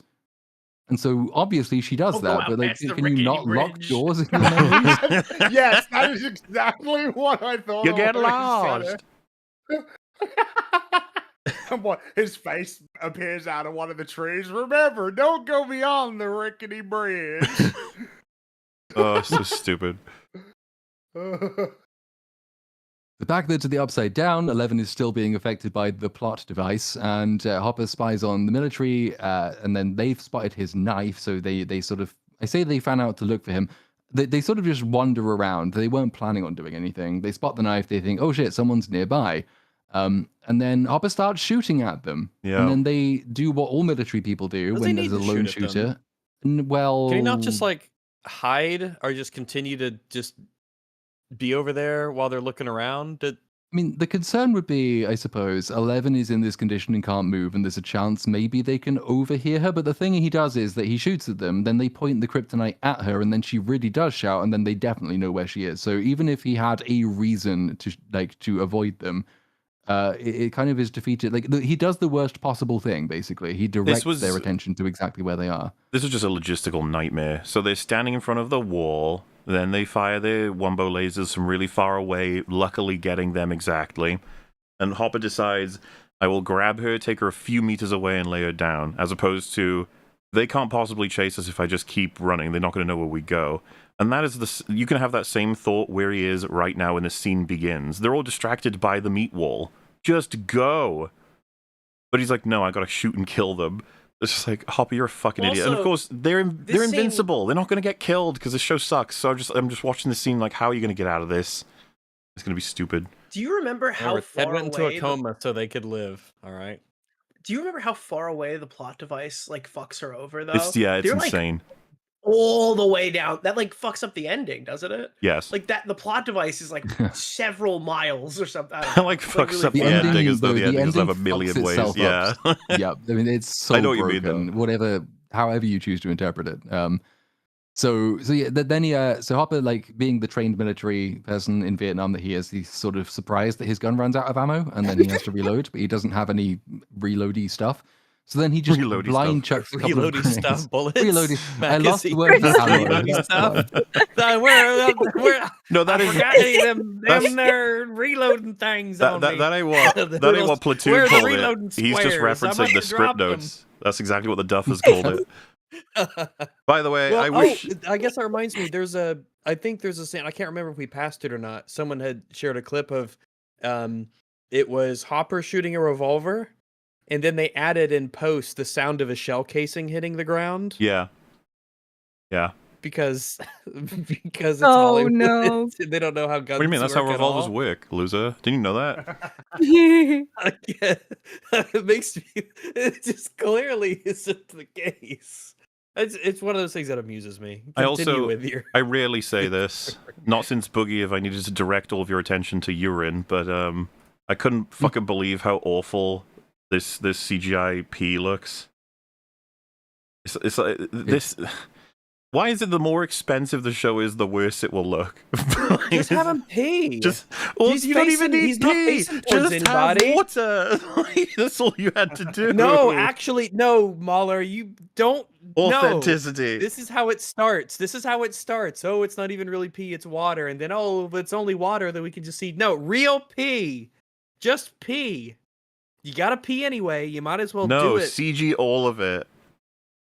CG the man. pee. CG well, what the- if I'm he pretty did sure he real was. pee, but then they CG'd the soldier. You know. So it was the soldier was fake, but the pee was real. Just to be clear, the man probably is CG. Like this whole Yeah. shot is probably CG. Yeah. So Yeah, very embarrassing. likely. And it's like Yeah, it gets kind of worse when you think of, because so while he's pissing on this wall, 11 is affected by kryptonite, so she can't see what he's doing. The reason, though, that the piss is important is that then, Hopper blows up most of them, but then she knocks, he blows up the kryptonite device, and there's only one left. She knocks them out so she can interrogate him. And her theory is he pissed on the wall, so he must know what it is. And it's like, no. And also, you didn't see him do that. But also, what the fuck is that theory? That's mad. You're He watching pissed a man on it, pee. so he That's knows kinda it. weird. That Russian prison changes a man, okay? Hmm. It sure did. Also, this makes me think, how do they stay hydrated and upside down? Like, They drank their I pee. is there like water? No, they probably like bring in. Well, there's a water. whole Obviously, they set up, for some Gatorade. reason they've set up a whole laboratory base facility in the Upside Down. Yeah. So I assume that they've got like water tanks or something there. It just seems like a real logistical nightmare to build a base in the demon realm when that just Yeah. doesn't seem like it's in any way necessary at all. Even though, on Especially the when other they hand, randomly attack your convoys. what a crazy development that should have probably happened during a season. The breaching the Upside Down, fighting against its natural inhabitants to build settle some form of military laboratory. No, we skip past that. You're like, okay, fine. Mhm. I mean, the Demogorgon could rip right through that entire facility. They have no defenses against those. What do you mean, Demogorgons? They didn't even have flamethrowers. What do you mean? What are these creatures? I don't remember those. I've seen the last episode. They don't turn up. Yeah. Dude, imagine if they had bats for 5 minutes while they were setting those bases up. Jesus, yes. Remember the Demobats? They're so cool. Can't wait They're to all see them busy. again. They're all busy off screen. And he absorbed them. That's why they're gone. Oh. That was what his sacrifice did. He absorbed the bats. Oh man. So they've captured this guy, and then we go back to the right side up, where, deep breath, Dustin, Steve, Jonathan, Nancy, Mike, Lucas, Robin, Joyce, Will, and No. some other people I'm sure are there as well. They're all together, and Will explains for, I think, the third time, Derek is the next target. And then he says, this is how I know that Derek is the next target, which we've already know because he's told us it twice. He saw through Derek's eyes, he was inside Vecna, therefore inside Derek, and Nancy says, well, this makes no sense because Vecna didn't do this last season, and that's completely correct, because he didn't. And once again, I'm left thinking, I don't have a clue what Vecna is, what he does, why he does it, because I think we covered it in the last episode, the last pre-recorded one we did on this, but season 4, he targets people with trauma, he goes inside their minds, he gives them visions, they're on a timer, then he collects them and sort of tears their bodies apart to tear open rifts in the Upside Down so it can go into Hawkins. Whereas now, as Nancy has nicely pointed out for us, he's targeting random children and presenting as a nice man so he can take them somewhere for other reasons. Yeah. And there will never be a proper answer for this either, which is the pretty annoying thing. It's just I surely try and figure something else. But then the Duffers are asked in interviews, why does he want the kids and why does he want 12? I don't know. He just When they does. could have given such a better shit answer, the clock thing. Yes. It's not even a good answer yeah. in and of itself, really, but it's so much better than nothing. Oh man. It is. But now we get to replay certain much-loved beats from earlier seasons. So Will says, and the plan is, they have to kidnap Derek and take him to an God. abandoned barn so he can be blindfolded. Don't you guys love our main characters? This They're was such great people. when this was Who laid even out. are the main characters anymore? I don't know, all of them. They're all just a blob of character that's not even a character. But when this was understood, this plan, this upcoming, this was kind of like, no way. Like the writers had fucking taken a piss at this point. What is happening?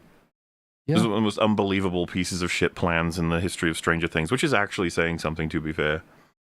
There are a lot of insane plans, and lots of these things that are constituent parts of this plan are previous plans anyway. So the kidnapping kids and moving him to a blindfold to an undisclosed location is what they do to Will in season 2. The way they have to kidnap him is they're going to go and drug his entire family, which is a beat in season 3, but the villains do it in that season. Which you can kind of understand why, because it's not a very nice thing to do. The whole Eat the Moon comparison, this isn't even, we haven't, the plan, this isn't even the worst plan. We'll get to one that's worse, I think, in the latter portion. And then the ultimate plan might even be their worst plan, depends on how you look at all of it. There's so many bad plans. Yeah. There's a lot of bad plans. The final part of this bad plan is redoing a bit of season 1, because they figure that what will happen is that the Demogorgon and Vecna won't know that Derek's been moved somehow. So while he's drugged and unconscious and placed in a barn, the Demogorgon will go to Derek's house to try and get him, where the heroes will be waiting for him. They will set up a bunch of traps, and with these traps, they will shoot a tracking dart into it, and then they will make it run away by burning it, and then they can trace the tracking dart, and the tracking dart will lead them to Vecna's lair, because that's where it would have been taking Derek. Which is a plan they should have come foolproof. up with fucking, like the first day of Hawkins falling into the Upside Down. The idea of tracking a Demogorgon, that should have just been an obvious idea straight away. But no, they decided we would check grid pieces one by one for Vecna specifically, when they weren't even going to plan to like assault and kill him the moment they find him anyway. At least not as a team. Just so that so they stupid. know where he is. Yeah, which obviously he could fucking move by the time they plan anything about that particular location. Because he's not in the main HQ that he used to be in. And the funniest thing is they don't even know he's alive at this point. Like, if he is, you know? So it's just like, to do this for 18 entire months with no sign of him being alive, and they mentioned this, It's and actually worse they than sound 18 so months. freaking, yeah. It's Because they wouldn't have stupid. started immediately after the last season ended. There would have been time where they have to, like, the military has to get everything. So really, you condense that 18 months into probably like 12 or 15, and then it's like, oh shit, they have been doing this so much. Oh, and someone Backlinks in chat just memories, highlighted some affairs. Like, so we've just definitively understood, and we'll use the whole Will's powers connecting through and, you know, observing shit. And it's like, why wouldn't that go both ways? Why wouldn't the plan, as you're explaining it right now, be something Vecna can hear or understand through Will? And this becomes way worse after the first step of the plan is complete, because as soon as they do kidnap Derek and take him away, at this point, Vecna must surely think, hey, how did they know that I was coming for Derek? There's only one way they can know, and maybe it might involve the kid who's done sort of something similar to me before, because in season 2, when Will is the one who's being spied through, he still communicates with them via Morse code to let them know what's really going on. So he's already done reverse spying. But Vecna has to basically ignore everything the heroes do. Like, he doesn't even ask how they know about Derek. When they all turn up at the military base later, he doesn't ask how they know that that's where he was going to be or what he was going to do. He just proceeds as though, like, his plan's perfectly on track and there is no person counter-spying against him, but he has every reason to believe that there is one. So he has to be an idiot for all of this to work. And he is, which is great.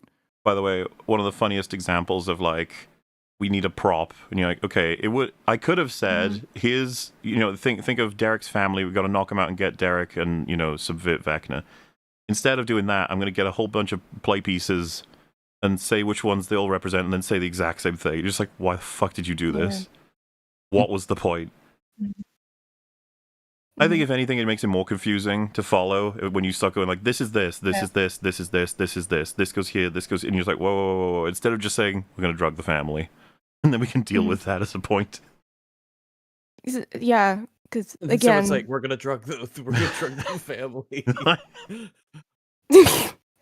like, I'm repeating myself, but I just have to say, in season 1, right, it just made sense because they were kids and they had very limited understanding of the world and very limited vocabulary, especially considering that whatever was going on with Demogorgons and Upside Down was quite, you know, hard to grasp for them, even for an adult, and especially for kids. And this was the only way they could filter all that information through using D&D, and all they could grasp, right? They reference Lord of the Rings, stuff like that. Here it's just embarrassing watching these, like, almost adult people not being able to communicate their plans or their ideas in any other way than using D&D figurines. Is just it's especially funny when the Duffers have admitted they know nothing about D&D. So it's just like, they're just sort of...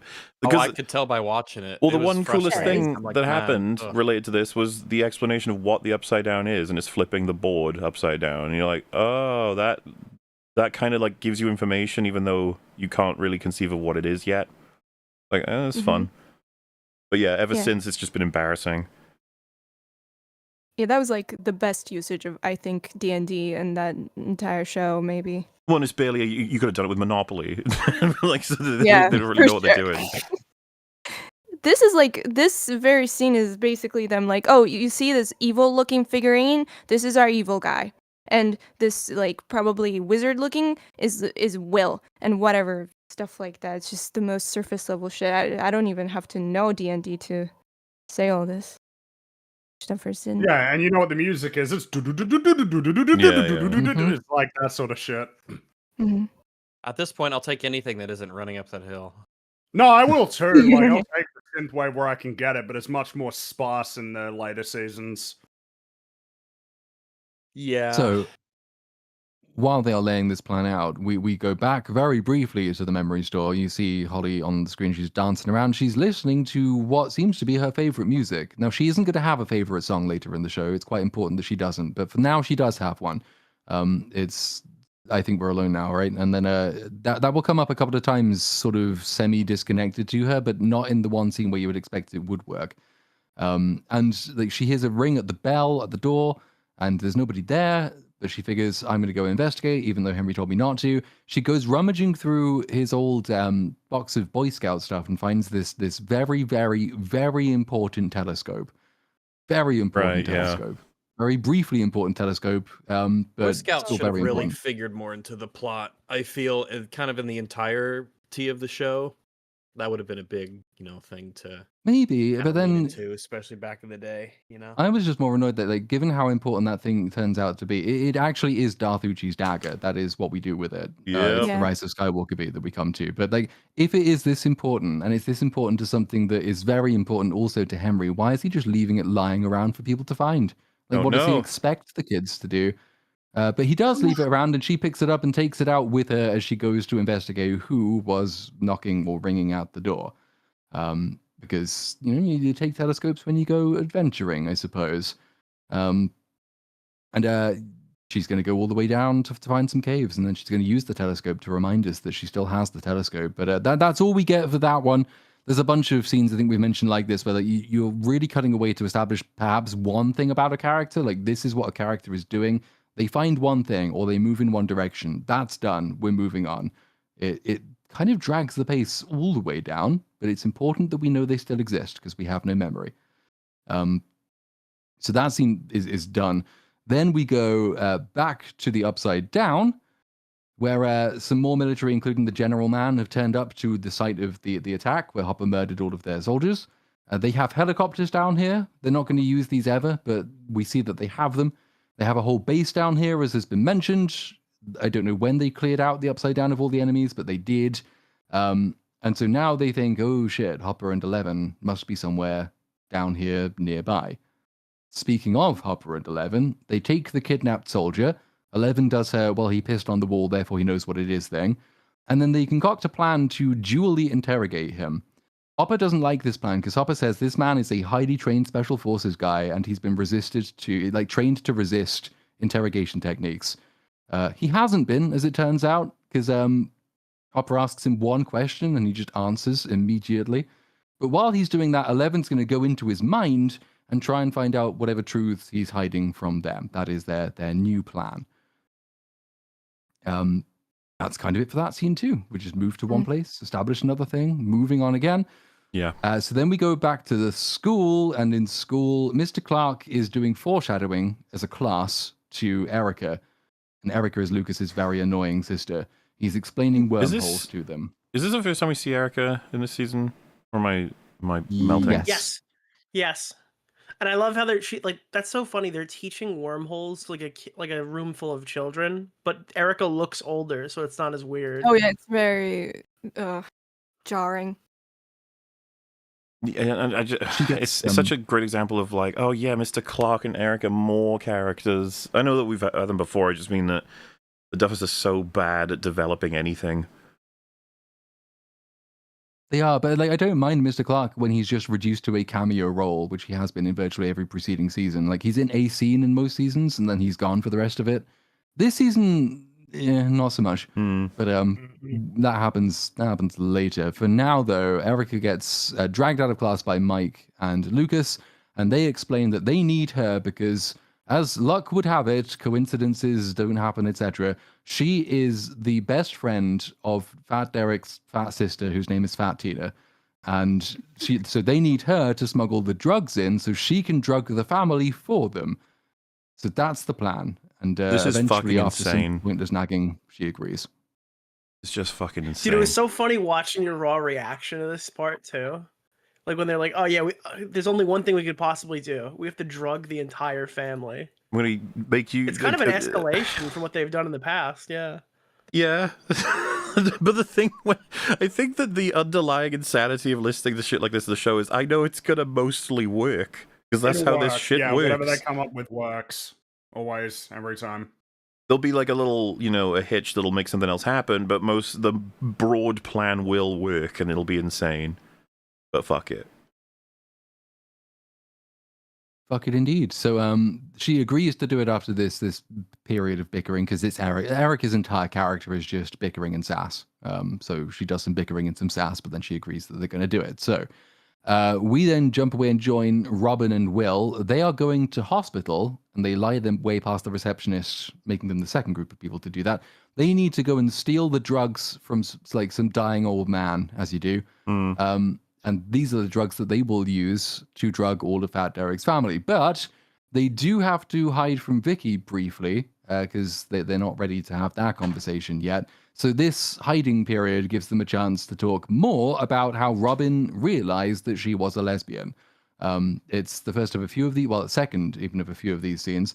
And the basic idea is that she's going to be the supportive aunt, I guess, to Will. She's sort of slowly guiding him through his own journey to self-acceptance and self-discovery, etc.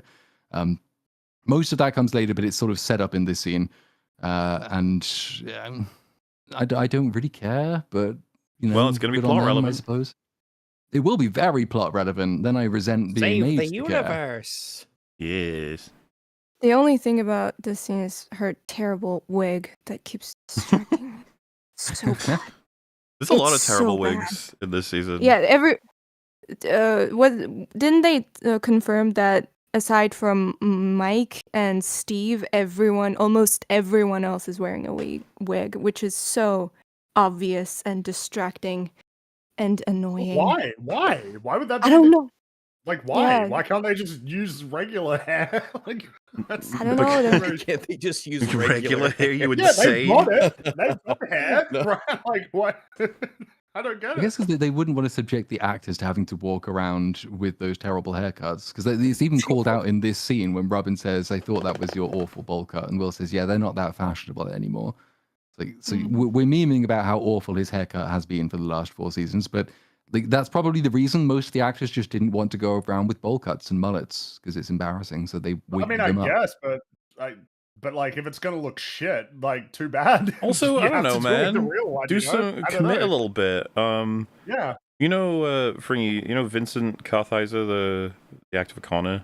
He's in Mad Men. Yes. As the seasons progress, they recede his hairline, and it's not done through a bald cap or whatever. He just shaved further back as the show goes on, and you can see him in promotional shit where it's growing back and it looks really bad, but hey, he committed to use this for the show, and I'm just kind of I don't know, I like seeing shit like that, Didn't what's her name? Natalie Portman. She shaved actually for V for Vendetta, right? Yeah. And didn't Anne Hathaway for Les Miserables? Didn't she do that as well? And the funny thing is, the actress for Kali, she also shaved for this. So she did. Oh, they made her shave for this. Yeah, it's so sad. It's just very. It's very. Didn't Lance Reddick shave his head for John Wick? I don't know if he did that. I'm not sure if he.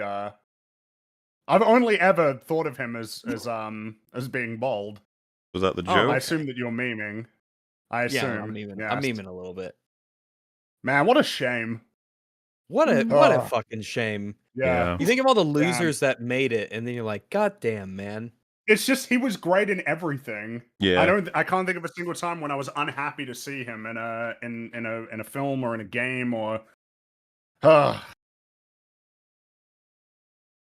So, having had this nice little conversation, we leave the hospital and we go elsewhere. We go to find the radio station again. So Murray is back. No. Murray keeps smuggling shit in his truck, and it gets really annoying. The obligatory Murray scene.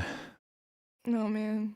There's a bit behind the scenes of him some of the the Conformity Gate people actually highlighted this as another piece of evidence. So after the finale released, the actor did released a TikTok video from inside a truck basically saying, it's Murray here, I'm in a truck, I'm just keep trucking on, trucking away, trucking on. And people said, oh, trucking on, that means continue down your mad delusions. He's sending you a signal.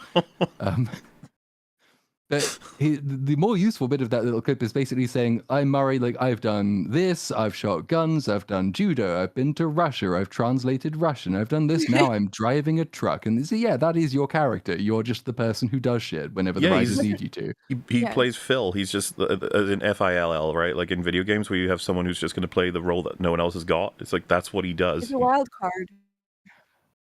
I mean, I almost want to. I don't want to denigrate the wild card right? as an archetype. Like, what I'm saying is that he doesn't have any actual character anymore. He's just the Phil person. He's like, we need says the this. goofy, angry lines, and he's sort of around to be a wacky dude. So funny. But he also presents a potential plot hole, though, because we've established that Vecna has no jurisdiction outside of Hawkins for some reason. Will has clearly told us this. When he was in California, no feelings, no Vecna, nothing. When he's in Hawkins, Vecna can get him and he has all these feelings. So if Murray can just come and go as he pleases and he has a big lorry, why don't you just stick Derek in the lorry and drive him out of town? Because then he's safe and then you're fine. I mean, I get it doesn't get you any closeness. Well, you can still fulfill the other part of the plan, which is you set the trap for the Demogorgon, attract the Demogorgon, etc. But then, like, you don't actually need to keep Derek locked up in a barn. And in fact, later in this season, they will try to kind of do the same thing. They bring the lorry, they pile a bunch of kids in it, and they try and get him to drive out of town. I don't know why they thought of it later as opposed to now. Seems like a way better plan than sticking him in a barn. But I guess they didn't think of it yet. So he's bought them more stuff. He's bought them shotgun shells, barbed wire, water balloons, like lighter fluid, a load of other stuff, and then they're now able to set up these traps that they'll be making for the Demogorgon. There's a couple more arguments, like Steve and Dustin have another one. Dustin decides the van they were using is shit, so he modifies Steve's Beamer without his consent. Murray briefly suggests... It's against his consent. He's like, no, don't ruin my car, and then he just does. Just goes and does it anyway. What a little dick. Bit of a sacrifice Steve makes, but that's who Steve is. He'll allow it to happen because that's more important. You know, Steve comes through. He'll allow that to happen to his car ultimately. He's rich, and that's a bad thing. So we have to punish him for that by taking away his car because he can just buy another one. Yeah, whatever. Also, it's faster and it'll fit through a portal. If for some reason a character wanted to drive a car through a portal to the Upside Down, that car is probably more likely to make the trip than the truck is. But there's another. So Murray suggests that the telemetry tracker he's bought probably isn't designed to be shot out of a gun, but Nancy says it is, and Nancy's always right, so it is. It works. Is that a theory, or is that something you know? Yeah, it was just like, why are you being such a fucking bitch? Like, he's just like, he brought up a really fair point. Like, is this thing designed to be shot out of a shotgun? It probably isn't. And she like berates him like he's an idiot for even suggesting that this wouldn't obviously work when it's such a high risk endeavor. And if it doesn't work, then they have to come up with a different plan and nothing will work and lives can be on the line. And she's just a bitch. It's okay, because then we get that scene where they're walking like 3 feet behind Nancy, and he's like, "Oh, so Jonathan, have you tried out the jazz tape? How did that go?" Again, he's playing Phil. He's just like, "What? We need someone to point out the shotgun thing," and it's just like, "I guess it'll be you, Murray. Why the fuck not?" But it's funny because she feels smug, right, about this working, kind of like, see, and it's just like it working once doesn't even prove anything. And you haven't even done a proper test. Like, you're not shooting it into the Demogorgon right now. And then setting the Demogorgon on fire. Yeah. Which seems like another thing you might want to test. It's just stupid. What if it burns the tracker? Yeah, and her just being like, whatever. And it's like, yeah, of course, because the writers will save you for this one. They'll make it work. How is Hawkins getting any of these supplies? Because the military just allows this fucking guy to drive his truck back and forth. The military is insanely incompetent to the point where they like this man is known are important, but they might as well not exist. We pointed this out when we did episode 1, but Murray is a former well-known investigative journalist, and Murray was the one waving at the military as he turfed them out of Hawkins' lab. Like, Murray is not an unknown commodity. Yeah. He's probably the most recognizable of the team to the military. Also, But- the military has to know because didn't they get him out of Russia? I thought the military picked them up from Russia off screen. Well, and if I know this is a silly thing, but if the government in this show had even a single brain cell, they could easily just have someone track him, put a tracker on his truck as they're passing, or have someone just, very carefully follow the truck, and they'd find everyone they're looking for, and that would be that. Yep. But no, it's fine. Don't worry about it. Shut up. So then we have, as has been mentioned, the obligatory Murray scene. There's one in every season since season 2 where he talks to either Jonathan or Nancy about their relationship. It's great. I love it. He's asking Jonathan why he hasn't gone through with their top secret plan yet. Nancy asks them what they're talking about. They say nothing. And that's kind of well, Jonathan opens the mystery tape and we see inside it that there is an engagement ring. Oh, isn't it so sweet? It's been building up for so many seasons. I can't wait to see the payoff because I'm sure it's going to be absolutely lovely and they can't possibly fumble that. It's like the one thing those two characters have. It's great. Yeah, be really romantic.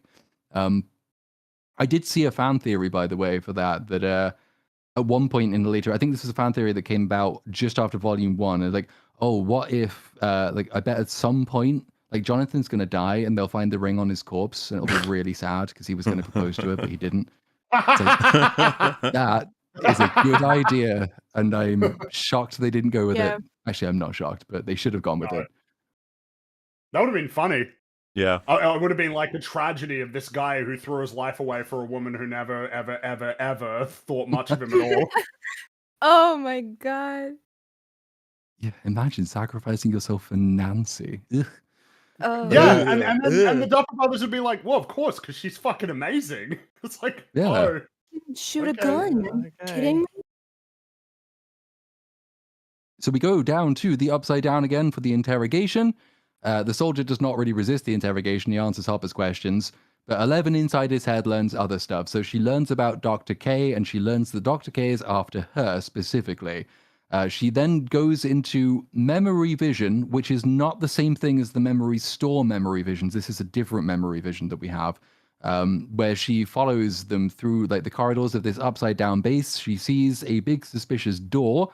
The soldier is asked what's behind it, and he's like, I don't know what's behind it. So she, inside the memory vision, uses her powers to rip it open, and this basically breaks his mind and he falls unconscious. But hey, at least she learned that there is the sound of kryptonite behind that door. Mm-hmm. So she posits that Vecna must be behind it.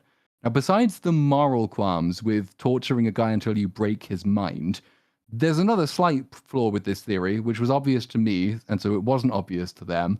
How could Vecna be using his powers to direct the hive mind and the Demogorgons if he's locked in a room full of kryptonite? It can't be him. But nobody thinks to voice this theory because they aren't thinking. They're just characters in Stranger Things. It's just not a very nice scene. I think they're a bit mean to the soldier man. No, goodness. I mean, Holly, then. yeah, sorry. No, not much. It's just 11 does have sort of a body count. She's been killing people since she was, 12. But at least she was a child who did not really understand anything in the world. Her worldview and understanding of it was quite limited. But, it's just quite jarring to watch her do this. And it's quite more visceral this way than having her, snap some necks off screen. It's terrible to watch. She's like Kylo fucking Ren. It's terrible. Yeah. Because there is a difference here. When she snaps necks in season 1, those are people who are actually out to get her, and she's a small child and she's vulnerable and she needs to escape this place. In this context, the guy is unarmed, tied up, unable to resist, and she just goes and breaks his mind. Though I'd say that this is probably not the worst thing she does to a soldier in this entire season. There's one later, which isn't very nice either. But, I'm sure they'll all suffer consequences when this is over, because the military can't let them go around doing this. They will definitely arrest them all at some point. Yeah. So we go back to the memory store world just briefly. Holly is still debating whether to go to the woods. But she's kind of nervous, but then she remembers that in episode 1, Mike told her about Holly the Heroic and that this should make her brave. So she decides, yep, off she goes to the cave mouth, and then that's where we sort of leave her. Again, just a reminder that she exists and this is what she's doing. Now it's time to drug the family, the thing we're all here for. So they get summoned for dinner. Erica shows up at their door with a pie that she's baked. In the car outside, the rest of the team, or well, 2 cars outside, the rest of the team is waiting. And they talk about how, like, the insane number of variables that are in play. Like, will this pie drug even work? When will it work? How quickly will it work? Surely all of this has to just, coalesce at just the right moment for this plan to be pulled off. It's actually really unlikely to happen. So, of course, it will happen exactly as they want it to, more or less. And I don't really know why they bothered putting in a scene telling us how unlikely it was, because it just sort of highlights Well, that raises the the insane. stakes. Yeah. I can't believe it worked after all that they did to I think explain that is how how they it view it. probably would I work. think Yeah, that's it's just to totally raise the stakes. accurate.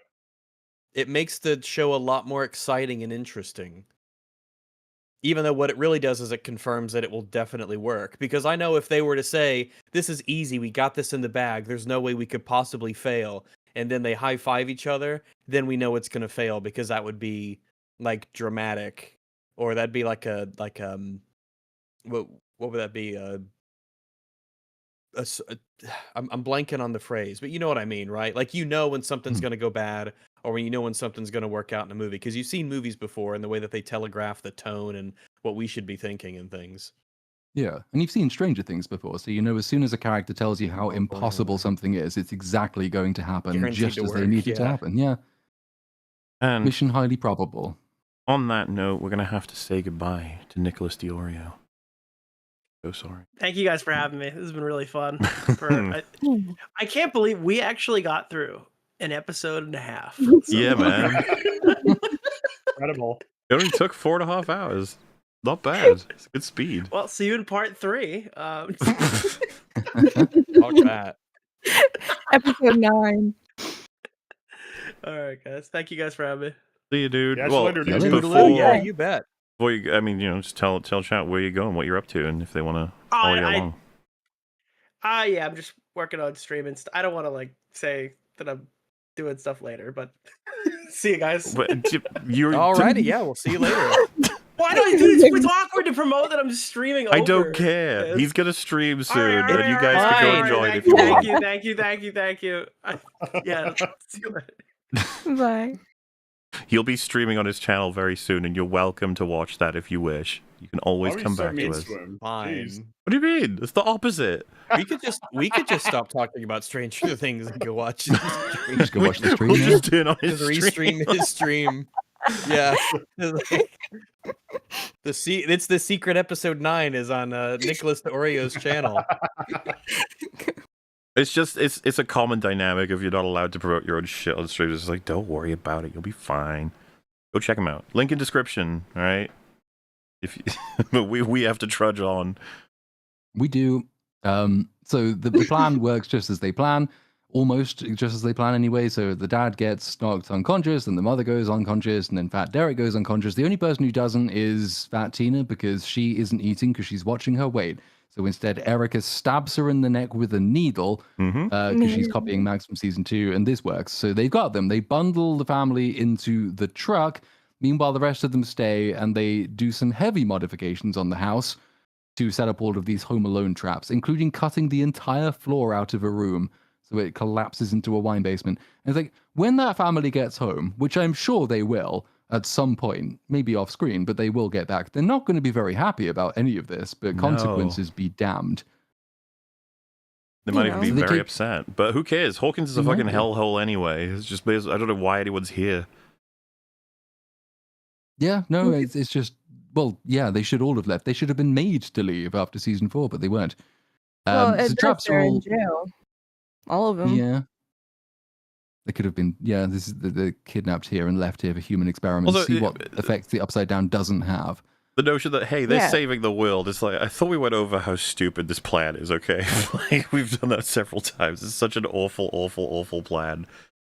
Like, But, take this scene, right, and edit it, take out the music. I'm sure I can guess what type of I don't remember, but I can guess what type of music is playing over this, right? Change it, put some horror music, Yeah. some I don't know, violins, cut it away, change the tone. I mean, you don't really have to change the tone, just play a different music over this, and it's going to turn into a fucking horror movie. What they're doing Mhm. is crazy.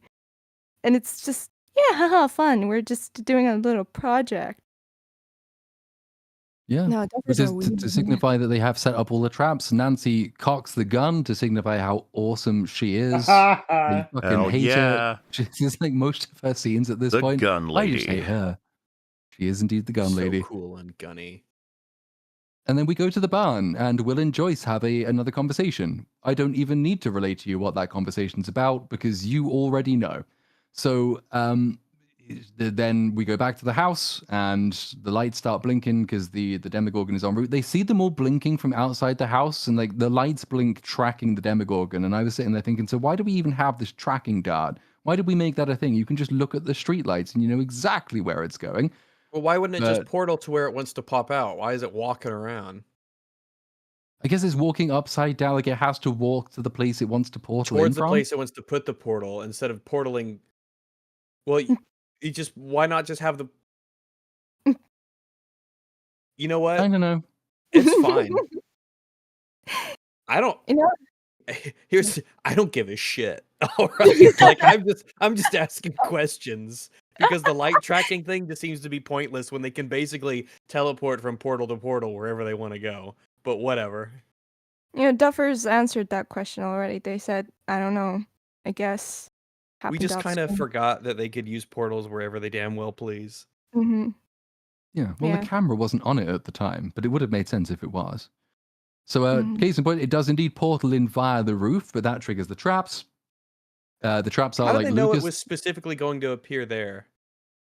I do not know. Very smart. Because that's like really important that it shows up at that spot because it begins the Home Alone chain reaction Yeah, of exactly. traps that allow them to hit it, shoot it, spike it, put it on fire. Yeah. It could have If it appeared had come anywhere, in, right? if it had gone in through the front door, it would have won. Or anywhere else, it would have won. But no, it It was a jumps very into the room. civilized Demogorgon of all of them. It just like knocks on the door. They made a mistake of not Foils getting are a wine fine. bottle. They did. That would have been way more effective. But they do have some Yeah, effective the weapons board because that comes unlike the down through the military, ceiling, it the should have kids been know broken wine bottle. fireworks. Like Lucas throws these balloons full of flammable liquid at it. Then it gets twatted by some swinging Well, he spike does this clubs. in complete safety. He just like gets in the room with the Demogorgon, throws the balloons on it, and it takes a while. And the Demogorgon like stands there and allows itself to have like 3 balloons thrown at it before it decides that maybe now is the time for me to pursue this child that's like throwing things on me. It's Maybe definitely Demogorgon. the plot issue of if it's like a random soldier or something, or a random Russian prison guard, they will just the Demogorgons will just rip them to shreds instantly, and it's brutally. But if it's a Yeah, I plot mean- important character, they just kind of stand there and stare and make noises and like god and then make. There are noises at 'em. several instances where Lucas could have been torn to shreds, and it probably should Yep. have happened. Like all things considered, how everything works. It's just like you guys put him through a lot. Definitely the one at most at risk, and I never would have agreed to the plan if I were him. But hey, whatever. But then, yeah, as you see, I'm just happy to see Lucas doing something. Sure. That was awfully nice of the Duffer Brothers to give him some kind of a role. It's one of the last things he does, I think, in the entire Last season. things He's he only got a does. couple more moments. I threw balloons at the Demogorgon and I Yeah. ran. It's still so When he ran fucking away. dumb that they set the tracker on fire, man. Yeah. It goes down and it's in the barbed wire, and then, so Nancy shoots the dart into it. Jonathan sets it on fire, then it portals out because Demogorgons hate fire. Someone should probably tell the military that. but Yeah. never mind. So it's running away. The tracker is working. The rest of the group follows it in the car. It goes into some gardens. Then it suddenly changes direction, and they have to change direction comically. It's really funny. But it changes directions because over in the barn, oh dear, Fat Derek has woken up. It's got his blindfold off. And so now the Demogorgon knows where it's coming Will confirms this fact because he sees through its eyes. It doesn't matter that Fat Derek is awake, or it does, but because he's awake, it's coming for them. And the final thing of this episode is that Holly gets to the mysterious caves. To remind us she has the spyglass, she points it at the mouth of the cave for no particular reason, except that we need to know she has the spyglass. She goes to the entrance, she calls out for Henry. Henry isn't there. She gets jump scared, she runs away. There's a brief Fellowship of the Ring style shot where she hides underneath a log while some boots sort of clump around above her. But then the camera pans up and oh look, it's Max. She's back. Yay. Oh wow, yeah. Okay, what the fuck Max does is this back. mean? You'll find out. What's kind of funny is like it's already bad enough, right? To the impact of losing Max in season 4, what it could have been. This is the fundamental math you have to do as a writer. It's like the impact is made impactful by not getting the character ever again. It's like, Obviously. well, don't worry. She's not physically back, only spiritually, mentally, or whatever, obviously disregarding what's going to happen. I'd still be like, yeah, but this is just cheating. Like, she's still back, and, you know. And of course, you do have to disregard what happens because, again, you know she's going to be fine now. She will be totally fine. Like, whenever the situation gets resolved where she's in the real world, there's not going to be any permanent ramifications for the horrific injuries that she sustained. Well, that's what's the crazy thing about it. Any rationale you could say as to why this hasn't ruined season 4's payoffs. We're not even at the fucking beginning of that, by the way. There's so much to go on, how much they destroy it. But eventually we will get to a point where there's just nothing left. And they do all this work to get Max back to exactly where she was. And for what reason? To have her graduate? Okay. Thanks. It's such a cringe, like, nah, we regret being mean to it. Like in the story, we sad now. On then They two didn't even have it episodes. to where she's like stuck mentally in some other dimension or the upside down or whatever, but her body's Yeah. it remains comatose, and they have to if her body dies, then she, something where they could have done something. I don't know. Instead, they just reset it. Yeah. Oh well. They do. But we are now to episode 4, the final episode of volume 1, which lots of people really like. Yes. For I don't some know reason. why. Nope. I don't think this is notably better than any of the ones Oh, preceding good it. Oh, God. it's because of the ending. I That's forgot why. it's an Yes. hour and a half as well, this one.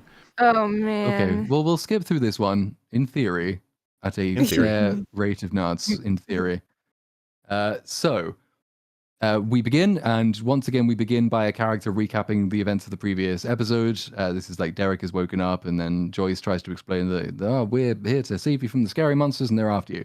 But Derek doesn't believe them, and so he runs. I say runs, I don't mean that. He waddles up a ladder, and then he kicks the ladder away, and he's refusing to come down. Robin tries to like placate him, but then he tells her to suck his fat one, which is fun. I like Yeah. that. That should happen more often. Well, it's also just humiliating for our team that this small fat child is destroying their plans by being a goober. It's like, are we really doing this, Duffers? And they're like, yeah. And then I'm sitting there like, it's the only thing that's entertaining me, so you know what? Fuck it. Yeah, let's do it. Yeah, you take what Maybe you they can keep get. like, doing this because they themselves are mentally stuck at that age. A little bit, yeah. Yeah. It's probably why he's the most convincing character. It's that he's the only one they really know how to inhabit. There's plenty of space as well, but so then there's the more arguing, but then Will's gaydar goes off and he sees that the Demogorgon is coming in. It smashes through the door to attack them. Oh dear. What can they possibly do? They have no weapons. Oh, but little Joyce, she picks up an axe.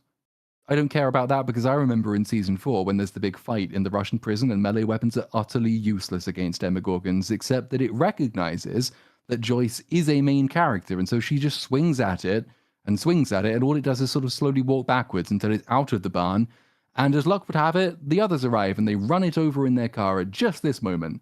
How fortunate that they should show up. Wow. Did it feel at all to anyone like this was compensation? It's like, oh, we did a huge mother moment for someone else when Winona Ryder's our mother character. We need to give her a mother moment. Yeah. There are different kinds of ways to be a mom. No, it's to be able to There's only defeat a one way, and it Demogorgon. involves monsters and wine bottles. It's so awkward too. The Demogorgon's like, whoa, lady. Whoa now. Whoa. Like, you're swinging that thing everywhere. Can you calm down? You're gonna hurt someone. Yeah. Like, if there is like a single person in this show who's even less capable of wielding a weapon than Nancy Wheeler, it's definitely Joyce Byers. She looks so awkward swinging it. Again, the Demogorgon himself She would is hurt like, ooh, herself. a bit Like, if this embarrassing. was true, she would like break a limb there. Something would happen. Also, like, it's very funny that all of our most significant characters sort of get like female characters get significant weapons. Like, the mom, Karen, gets a bottle. Joyce gets an axe. Nancy gets a weapon. Robin gets gayness, I guess, but whatever. She's weaponized her autism, which apparently people are mad because they've now figured out that it was the actress's idea to have the character change to the way that she was, sort of from 3 to 4 to 5. So they're like, No, oh, it wasn't it's even the so Duffers that did this? And it's like, well, if any quirk comes They to a character, it approved it. probably isn't the Duffers. They don't do that. That's not how they write. Mhm. Every single thing that gives flavor to a character is going to be the actors, pretty much. Yeah, it's Including her. the shitty flavor. Yes, even in the Yeah, bad flavors, yes. Yeah. Yes, and even in season 3, I mean, the most significant thing about Robin was the fact that she, came out as a lesbian, and even that was the actress. So, every single significant thing about Makes you everybody. wonder about Harper. Like, was all of that David Harbour, or? Yeah. Probably. When I was The listening actors should to get paid to be writers. They should just him, get the money for I doing mean, I'm the gonna job. say, like, I said he contributed a lot, and I do think that he contributed a lot to season 1. I found that very interesting to hear him talk about it. I don't know, you guys might know, but he made a significant point to mention, like, he wanted to play Hopper in a very specific way. That he said that he used to play Hopper. He really wanted to Hopper to come off as a villain at the beginning of, though he wasn't. He played him as a villain, sort of, though, like, objectively he wasn't, and he was kind of a heroic figure, but he was kind of antagonistic towards the audience. If that makes sense, he was the most significant person in the room at the beginning of the show, and sort of you grow to learn that he's quite, who he is inside, and he transitions into a hero a bit by bit at the end of the season. I think I kind of an understand what's interesting- being said. It might be a semantic thing, but it's just like him, Yeah. projecting authority, him trying to get through all of the nonsense and noise to figure out what is actually happening, sort of stuff. It's just like, it makes him extremely likable. It's Yeah, for sure. yeah. David didn't say like he was trying to make a villain out of the character. It's just he He wanted was to. made a villain you- against his Yeah, will. I'm not really good at articulating this right now, but he made a significant, like, when he was playing it, he sort of got into the mindset of, like, like, villainous kind of performance. Though he wasn't. He was very strict to the kids, sort of very dismissive at the beginning, and sort of changed up his performance as the season went along, well, and he found out more. It about felt the- natural to me. I totally bought all Yeah, the. definitely, it's yeah. natural. It's, I think all of the cast, or like several of the main cast, have all said they want to progress and do like more Hollywood writing in their careers. So a lot of the actors have said that, which is believable because they did all of it already. So they've got some experience in character writing at the very least. But so the Demogorgon decides, well, there's only one of me for some reason, and I've met some mild resistance, and I can't possibly portal out and then back in at a better position. I'm just going to run away. The hive mind has directed it to retreat. So it runs away back through a portal, and Steve reckons they can just drive the car through it, which they do. Sorry, in did the you just barn, imply though- that there would be many Demogorgons that could have been sent to complete this task? Is that what you just implied? Yes, I did, because I vaguely remembered in season 5, episode 1, where more than one Demogorgon attacked the convoy. So I just assumed there'd be a few of the little guys running around. I might agree with you if, let's say, in, I don't know, an hour from now, in terms of episode time, we see a whole army of them appear. I might agree with you if that happened. Yeah, but that wouldn't happen. Nah. Because that would make a mockery of this entire plan. We can't be doing that. So it's run off, and half the group is now in the Upside Down in the Beamer. Meanwhile, in the barn, Will is just positively overcome by the gay at this point, because the plot has entered cheating mode again, but I would say egregiously at this point, as if it hasn't been before. So now, because we need to know this, his visions switch from being the Demogorgon's eyes to just a random vision of Vecna's lair. And in Vecna's lair, he sees From whose some children. perspective? I don't know. Maybe Alright the then. Demogorgon if it immediately portals in. I think it's just the eyes of the plot. That's it. He just gets this vision.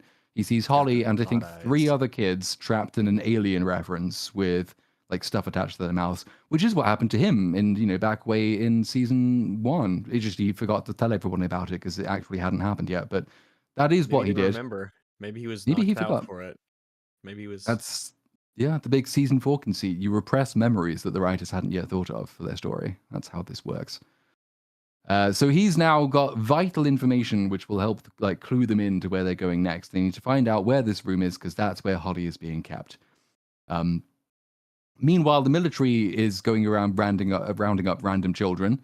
They're putting them all in a big bus. I don't know when they became aware that the risk was to the children. That happened off screen. Would have been nice to see it, but we didn't.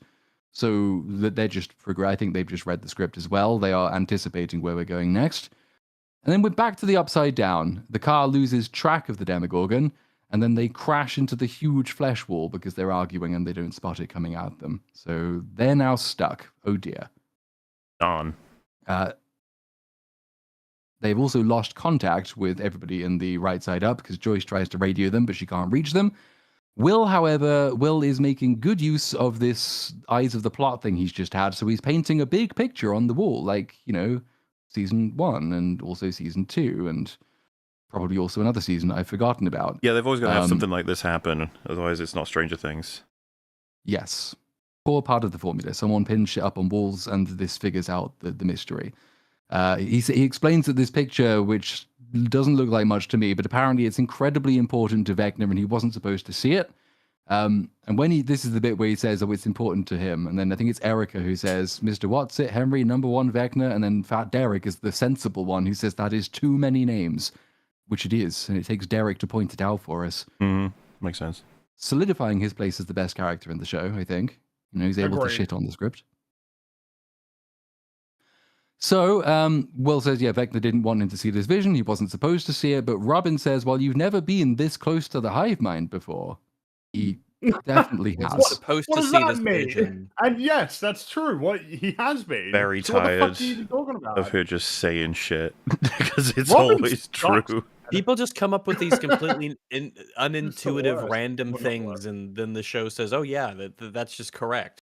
Someone will just randomly come up with the exact correct answer / connection between things. It also just doesn't track. Will was directly connected to the hive mind. All the way through season 1, if you believe the retcon in season 5. All the way through season 2 when the Mind Flayer was using him as a puppet. Season 3, less so. But no, but season 3, he's in the same room as the Meat Flayer. Like, he's as close to that giant. And that's the actual boss. Ugh. So he's as close to that thing as he just was to the Demogorgon. And in season 4, I'm pretty sure he gets pretty close to the Demogorgons as well. Like, this just doesn't happen. It's not a thing, but the show has decided now that it is. Unless Again, the hive mind has this location of the hive mind is like a particular place in the Upside Down, or specifically Vecna. Yeah, but Vecna's up in the Dimension X. He's not even in the Upside Down. He's never been further away. So I don't know. Also, Robin just suggested this shit again. Reminds me of just how it could be anybody at any time. If more people were in this scene, it could have just been given to someone else. That line, it wouldn't have mattered. They don't care if he was here. Wow, well, maybe I've never been this close to the hive mind before. And then Robin could be the character to be like, "What do you mean?" Just because fuck it, doesn't And matter. then someone else cuts in and explains it. Well, you see. which is actually, it literally happens in this very scene, because like they talk about what Will saw, and he's like, well, the only reason I knew he was after Derek, this makes no sense, by the way, shocking, I know. He says the only reason he knew about Derek is because in the memory he had by the merry-go-round, memory form of Fat Derek walked close enough to him that he could see Vecna's plans, or whatever the fuck. But he doesn't know who he's after next. And Robin says, well, he must be after 8 more kids, and we've decided that he's scaling his collections each night. He's got Holly first, then he collected 3 more, and this means he's going to be collecting 8 more tonight. Why not, I guess? It's as good an answer as any other. But then Mike and Lucas cycle in at this moment, And they haven't heard any of this conversation, obviously, because we see them just arriving, and they say that's not the only problem, because the military is collecting all the kids, as though they were part of the preceding conversation. It's just finishing sentences and running off onto the next thing and next thing. It's like the dialogue equivalent of the same thing people noticed about J.J. Abrams and how he films dialogue scenes, where you'll always have the characters form a ring and spin the camera around them. That's just his default. He'll just do that every time to make it feel dynamic. That's what this feels like. It's like we got to pass the dialogue along mid-sentence, otherwise people might fall asleep. Just the fact that someone else is speaking makes you go, yeah, okay. What? Oh, conversation plot. Well, this falls in line. That falls in line with the whole Netflix second monitor content design thing. Yeah, so for that sure. because people have no attention span and they're watching their phones. That makes total sense. Yeah, a lot of this season's written like that. It's just, but then they also start losing track though of who's actually in the conversation, because Will says, we have to go and stop him grabbing these kids so we can give Dustin and the others time to find the spire place. Forgetting, I think, that none of the others he wants to find the spire were in the room when he was just explaining what the spire is. So they don't even know, and they can't even contact them. So now it's just like, it's assumed, I think, that all characters just have this telepathic connection and they are all part of every dialogue scene. They don't really need to overhear each other. They're just connected. Hive mind. That's how it works. Someone asked, isn't that just making it interesting? That's just how it works. Is don't know if you're the most appropriate way to sum up a lot of the plot aspects of how the Demogorgon and the different dimensions and the Will connection to Vecna all work. It really is just like it's just how it works. Regarding the dynamic dialogue or dynamic filming of people in a circle, someone said, doesn't that just make it more interesting? I would say that's it would have, like, you want to do filming in a circle, rapidly moving around people, to create an experience that at the time is supposed to be like appropriate to whatever the tone of the scene is or what you're trying to convey. You don't instead then like it so much when you used it once, just start using it all scenes. In the same vein, having someone cut someone else off with the information because they separately came to the conclusion because they're a character that, there's justification for that, and that's why they finished the sentence, they're like excited or anxious to get to the point. That's like, you can have that. But to have it all the fucking time because you consider it like an interesting thing to happen then results in the opposite in both cases. It stops being interesting, it starts being boring. It's like, oh yeah, we're doing that again. Yeah, like, in that 70s show when they're all sitting around and the camera's in the middle and it's panning around to see everybody who's kind of at the table, but that doesn't happen in the rest of the show for the most part because it's shot mostly as a traditional sitcom for the most, Well, yeah, that's what they do at the but it beginning of helps every it episode, stand right? out. I forget the placement of it, but it always is like, it's something I remember for what little I've seen of the show, which has been good, but what little I've seen, that part always kind of stood out to me is like, oh, this is, it's interesting. It's different from the rest of the way that it's shot. It does give it a bit of character. No, I appreciate the reference. I've seen, sequence. I want to say, like, a lot of that 70s show when I was growing up, and what I remember is that's how they would begin episodes, but I could be wrong. But it was typically in that one location, that one particular spot. It was almost like that was tied to a location and a set of 4 characters. Oh, people saying it's whenever they were smoking weed. Okay. That was it. Okay, that would be it. Yeah. So, but yeah, I mean, when it comes to camera stuff, it's different. It's difficult to have to just say, especially just only verbally, when it is or isn't wrong. Typically, it should be done with a purpose to convey something. It's almost like I saw a tweet go around where someone had pointed out that every shot and it might, I don't know if it was this show or if it was another show, where every shot was a dolly shot where the camera was slightly panning I think it was this show. Right. And they said, okay, then that's why it sort of came to mind. And they said, once you notice it, you can't not notice it anymore. Yeah, because it's, and so it goes from being an artistic thing that's supposed to express something at the time that makes the audience feel a particular way to a relied upon, we just do this. That's what we do. That's what you do. This is what shows do. We can't have the camera just be still when it can move. And it sucks because this is the thing that I do think is an important element of separating the good from the shit, is that with every decision you come across, I'm not saying you have to do this fucking for everything, literally, but for most things, instead of being like, well, we're doing that, so that's what you do, be like, well, wait, what do we want out of this? What is happening here? What would reflect that? And it comes down to every part of it, right? Writing, acting, cinematography, editing, music. Everything. Like, why do you make any given choice? And then obviously you'd be like, that's going to take ages if you think about everything. It's like, well, maybe. Yeah, I mean, Like, sure, yeah, it does, but you're writing a TV show with a $400 million gajillion dollar budget. It probably should be a difficult endeavor that you have to work hard on.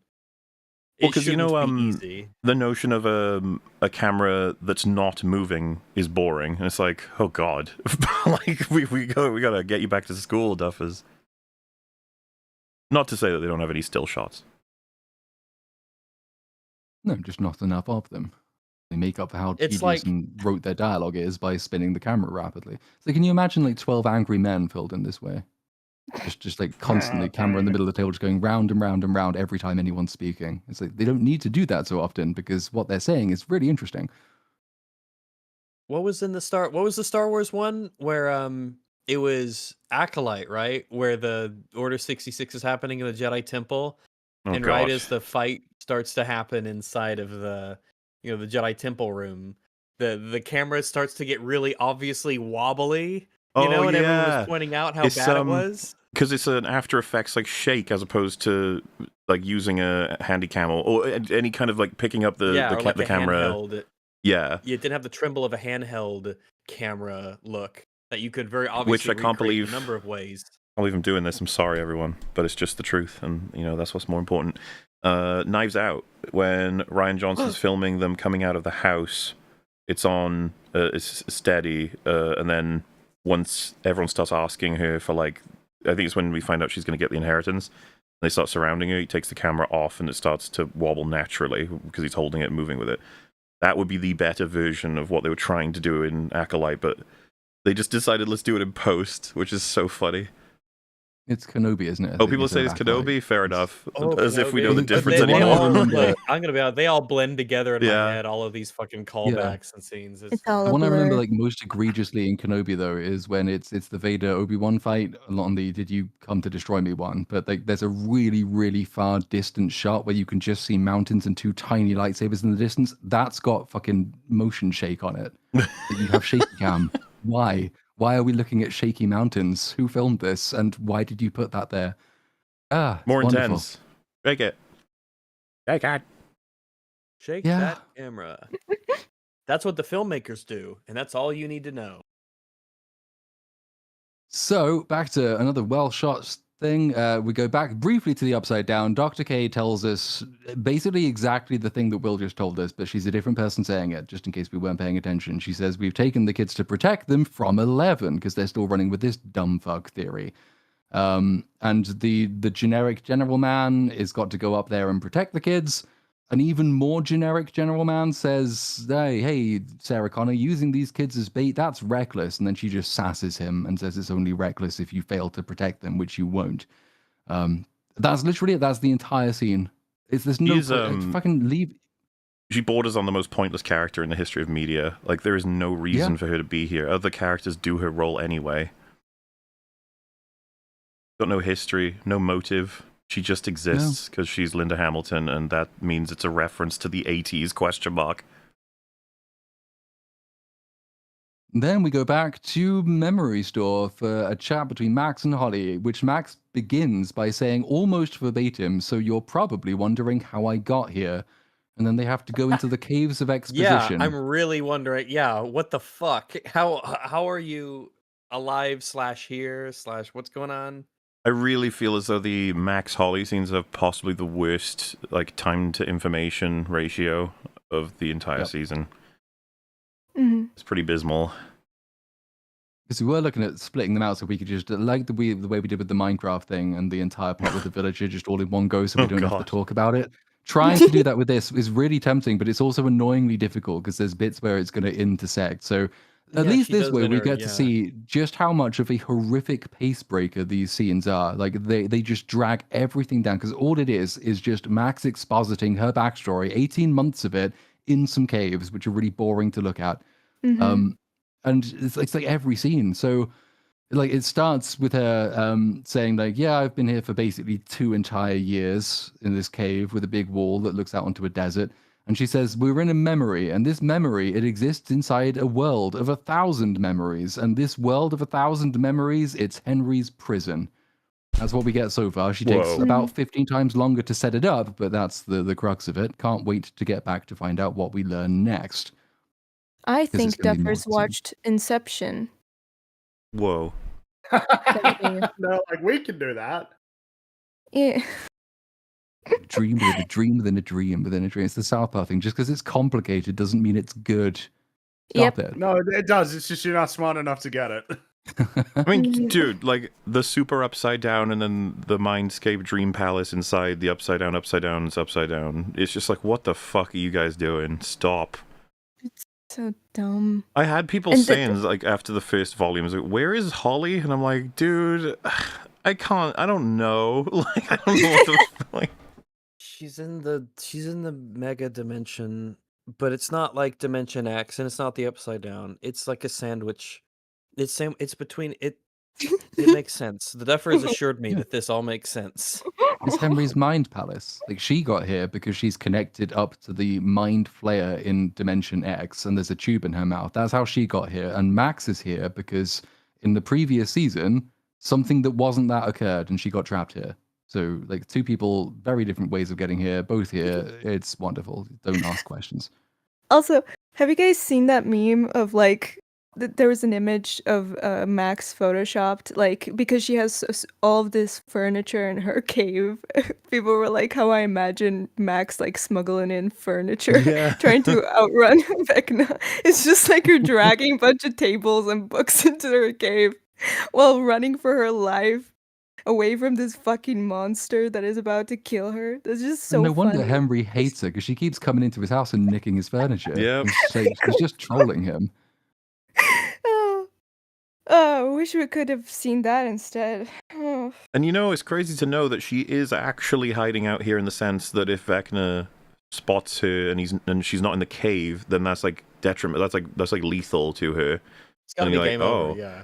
And then you think to yourself, like, well, you know, there's another way of getting rid of her as a problem that Vecna surely would know about. And you're like, no, he would not. He does not. And will not until later. Because he's really smart. Very smart villain. One of the smartest of all the villains to have ever villain. But so we blissfully leave this place for a little bit of time. Back to the radio station. This is where we are sort of talking about how the Mind Flayer tunnels, which the military should know about because they discovered them in season 2, they don't know about them. They don't know they're there. They go all the way up to and underneath the main military base. And our heroes use them to go and smuggle shit. They use them for runs. They use them to break in and out every single time. And just so happens that one of them leads right under the part of the military base that they need to get to. Lucas says, that's a lucky break. And Robin says it had to happen one of these days.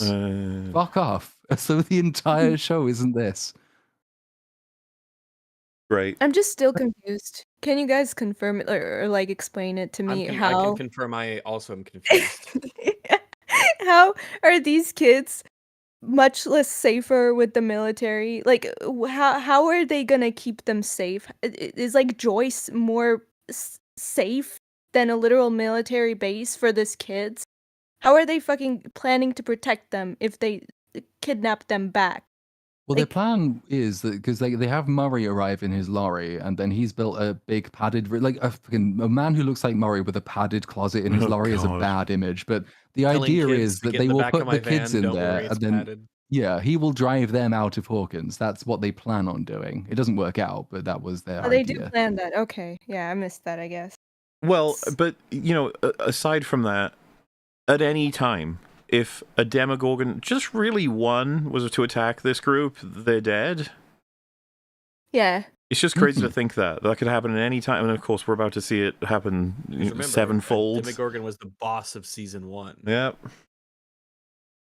But now they're just like the downgrade has been pretty stark. Mm-hmm. And the amount of respect that you need to be giving Demogorgons in this show in general. They're just treated like they're not a threat, that they can't pop up at any point, that if one does show up, you have to run or die, and it's way faster than you, way stronger than you. It's basically invincible, and you can't hurt it unless you've prepared for it. Mm-hmm. It's just... No wonder the stakes seem so out of whack. thinking to the idea that Joyce is the only adult in this room. If I was her, I would be telling all these underage kids to shut the fuck up. Just Kids are sit underage. the fuck down. What the fuck are you talking about? We just kidnapped a child, and we're planning to kidnap even more. Shut up. You're 17. Sit the fuck down. It's just It wouldn't work though, because like Joyce would get maybe halfway through a sentence, and then Robin would say "dick," and then she'd break out into exposition, and you can't stop her because the exposition music would start, and everyone gets locked into their dialogue tree, and like there's no options to it either. So it's like Robin does indeed say "dick." She uses a Great Escape reference. Like Tom goes over there, Harry goes over there, but Dick's in the washroom, and for us, I like Dick. It's so funny. They keep doing it. Hilarious. Why don't they tell the military what's really going on with the kids so the military can protect the kids better?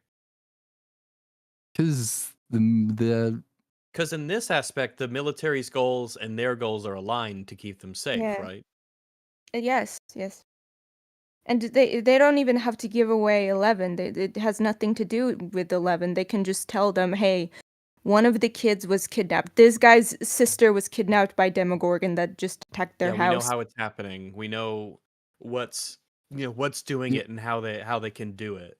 And you know Please. that we know what we're talking about because you were there in season 1 when we were involved, and in season 2 when we were involved, and in season 3 you helped us out of the Russian base that we broke into, and in season 4 we were involved. So you know that we know more about this, even though we're kids, than you do.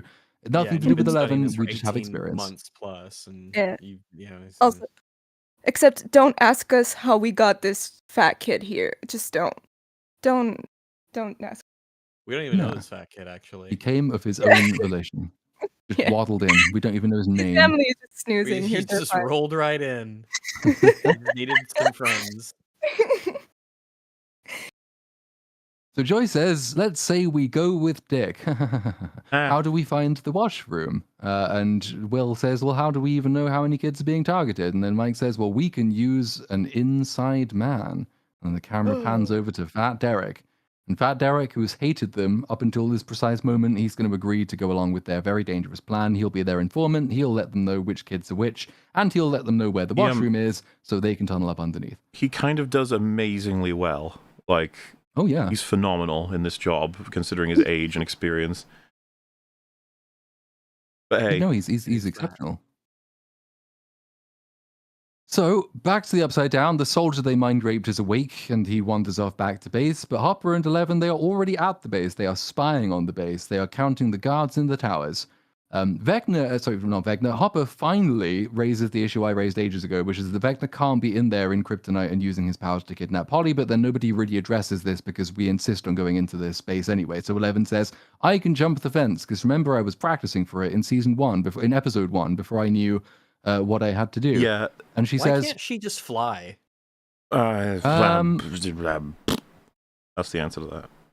yeah, reasons. Also, It's that like is it's totally like Jedi. It's like we just don't really talk about that. Well, now we know why that scene exists. The Duffers will overcompensate. They're like, we can't have her do a jump over the fence unless we have the training sequence. That's called setup and payoff. Because we couldn't have engineered any way in any of these previous scenes where she will have either used this or discovered it or set up that she can do it during the actual action scenes where she's running away from guys or trying to get away from soldiers or jumping around. Or we have to have this whole subplot about how she beat her time. She got the time, so that means that Hopper says that she could go with them on one of their little excursions to check out the grid square. Her plan, though, is that she can use the sound of thunder to mask the sound of her landing on the roof. And she says, listen, like, the thunder, it strikes every 7 seconds. So naturally, having been told this, I counted it. The next thunder strike occurs 20 seconds later. They didn't... Nice. Why call that out in your script and then forget to do it? But, Yeah, that's a bizarre thing to do, to specifically tell the audience, listen for the gap, and then not have the gap be what you told us it was. Well, I guess maybe the big question is, how come thunder strikes every 7 seconds? Well, why was this never brought up before? This is just some new made-up shit. This was never, ever, ever relevant before. And they're And it just just fucking sounds themselves over ridiculous. because they know that they haven't timed that like throughout the seasons or anything. They know they're fucked if they make this a rule, but they're like, whatever. No one's gonna check. I think I have the answer. It's because Conformity Gate. Like it's false. It's Vecna's vision. Or whatever. That's right. dream, Because if it's you not take real. 7 seconds, but then the next one is 20, 20 Yes. minus 7 is 13. And 4, right? 4, that's how many seasons were before this. Yes. So if you take 4 away from 13, you get 9, which is like the Mhm. 9th episode. They're setting up the Yeah. 9th episode of Stranger Oh my Things, season God. 5. Incredible. By the Oh way, my this is God. actually a legit good example of how brains work. If the number was 4, you'd say 4 seasons were before this one. If the number was 5, you'd be like, there's 5 seasons. If the number was 6, you'd be like, there are 5 seasons total, and this is the season we're on. 5 plus 1 is 6. Mhm. You'd be like, That's right. What the fuck? It's like biblical numerology and stuff. You could just make shit up. You could just make up arbitrary quote unquote quasi patterns and then mix them and match them in any way that you want to get anything that you need. Why don't they just write it to where she doesn't land? She just jumps in. Don't even call attention to her, the sound of her being on the roof or anything. Just have her land on some dirt or land on a solid surface. Why Yeah, on a why groove why go concrete through all the instead of trouble glass. of the thunder and the noise? Like There's only- it's literally not an issue. It only plays into for one very brief tension building moment when she does it later, and like she mistimes the second one when she's jumping across to the guard tower, and Hopper says, "Oh no, you mistimed your jump," thinking, "Oh shit, that makes me tense," but then she kills the guard anyway, so it's fine. And that's the last time it's relevant. Never ever comes up again. So it's just don't do And that. for the Just rest of have the her land somewhere else. show, for the rest of the show, when they're on the upside down, it gets really annoying to have every 7 seconds lightning goes off. For the rest of the show, it's very consistent. They stick to it, the Duffer Brothers. They commit.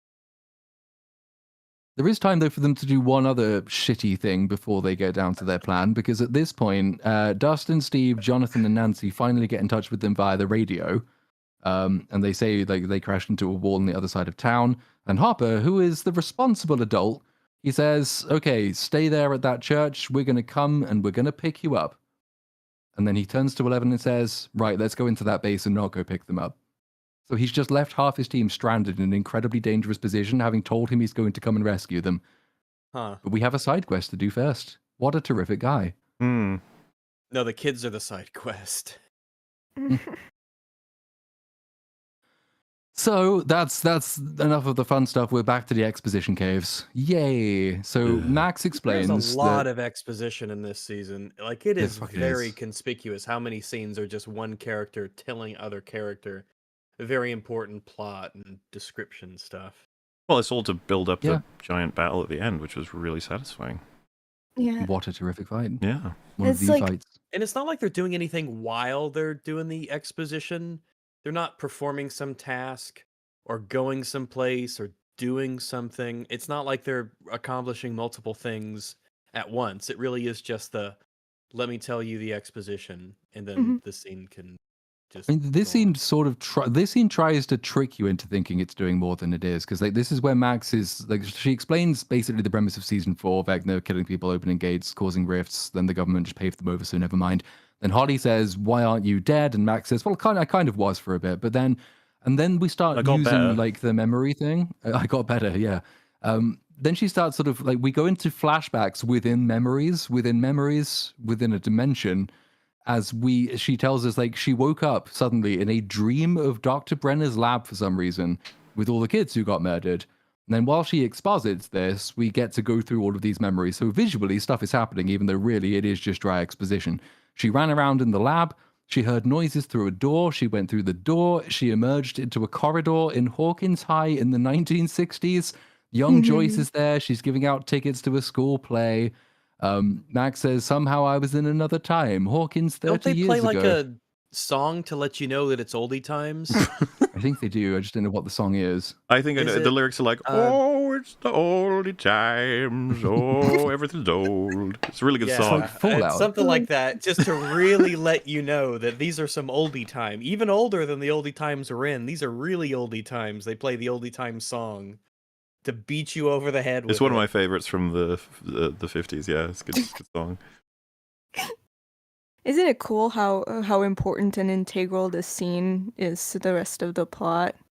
It's just Yeah. there's so much to the scene. We learned so much about it.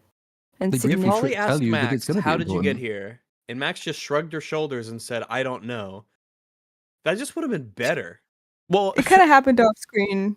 like if we're Holly.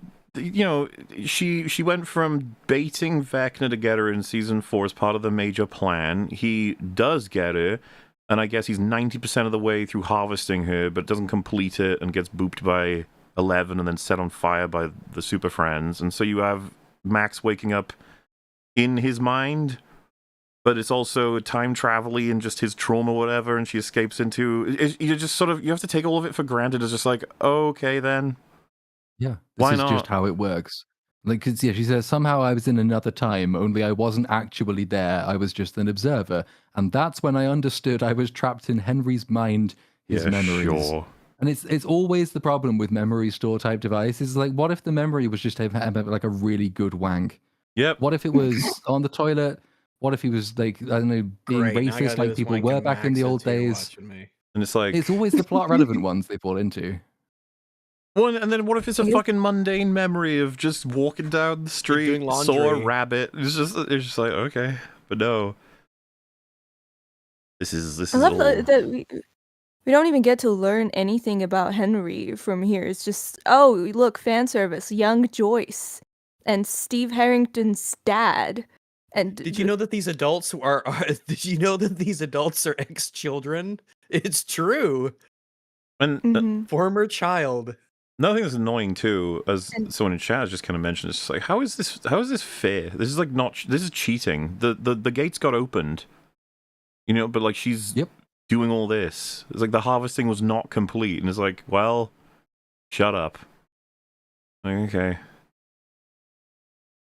This would be the peak of having your cake and eating it too, which, by the way, I think on one of our streams semi-recently, someone asked what the meaning of that statement is, because if you eat the cake, you still have it. It's just in you. And everyone I'm glad that they've replied identified to the it. incongruity of the internal inconsistency of the saying. I'm glad that's good. Like, yeah. But I would just use this. They took the payoff of killing Max, but they also kept Max alive. That would be having your cake and eating it too. Mm-hmm. Correct. So Holly says, wait, this all sounds exactly like the plot of or like the plot of A Wrinkle in Time. It's like Camazotz. And then she explains the It's like plot Return of that book. Jedi. Yeah, that really important film. Yeah, which they want us to call this Camazotz, which is in the Abyss, or Dimension X, which is attached to the Upside Down, which is attached to Hawkins. That's what they want. That's what So, they. Dimension Like, X is. I don't think I different than will call Camazotz, it that. right? It is different. Huh? Well, so to get here, you have to be placed in Dimension X, and then you have to be Okay. hooked up to the Mind Flayer, and then you can be placed into Camazotz. Or you have to be 90% Or- But Max harvested. wasn't hooked up to the Mind Flayer. She just Yeah, but- got saved from the No. discombobulation from Vecna. Shut That's up. the other way it works. That's the other way. Yeah. Okay. But Oh, okay. that's what I mean about So like. there I are don't two think. ways to get. Well, wait, how did Holly get here then? Holly She's got hooked up. taken by the Demogorgon into Dimension X and hooked up to the Mind Flayer in Dimension X. So she's hooked up, and all the kids get hooked up in the Mind Flayer. That's how they get here. Okay. Max But is here Dimension because X of the was thing from called season 4. The Abyss by Dustin, right? That's what they want us to call it. Yes, that's right. That's the what they want us Abyss. to call it. And then they are the same thing, though, except that nobody got around to telling Mr. Dimension Levy, X is who better. directed the episode. Because he Oh. said, in an interview, Sean Levy says, no, I don't think the Abyss is the same as Dimension X, but you'll have to Oh. ask the Duffers. Wait, really? how do you Oh, know? That's come where the on. Mind Flayer lives. Anyway. Why am I not surprised Ah. that came out of his mouth? the man who created Deadpool and Wolverine, everybody. He's Oh, No, You that's guys a said it was multiverse movie good, too. damn it. I've been You seeing did. You lots said it of was good. lots of hatred for that movie now, and I was like, we've got there Oh, finally. wow, yeah, there you go. Finally. Only a year and a half later. The arc Thanks, of guys. history is long, but it bends towards EFAP. It's always a matter of like the blast of emotional value is gone now, and all you have to look back on is some clips, and you're like, God, this film is ugly. Oh, it's filled with key jaggles. You're like, yes, that was the case at the time. Anyway, I mean, talk about like cultural. What do they call it? Influence? I forgot the term. Oh my gosh. Imprint. Yeah, relevance. It's no. It for a movie that was so big at the time it came out. Yeah. No one really referenced it. I don't really see it talking about. No memes, nothing. Like for a Bring it while, up, like yeah. Deadpool dance was a thing, right? Right, Like yeah. for a Now bit. everybody shits Yeah, on you it. get in trouble for Now posting they that think now. it's crap. Yeah, Yeah. I hated was- I hated that always film was. while I was watching it. Yeah. Yeah. I didn't even I get fucking I didn't even have hated to finish to know I hated it. I just don't understand how nobody immediately noticed something was wrong when the intro for Deadpool and Wolverine has proper credits when the first two did jokes.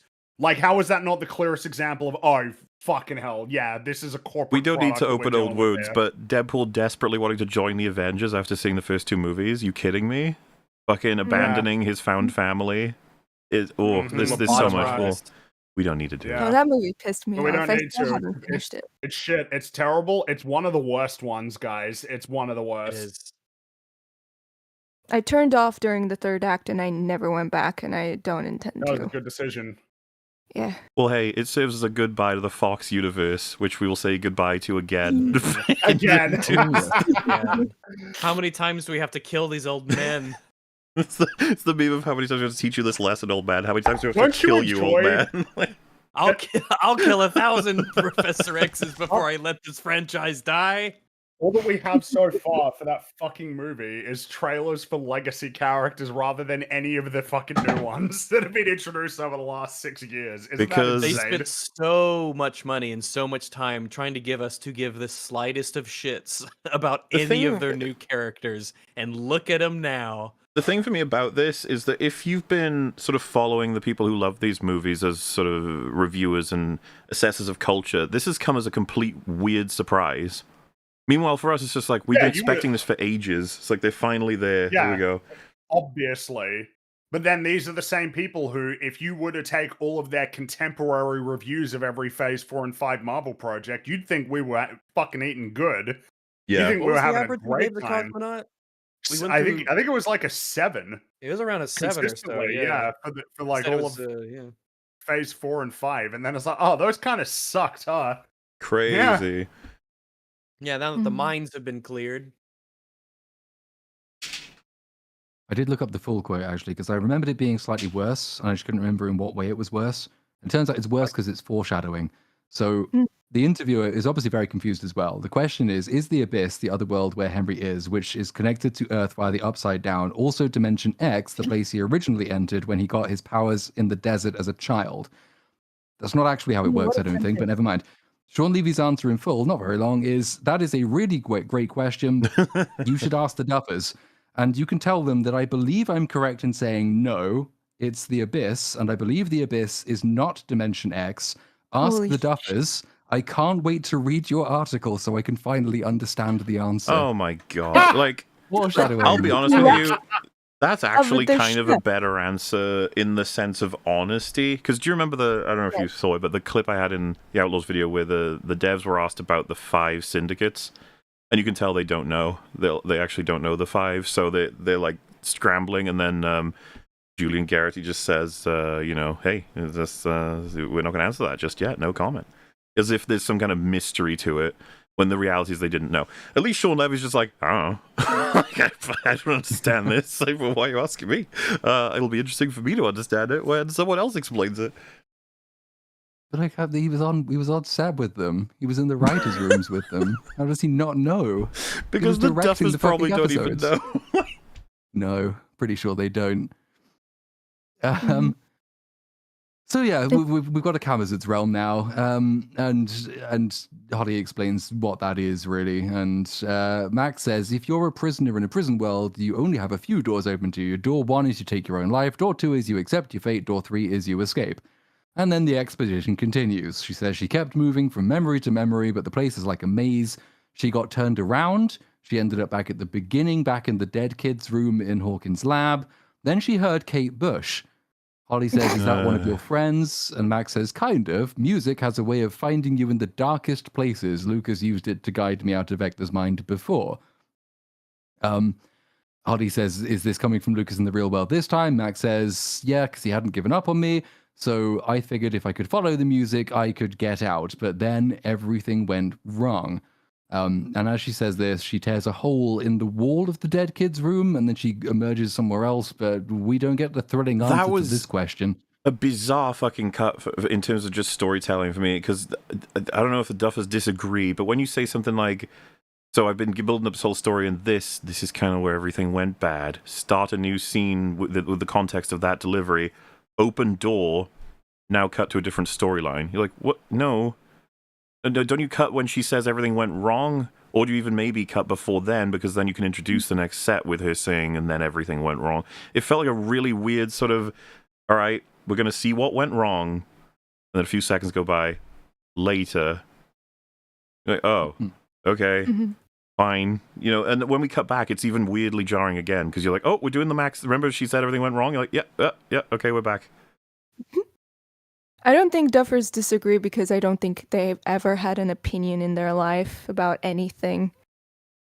Well, there's a notion of trying to end any given sequence on an interesting part so that we want to come back to it and everything, but this one felt like they'd filmed it all in one, the Max stuff, and then just chopped it at certain points, hoping that it would work with how they've edited the rest of the episode. Yep.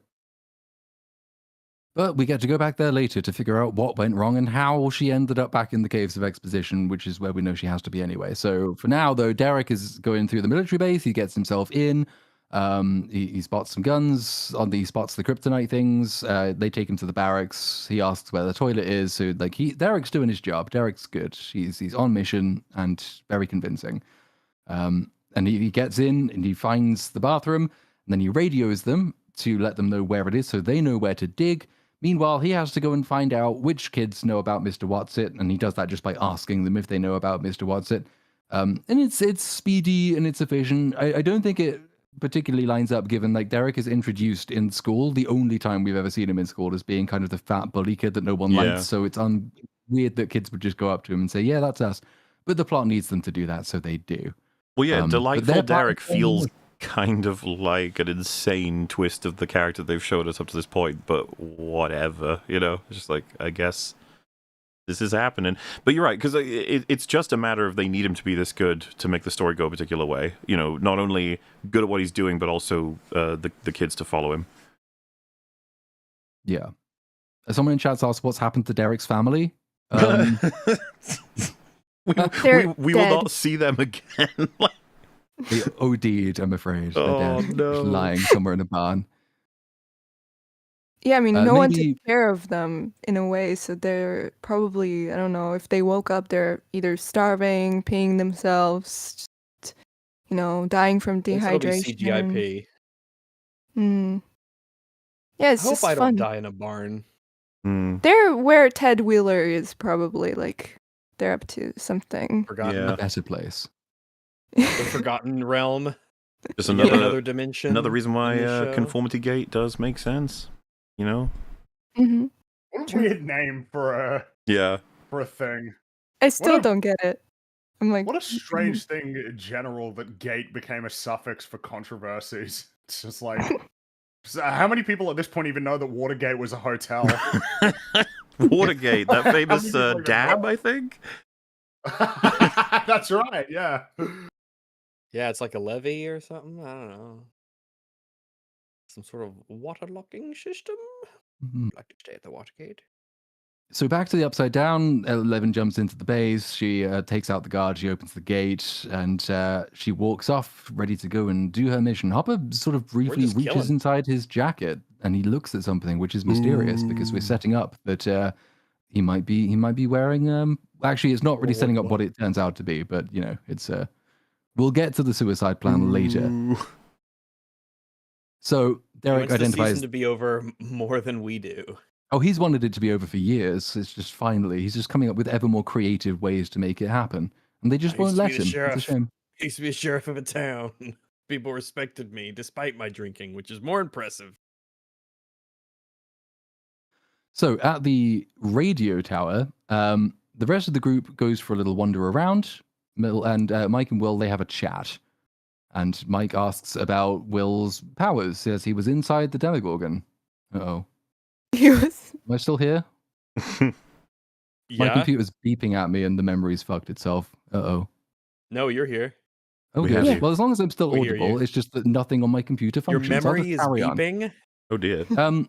Yeah, that's not good. It happens every now and then. I need to get that Oh checked. my okay. god, that's As long as terrifying. as long as it's a regular occurrence, that's fine Jeez. then. It's like if I've left it on doing complex tasks for like 48 hours, it starts to hate me and then it tries to kill itself, but it should be fine.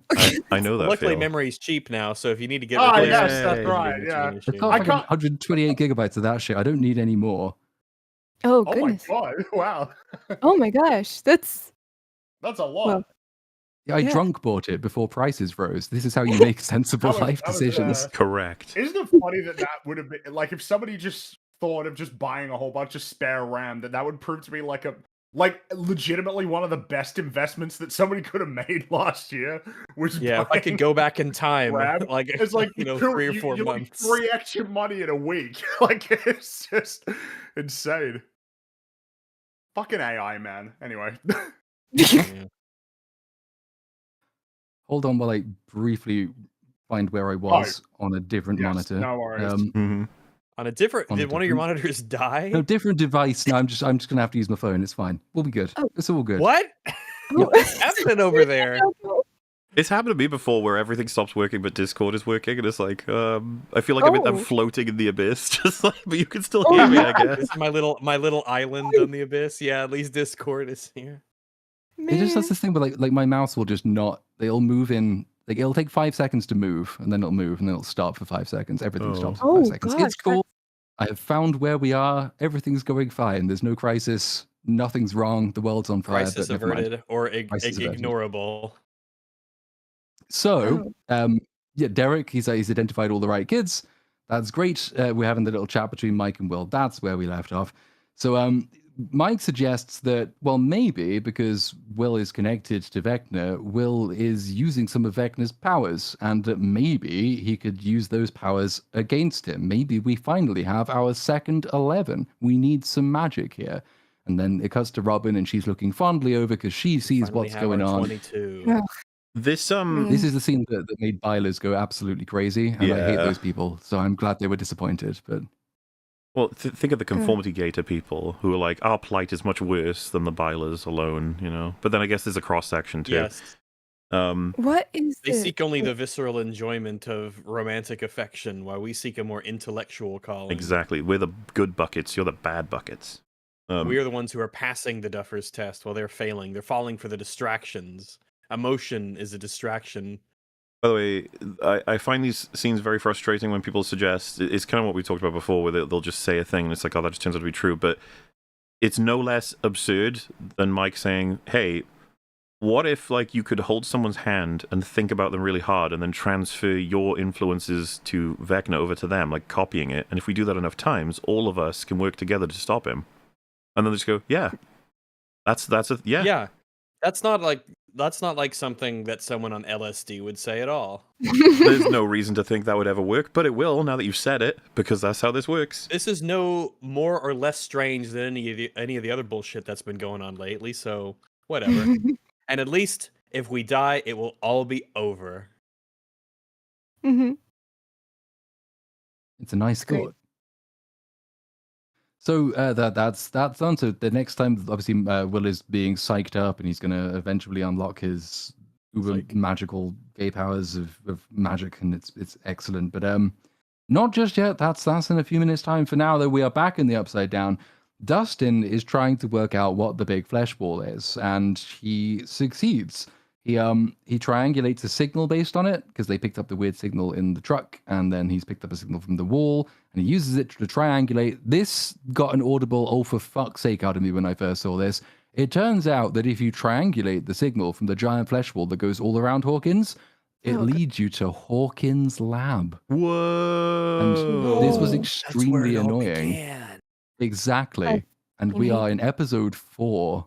How did nobody think of this before? Of course, yeah, maybe the place it all began might be very, very important. Maybe we should check that out. How did Have they we even looked search for Vecna there yet? that much of the grid without discovering there was a flash wall? It's absolute nonsense. It's How is probably it possible that we've never, ever, ever seen it up until this point after multiple seasons? bullshit. It's When like this a battleship. wall They just didn't. It's meant choose to the right grid. redefine our entire understanding of the Upside Down and the role that it plays. Like, how it... they don't plan anything. They just don't. Mhm. Did you guys They read? said they planned this season. Fucking liars. Sorry. They planned the entire show. Fucking delusional assholes. Not delusional, more like liars. It's did you guys read about like Hawkins Lab? I mean, I think everyone knows like it's an actual abandoned like medical center. What it was, I don't remember, but it's an actual building, and they plan to take it down this year, which I find very poetic. Oh. It's gonna, Yes. I wish it happened on screen in this show. I wish. I guess that because wasn't Scrubs like the hospital that was like an old hospital that wasn't being used anymore, and then that just like became their place that they got to like make the whole show in. Mhm. I mean, Now I don't think it exists anymore now. So when they're doing the new Scrub, when they're doing the new Scrubs season, I guess it will be a different place. by the God way, damn it, man! that God super chat damn. just now. Why was the wall made of flesh specifically? No idea. There's no No. explanation for that. I don't know, man. Why did the lightning happen in 7-second intervals? That Why one is there time? lightning at all? I don't know, man. Why? What is this? It's just like, huh? Why anything, really? You know, they could have said, like, if there's a season 6 planned, and they could be like, everything we know about the Upside Down is actually not true, and we're going to reveal what it actually is next season. You're like, I thought you did that already. He's like, no. The Upside Down is actually the actual right side up. That is the core, that's the default universe, and Hawkins, Earth, all of that. That is the errant dimension that was created long ago. Aha! And every time it's just going to be like, Earth is shut the up. Upside down dimension was something, yeah. They can just keep making Wait, up, because nothing matters anyway.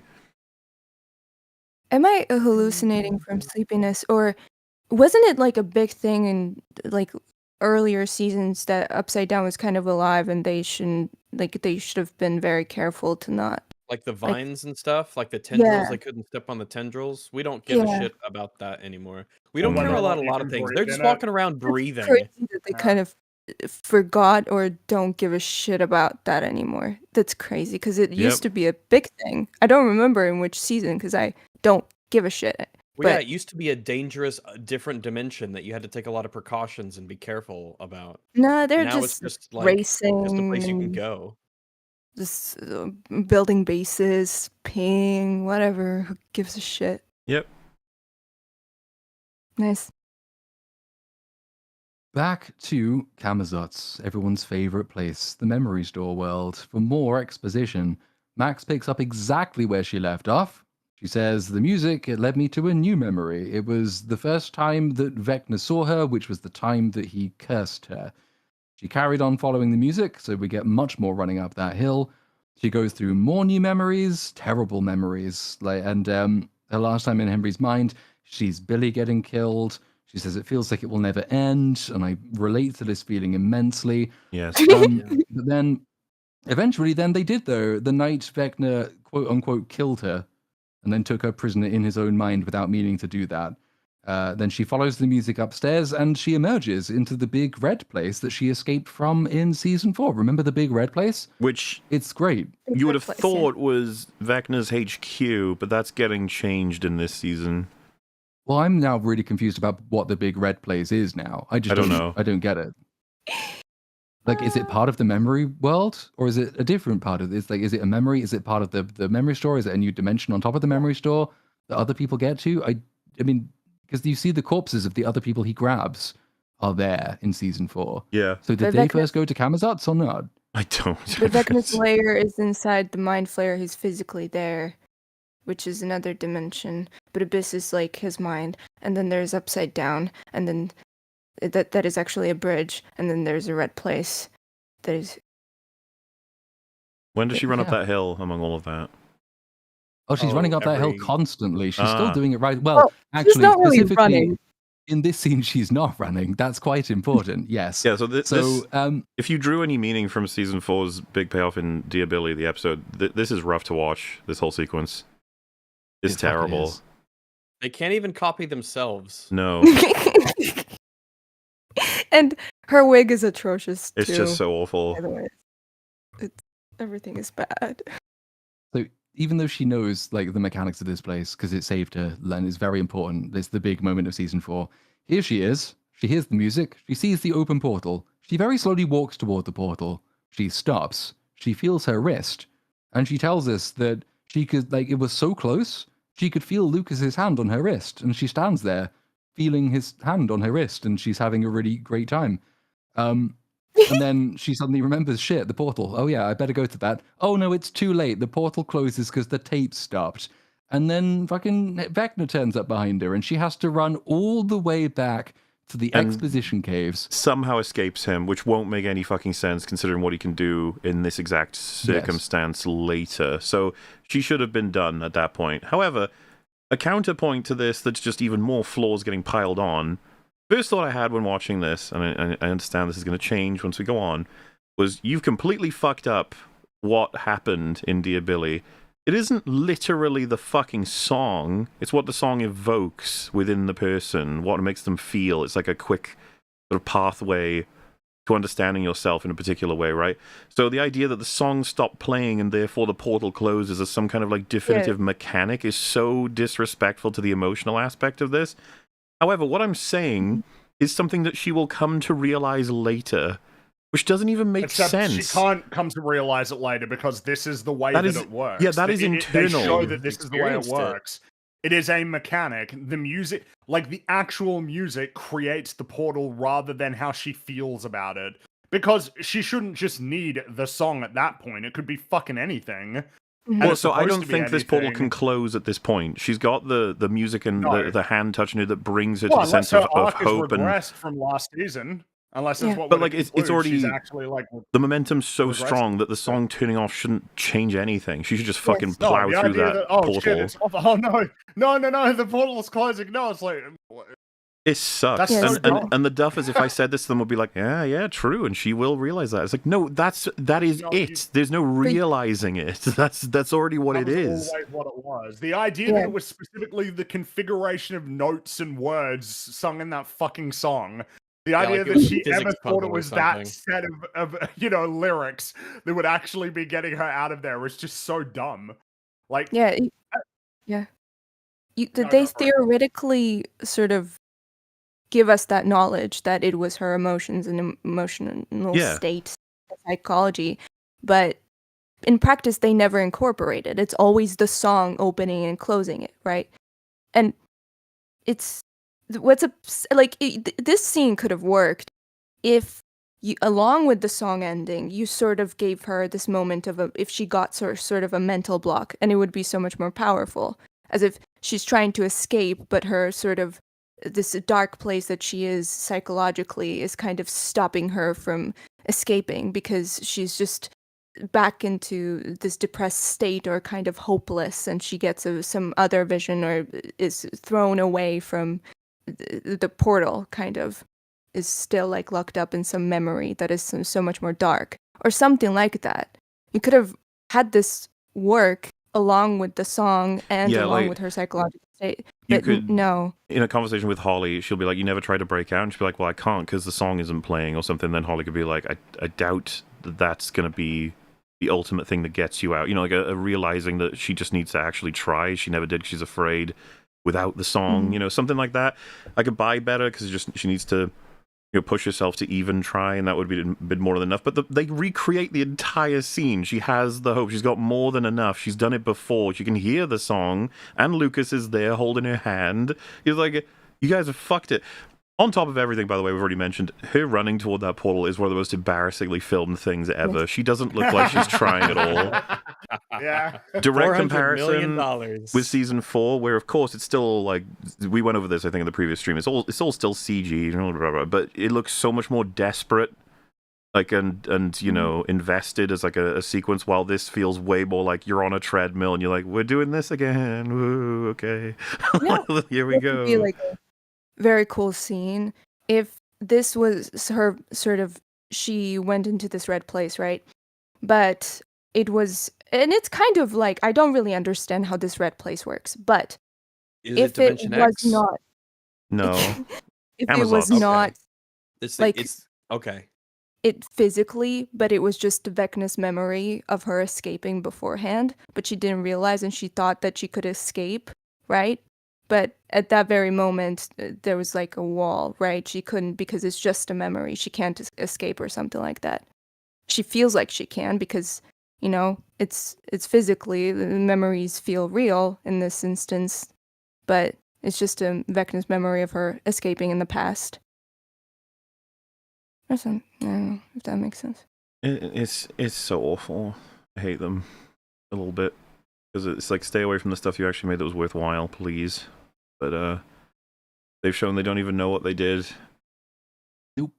They just know what the fans responded to, so they thought, right, we'll give them more of that without understanding It's why like training fans an responded AI, to it. except they're people. They're human beings. It's supposed to be With people, thoughts yeah. and dreams and emotions. In theory, and AI gets better when you aspirations. train it, unlike the Duffer Brothers, who get worse the more you train them. If they were just locked out of the internet, they would be much better writers, I think. Mhm. But at least we learned something from it, sort of, because when Max does somehow make it all the way back to the caves, even though, as has been mentioned later, Vecna has powers that can stop her doing that. Yeah, she and wouldn't He have, never uses those. But yeah. She shouldn't have, wouldn't have, whatever. She does learn that he won't follow her into the caves. All of this has been to establish, basically, that these caves contain a particularly bad memory for Vecna, and that's why they're safe. He won't come in here. She says she'll never forget the look on his face. He was terrified, because there is something about the cave. And so this became Max's sanctuary for basically 2 years. You also know as well, she And- like cinematically stops trying to escape once she's gotten far enough without knowing that. Like the door, he Oh, can. You can yeah. hear the She stops at when she gets into the cave, and then that's when she Mhm. realizes he can't chase it. When obviously she would continue to run. There's still a pathway, but we can't do it like I mean, that this- because that damages her realization. Yeah, this would work, and she acts as if it's a dead end, but we know for sure it isn't because They the shoulda- cave is long.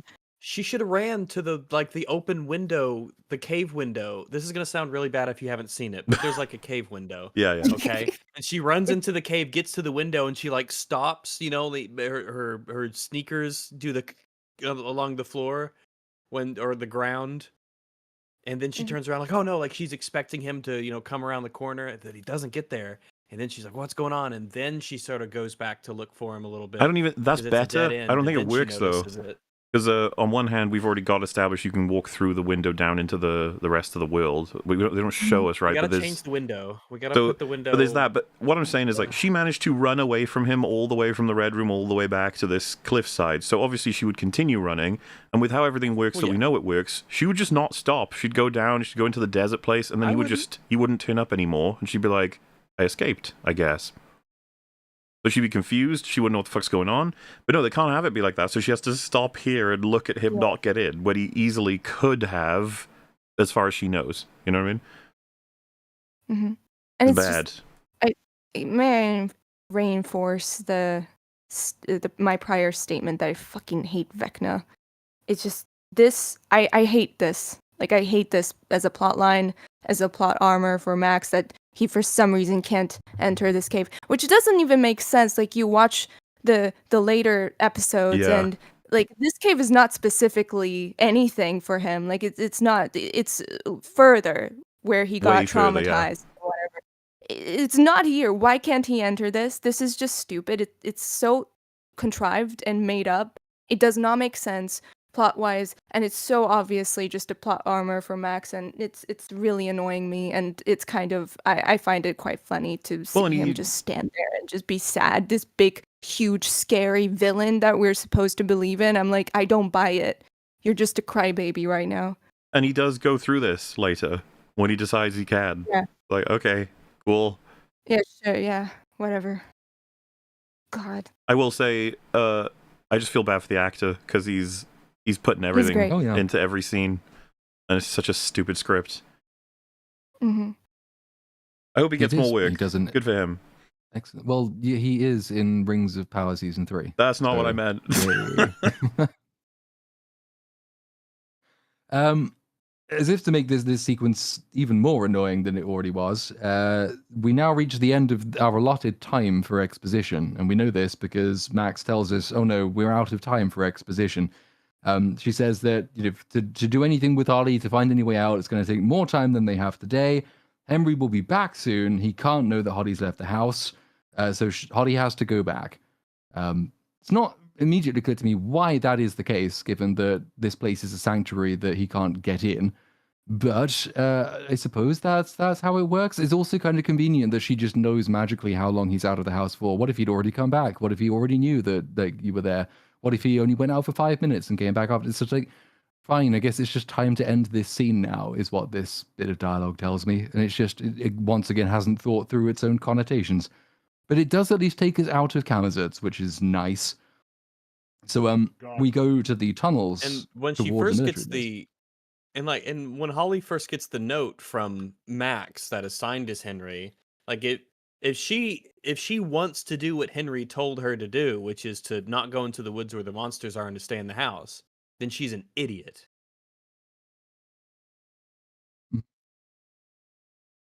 But there's lots of that around in this show, so I suppose Holly is an so. So idiot. it's in character, really.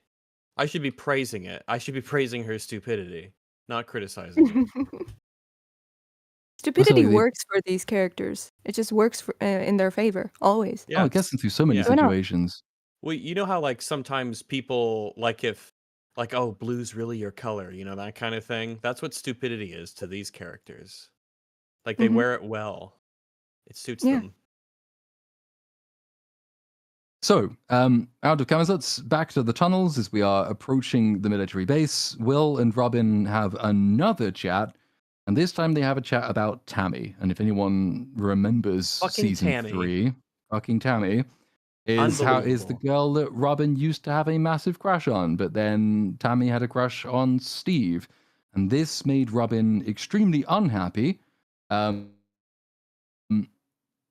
she started, like, her grades started slipping, she hated herself, but then she went back and she looked at some old home videos of herself when she was 4, and she saw how happy and carefree she was, and that was the moment she realized that the clue to happiness is to just accept yourself and not care about other people. Just be happy in and of yourself, and you will be liberated to become a superpowered homosexual. Aw. This is how it works. Very charming, very nice. And it's like, you know, we've done a few of these now, and I'm starting to get a little bit tired of them. I still think season 4 did it perfectly fine. That was good enough. We didn't have to do anything more really from that, but we are developing it. Also not a huge fan I'm of just this sick of idea believe that in yourself as being Yes. the lesson. I'm really just I don't know, just get some new I'm getting material. bored of Get that. a new lesson. I'm getting bored of it, particularly because it's often not very helpful advice. Like, what does that even mean a lot of the time? And also, like, what about the aspects of your character that are just like a bit shit that you need Yeah, to maybe work it's on? okay that in fact it's probably good that you change over time. You need to be able to differentiate between the parts of you that are worth holding on to and are good, and the parts of you Well, that it's are just like, self-destructive and who are bad that you? you need to You know, change. who are you really? Like, what does that even mean? Like, that changes on any given day. You know, it's like, I don't know. It's just like this generic bit of advice that a lot of stories think is super useful, but like, given how many stories espouse that and how unhappy so many people are, like, it ain't working. You know, so Yeah, maybe you should aspire to change. You should aspire to try to work on grow, that? to improve. Yeah. Well, And, if- and a I lot of mean, the you know, times, the trait of be yourself or you were right all along is applied to terrible characters. well, yeah, I mean, that's the Yeah. Captain Marvel character arc right there. That's the one that comes to my mind. Yep. America Yeah. Chavez. You Like, were you're just a perfect just the way you foul were, asshole. and Yeah. the fact that you didn't recognize how great you were prevented your ability to, like, essentially Be win. even It was more like, okay, powerful, cool, yeah.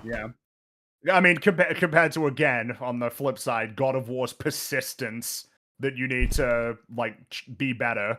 Just reliably. And fuck, even that story deals with the accept the good aspects of yourself, you know, instead of Well, I mean, allowing your You could argue positive it's traits to be destroyed by the world. You could argue it's also a response to something like this, where a lot of the characters think it's too late for them. They are who they are. They know who they are, and they're Yeah. fucked. And it's like, no. Don't you know what I've Yeah, it's done? Thor's great tragedy. Yeah, it's a legitimately, it's a terrible thing. Mhm. What will Robin you do also does now? miss out the part of the That's story where she wasn't happy and content with herself yet because she still didn't open up about this to anyone until the Russians pumped her full of truth serum, which doesn't tell me that she's accepted herself, but the show wants me to believe that she has. So I guess we have to to run with it. But this conversation is interrupted because Lucas, and I quote, hits Dick. Oh, That was really. And they It was start tunneling the up to the joke was barracks. They so finally fucking found good it. the first time and a half. It really deserves reiteration. Sometimes you just keep going back to that mine until there's nothing left. Yeah. also, like, Just can I mention? I love the fact that Tommy, or whatever the fuck her name is, gets mentioned. Tammy, whatever her name is, gets mentioned more times than Barb or any other character sacrificed along the seasons. Either dead or just gone without a trace.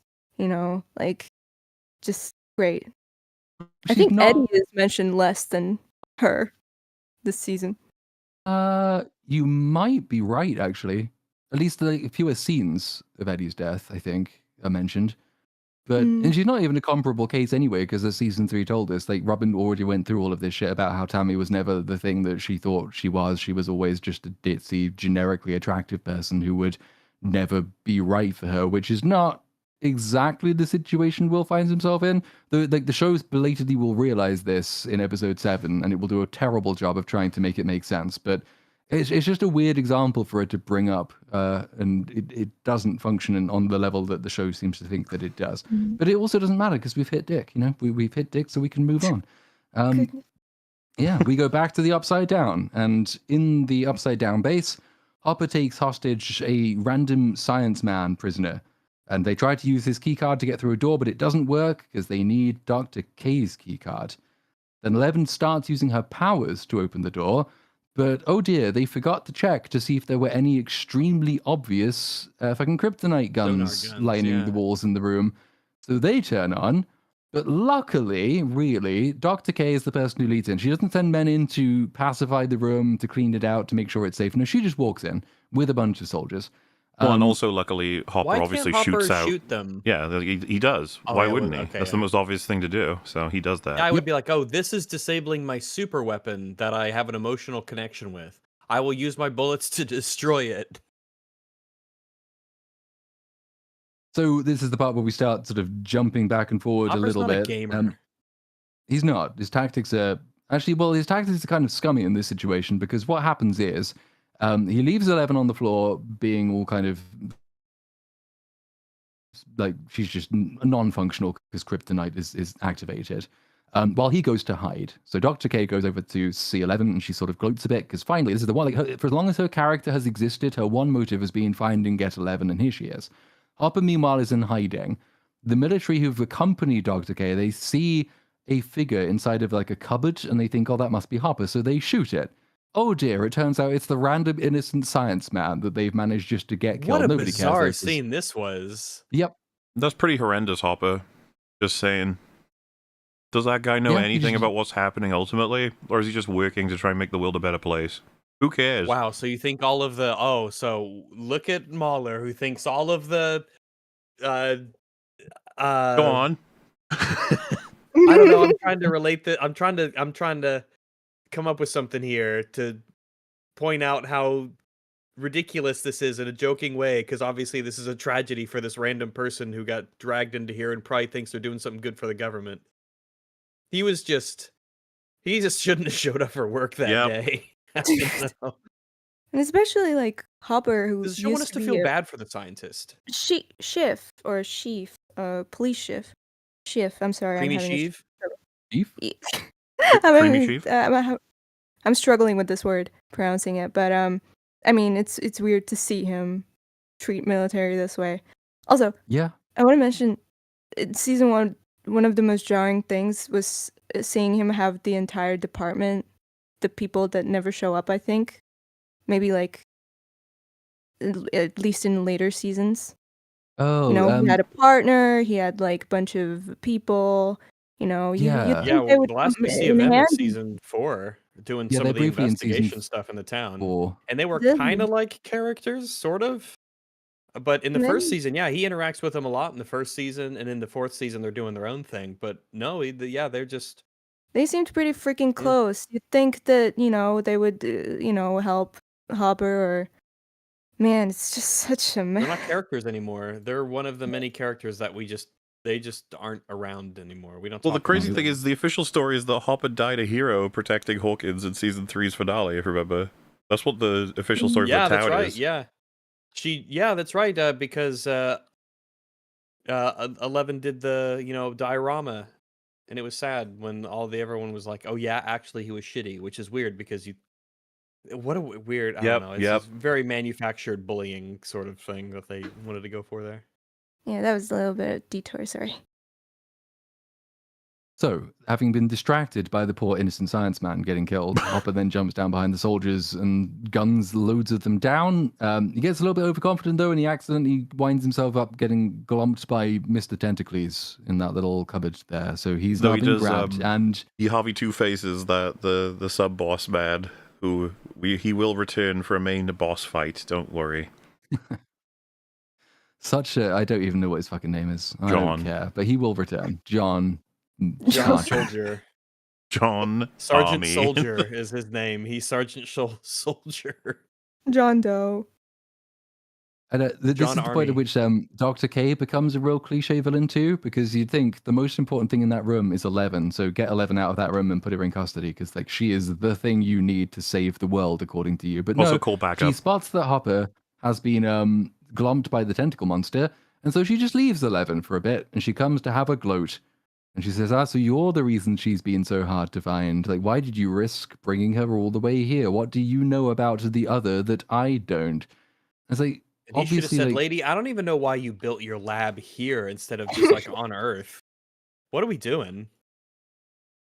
And then, like, inevitably, while she is distracted from the one reason for her entire existence, 11 gets up and she picks up some scissors and then she stabs her. Not to kill her, obviously, but she stabs her, and in that ensuing distraction, Hopper then breaks free of the tentacle monster and he beats the shit out of Dr. K and steals her keycard. Now, you might be thinking, given this is a man who, as we are shortly to discover, is willing to blow himself up in order that 11 can live a safe and happy life, you might think that he would kill Dr. K in this situation. Well, he's killed so many people along the way. Surely he won't fall into the trope of, I will kill every henchman, and then when I get to the leader, I will mysteriously spare you. I couldn't bring myself to kill the main leader. That would make me just like them. That's why she's it makes my skin crawl whenever I hear that quote.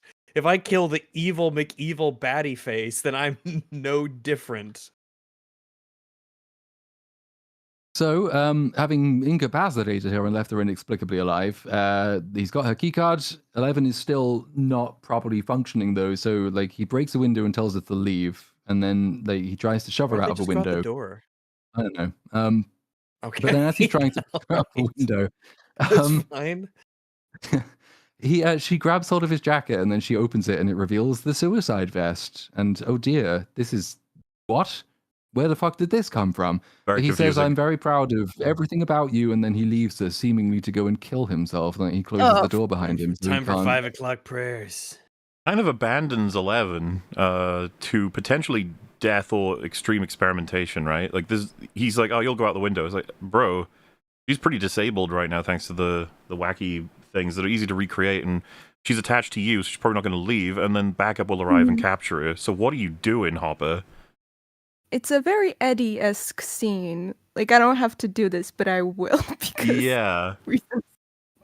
Well, and you'll be told, is like, well, he's kind of a suicidal character. You're just like, that's just awful. Like, with all the things considered right now, like, even if, what the fuck are we doing? Hopper has other things to consider himself with. What about Joyce? Exactly. What about 11? What about wanting to live for all of... Yeah, what about Mike? Not that we give a shit about him anymore, but, like, come on.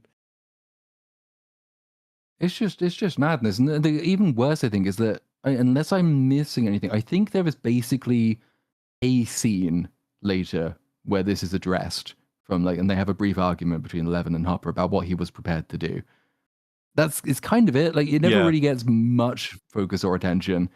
And so you're just left, and obviously as he locks the door behind him and he goes down this corridor, and so you know what's going to happen next, right? He knows she's get flashbacks to the dead fucking daughter again. Of course. He knows when he's closing the door that she's walked back into the room, right, with all of the disabling things are. So she can't even get out at this point, really.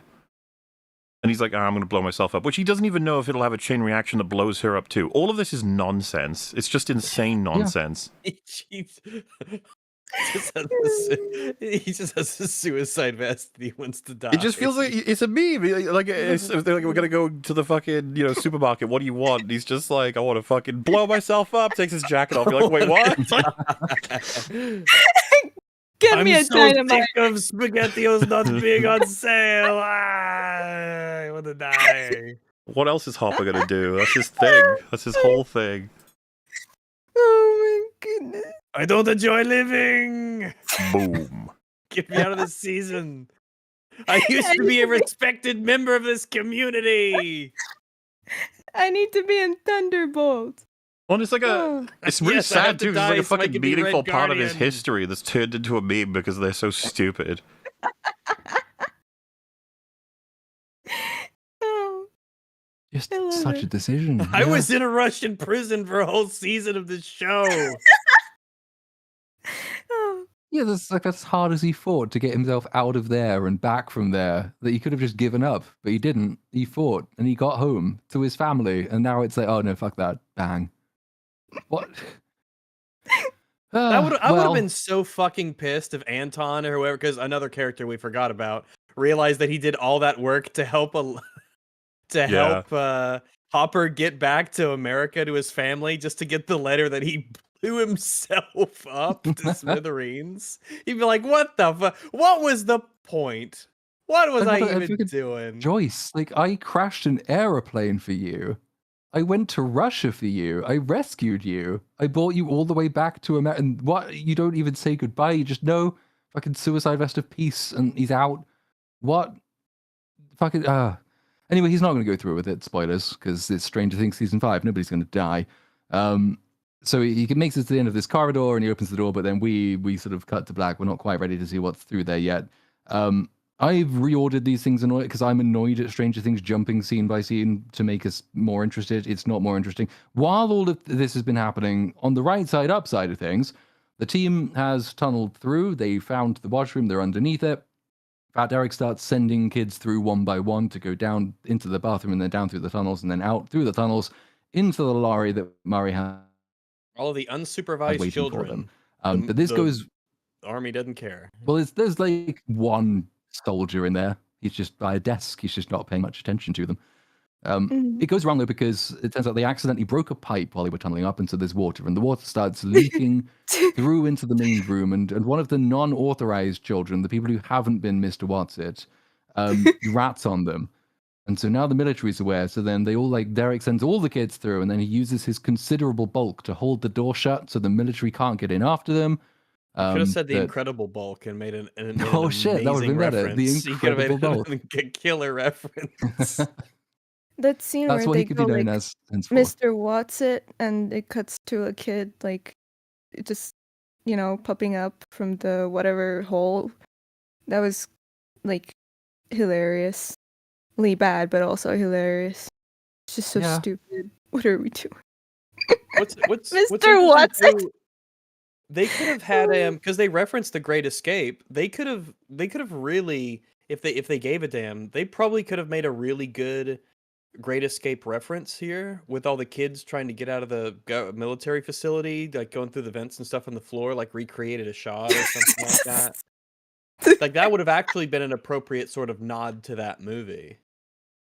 Which is what I would have done if I was the director and I wanted to have that little fun thing in there, because The Great Escape's a really awesome movie and I really like it. And they specifically reference it, but all they do is they just bring it up to make a couple dick jokes. Well, it's the same dick joke. It's just the same dick joke 3 times instead of some sort of like artistically meritorious reference to the way that film is shot. And I don't know. You could. It is, but continue. it's the Stranger Things approach to most things, right? Yeah, it's not really a reference in the sense that it's embedded in the plot. It's just something that they can call out as a familiar name. That's the reference. Yeah. If we say The Great Escape, that's a reference to The Great Escape because we said we referenced it by referencing it. Yeah. We love old stuff. We've seen old movies. Look, we know the name of that one. Well, all of the none of the boys have seen The Great Escape, but Nancy has. Yeah, that's a weird one, but I mean, Yeah, fuck it. Unfortunately, the Incredible Bulk is not enough to withstand the military in the end. So they break through, they capture Mike and Will and Derek and Joyce. And so they are now under the military's they've grabbed him. Oh dear, things have gone terribly wrong. Murray and Robin have got some of the kids, but then Erica radios to let them know that the others have been captured. And they get brought before General whatever his name is. Zod. Zod, yes. Eric tries to tell them to suck his fat one, which is funny, but then he gets smacked because the military. This leads to a very brief scuffle, which is then interrupted in turn because Will's gaydar goes off again. Oh no, the Demogorgons have arrived, and this time it isn't just one of them. No, it turns out you cannot just pave over hell and accept that the job has been done. So loads of different floor things start Paved over rattling. hell and put up a parking lot. And it's just like, how did they not expect this? Why would they build their military base on top of the pavement into hell anyway? That makes no sense. But the floorboards start rattling. That the pavement over hell is like cracking and crumbling, and there's something clearly about to come up, all of the soldiers get together in like a group and they walk right up to the crumbling, cracking pavement with their guns. Like, it's very right clever, next yeah, to it. very clever. Yes, they do. And the Demogorgons burst through. Some of them burst through hell, and some of them come through portals in the sky. They all jump down, and what follows is just a really mess. Amazing one-take action scene, though. And it was totally necessary for it to be a one-take. It's not like what's happening here is not very, like, well choreographed, or, like, even... I don't even really get the point. It's just, like, people getting thrown around on wires after they put in the Demogorgon, just sort of swiping at them, while the characters sort of just run that direction, then stop and watch an action scene, then run in another direction and stop and watch more action. Like, why can we just put a stop to these arbitrary one-take action scenes? I'm getting really tired of them at this point. Yeah, again, it's become a thing of like, you do it because you do it because you do it because you do it, and it's like, guys. I have a question that might be very stupid because I don't know. I can't refer to any other fight or an action sequence that I can think of that sort of pays out this way or plays out this way. But all these soldiers are in a circle, right? And firing at a single Demogorgon. Yeah. Wouldn't logically the stray bullets hit? There'd be horrific friendly fire. Yes, you're trained to not do that. Yes. So it is one of my. I was laughing when I was watching. I'm glad you brought it up. That I'm not the only person who noticed this, because it's kind of obvious that all of these soldiers are standing around as what's essentially a human-sized target, and they're all facing it in a circle, shooting it with bullets, and the chaos of everybody shooting all the Demogorgons. Like, the friendly fire would kill more soldiers than the Demogorgons would. It's legitimately funny. If you haven't seen the visuals in chat, if you haven't seen it, it's legitimate. It really is funny. It's hilarious how they're all just like clearly shooting at each other and shooting around themselves. They are. I was so distracted this entire scene. I was like, am I going crazy? Do I not know how guns work? Or how are they this fucking stupid? Like, have you seen thousands of people made Have you seen shit. Aladdin 3, Prince of Thieves? I might have at some point. It was a straight to VHS. It's a straight to VHS. It's the third Aladdin movie. And it's actually quite good, and I would recommend it. And there is a joke in there where the genie, it's basically it's spoofing Blues Brothers, where the genie turns into like 1,000 like SWAT guards and policemen, and he rappels down the buildings and he comes down helicopters and he surrounds a character. And it's he's so cartoonishly surrounding him with all the guns pointed toward the central character.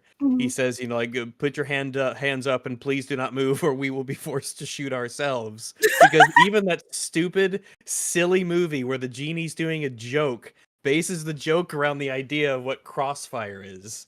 And then they just do it. The Duffer brothers in this $400 million production, they just do it.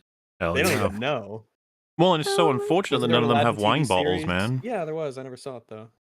Like, they should all have wine bottles in their holsters that they can pull out if a Demogorgon should arrive. Way more effective. This is one of the worst things I've ever seen. Oh my god, I can't believe this. It is, and it's just like everywhere you look, it's just nonsense. Not the good kind of nonsense. I don't want chaos because I understand chaos being your artistic aim. This isn't like good chaos. This is shit bad chaos. With circular firing squads, nobody uses fire, obviously, because fire is effective. And we can't have that. We'll find out Nope, you'd think quite that the quickly, military actually, would that be a when one person well-oiled uses fire on machine when one it comes to Demogorgon, killing it hits all Demogorgons. of them. You would, because they've built an entire base upside down, but no, they haven't done that. Also, more Demogorgons pull through over at the radio tower to grab the kids in the truck that they know are there somehow. It's all, yeah, and then through that, the main group is being led by Mike. This is like the one time in the entire show he actually does get to be sort of like the leader of the party, but really all he's doing is just running in first. That's the extent of his leadership. Otherwise, it's just more shooting. The general dude's shotgun, that's briefly effective. Does a stun effect, doesn't kill anyone, does knock them back. You see Humvees driving in, they use their big fucking 40 caliber guns. They are very effective. 50 cals. Yeah. 50 cal even. It's just all Those should rip nonsense. them apart. That's I was talking earlier about it. I'm sick of the trope of bullets don't do anything. It's like, if I don't care what kind of monster you are, if you have a physical form and there's a guy with a M2 Browning and he's unloading into you, like, that's gonna rip your physical form to shreds. You're gonna have to Well, account for this.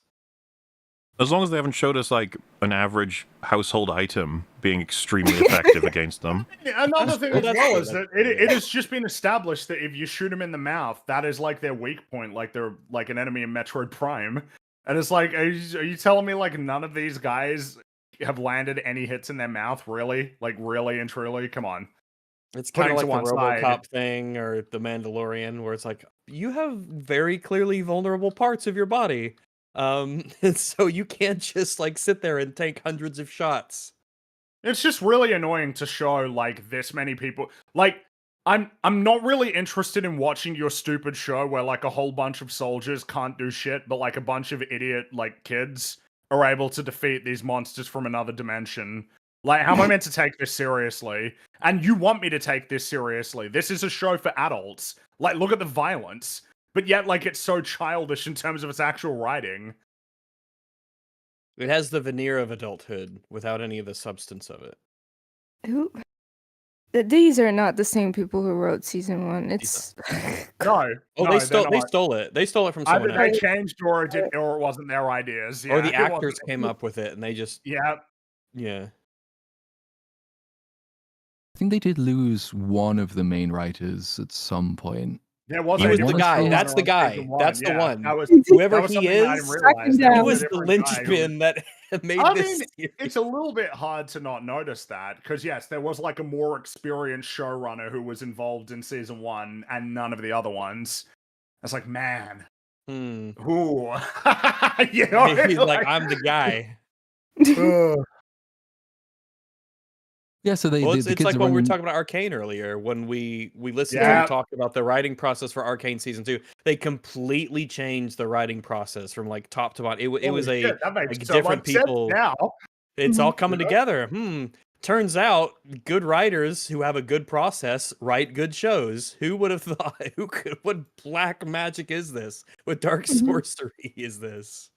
Actually, there's like I think a lot of comparisons to be drawn between Arcane and this project and Duffers and whoever the fuck that was with Arcane. Because like Arcane, when the documentary came out about Arcane, I remember thinking, and I might have mentioned it in the EFAP episode about season 2.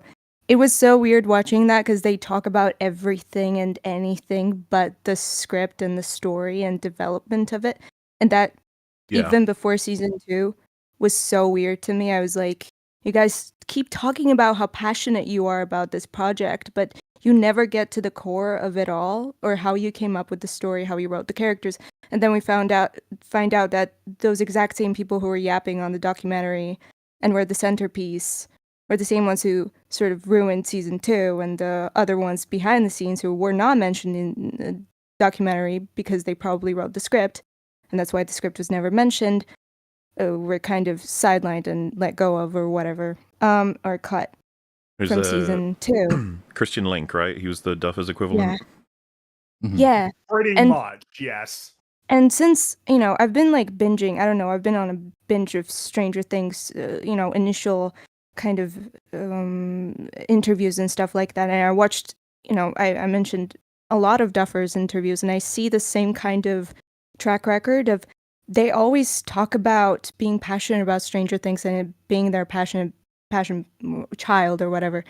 They never ever talk about, never once mention, and I did research, I tried to find them talking about the inception of the project, how they came up with very specific things, because it's such a creative, like, lore and world. I mean, it does reference things, but season 1, they never ever mention, like, what was the moment that, when they came up with the story or stuff like that. It's never mentioned. They never talk about it. They always talk about it in very general terms, like, oh, we had the script and we pitched the script, but never the inception of it, which I find very interesting. Yeah, I think that when you listen to people, we talked about this when we were doing Andor stuff, and we were listening to Tony Gilroy do some interviews, and he talks about his writing process, the difference between it was the actress who played Mon Mothma. I'm sorry, I forget her name. And the actress Genevieve O'Reilly. Genevieve O'Reilly, that's it. And the actress who plays in The Acolyte, the Rosario the Dawson? witch. No. Oh, the witch. No, not Rosario Dawson. Oh she no, was, fucking the Acolyte. Oh, okay. Yeah, From but Tron there's Ares. She's the evil witch Tron lady. Ares lady, yeah. Yeah, and the way that the way that they would both talk about being in the show, what it meant to them, how they spoke about the creative process, how they spoke about the directors, and what seemed to be important to them. It was a night and day difference between how Genevieve O'Reilly and that other gal talked about, the experience. Or Miss I don't know, Miss of Mrs. Oh, Miss O'Reilly. She was talking about how, Tony Gilroy was really involved in this, all these great ideas. And the Meanwhile, thematics of this and learning about that, other and she lady, was like, "Oh, "Yes, it's yes, Star Wars struggle. is so It's gay." like a struggle. That dude, oh god, oh, I just like I don't know what just happened there. I feel like I had like the cringe. It just like it just hit me really hard there. Sometimes it does and, that. Yeah. Stellan Skarsgård, who kept saying he's like so impressed by the writing in Andor specifically, he just kept talking about it. Mm-hmm. Yeah. I mean, you will never second guess Tony Gilroy, because there's just hours and hours of him like going on interviews or podcasts and stuff like that, talking about going in detail of how he thought through every single thing about specifically Andor. It's so interesting to listen to him and the types of things from the history or philosophy that he referenced, and it's so interesting and so intriguing to listen to a writer who knows. And you will never second guess him as a writer, ever.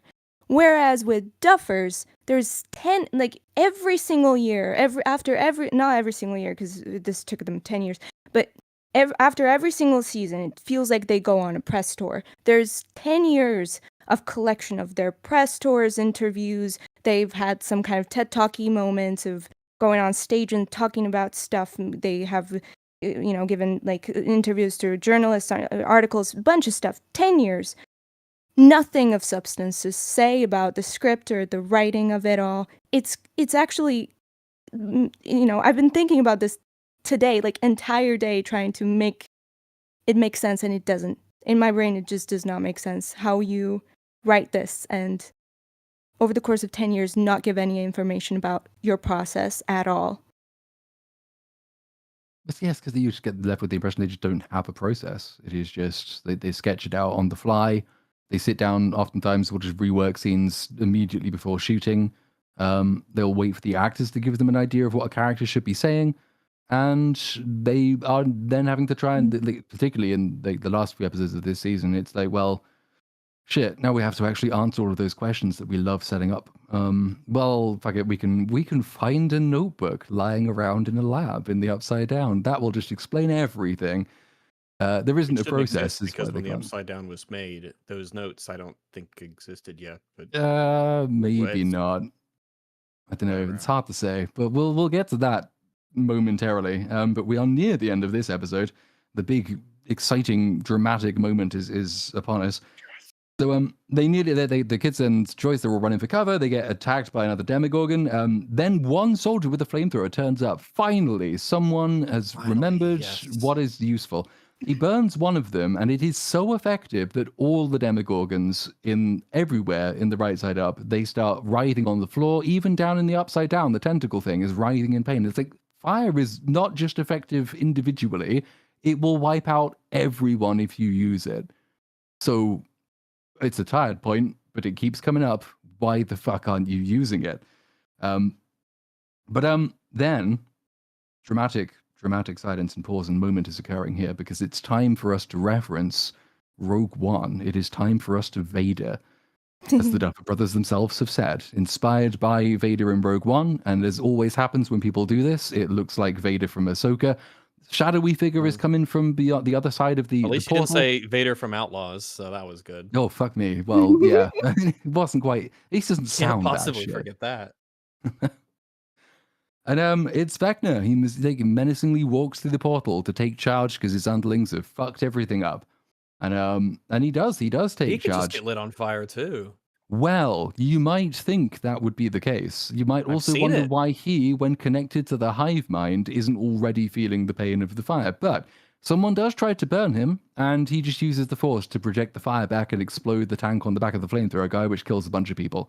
So you now can't burn him. He's learned. Because he's transformed. Some point off-season, he's decided that he would power up. He has a new super suit. He has new he took powers. a course. He's more slim now. He's kind of he's not been working out. chunky as he used to be. Well, those Ozempic, and they but said yeah. behind the scenes when they were designing him, they said obviously we had early version of Vecna in season 4. We really wanted to show that this new Vecna he's at the apex of his powers. Yeah, This is the Mind most powerful Flayer, more Vecna has like ever been, and we Mind wanted to Lay show that on in the the design. And I floor listened to of the that, and my characters. mind was thinking, why? Why has he got this? When did he get these powers? Why did he not have them in season 4? Surely if this was always an option, he would have just begun with this process. And then once you start thinking along those lines, it's like, well, hang on, if he'd just done this entire thing he's doing right here at the end of season 4, he would have won already. Just grab a bunch of kids and leave. Use your he should have ultimate won form. even without these powers. All the stuff he has access. He should have won. That's the thing. Vecna should have won. The retcon makes him more incompetent because it gives him way longer of a span of time to where he could have won. But even with what we know in season 4, he should have won. He just should have won. He couldn't have not won. And this makes it worse now that he's super juiced up and he still isn't going to be able to win. Pathetic. But he sure is winning in this scene because he then uses the force. He pulls some pins out of the grenades on some more soldiers, and then he throws those soldiers into a big gas canister so the grenades go off and everyone explodes. And poor whatever his name is, he gets himself all burned up. The general dude, he's on fire. Even he can't die. General dude, he will return before the end of this season. I don't know why. The show has no version He to make he will return in Stranger Things episode 9. Yeah.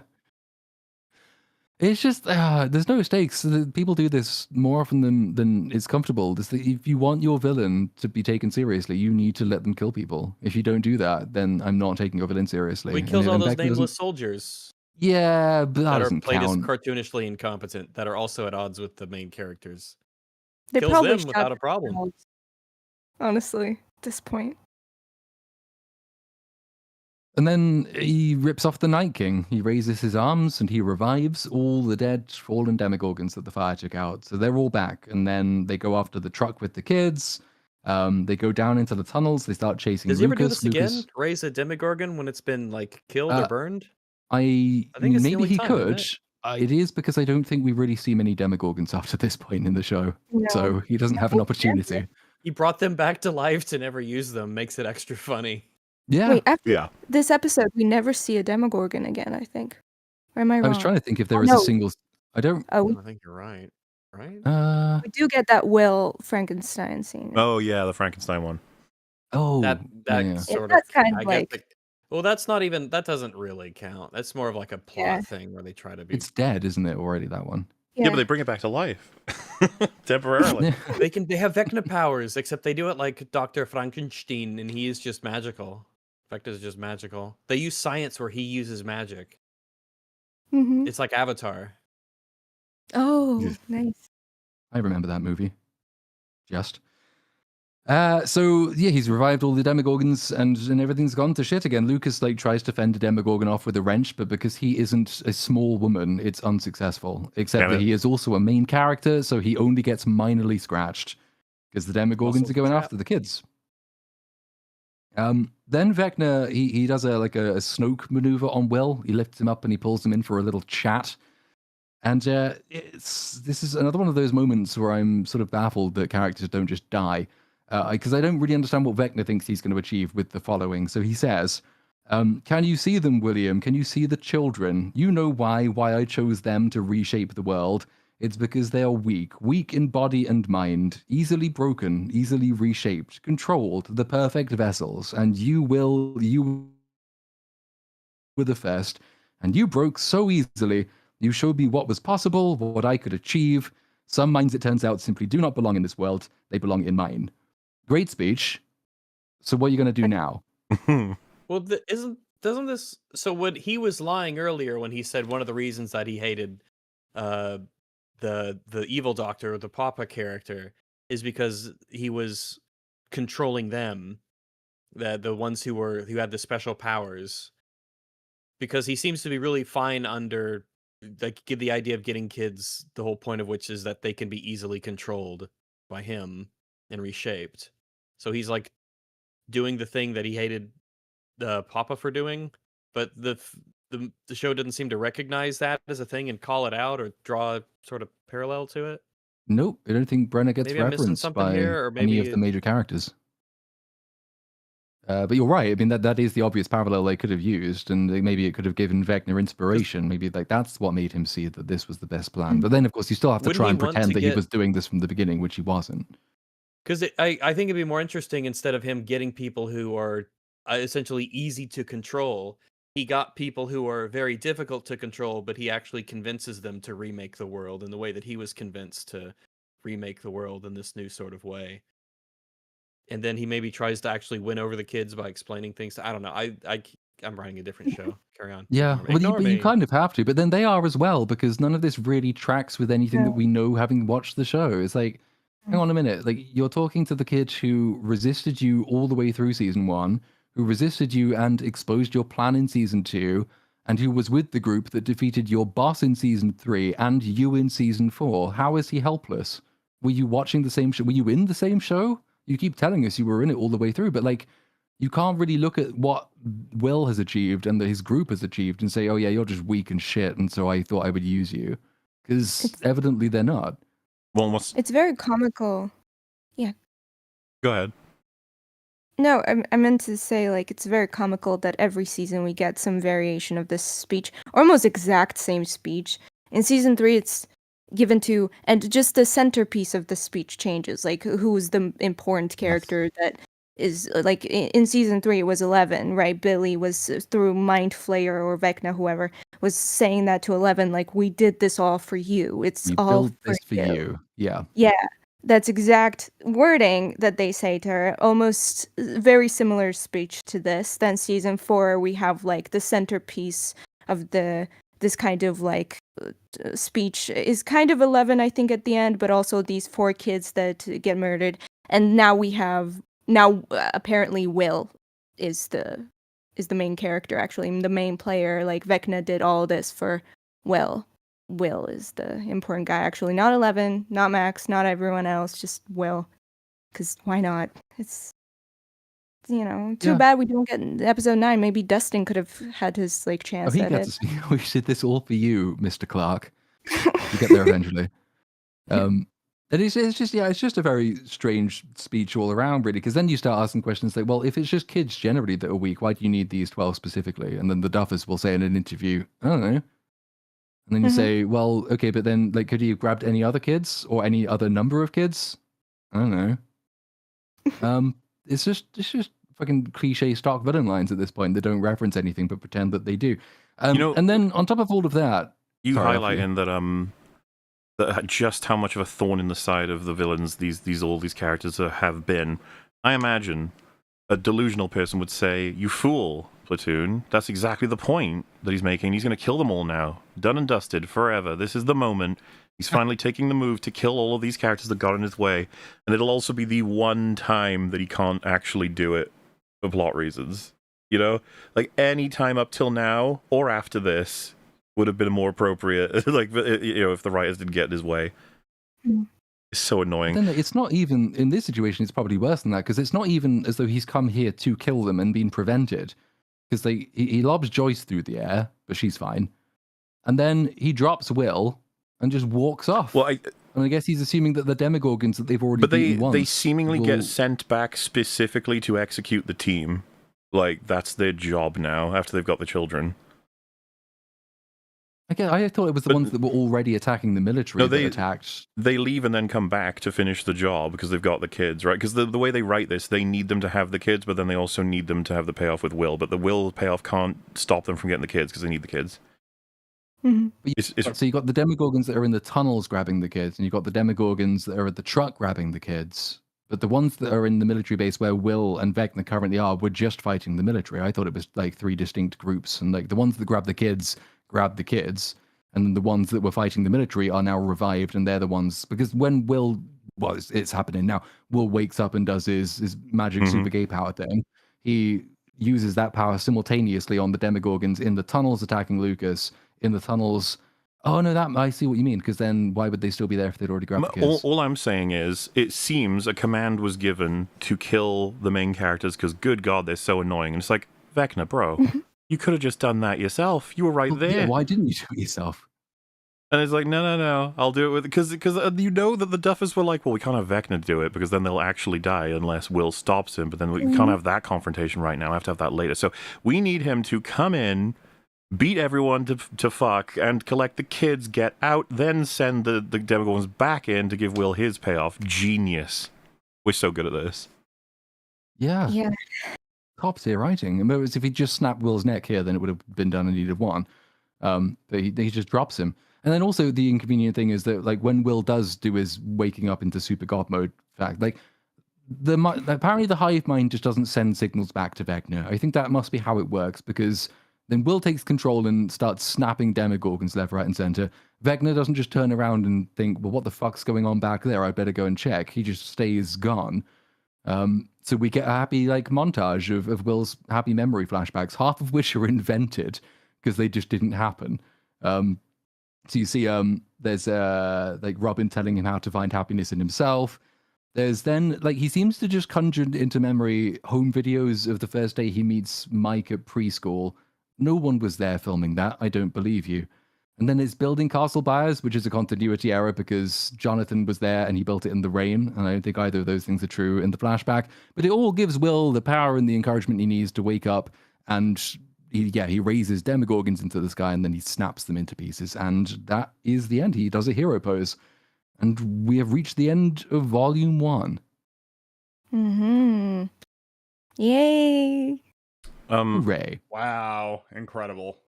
This was incredibly hype for many people. And all I have to say about payoffs like this is, like, I don't know why this happened now, why it couldn't have happened before, what this means, where it's going to go, what the limits are. Powers where you just hold up your arm and do stuff.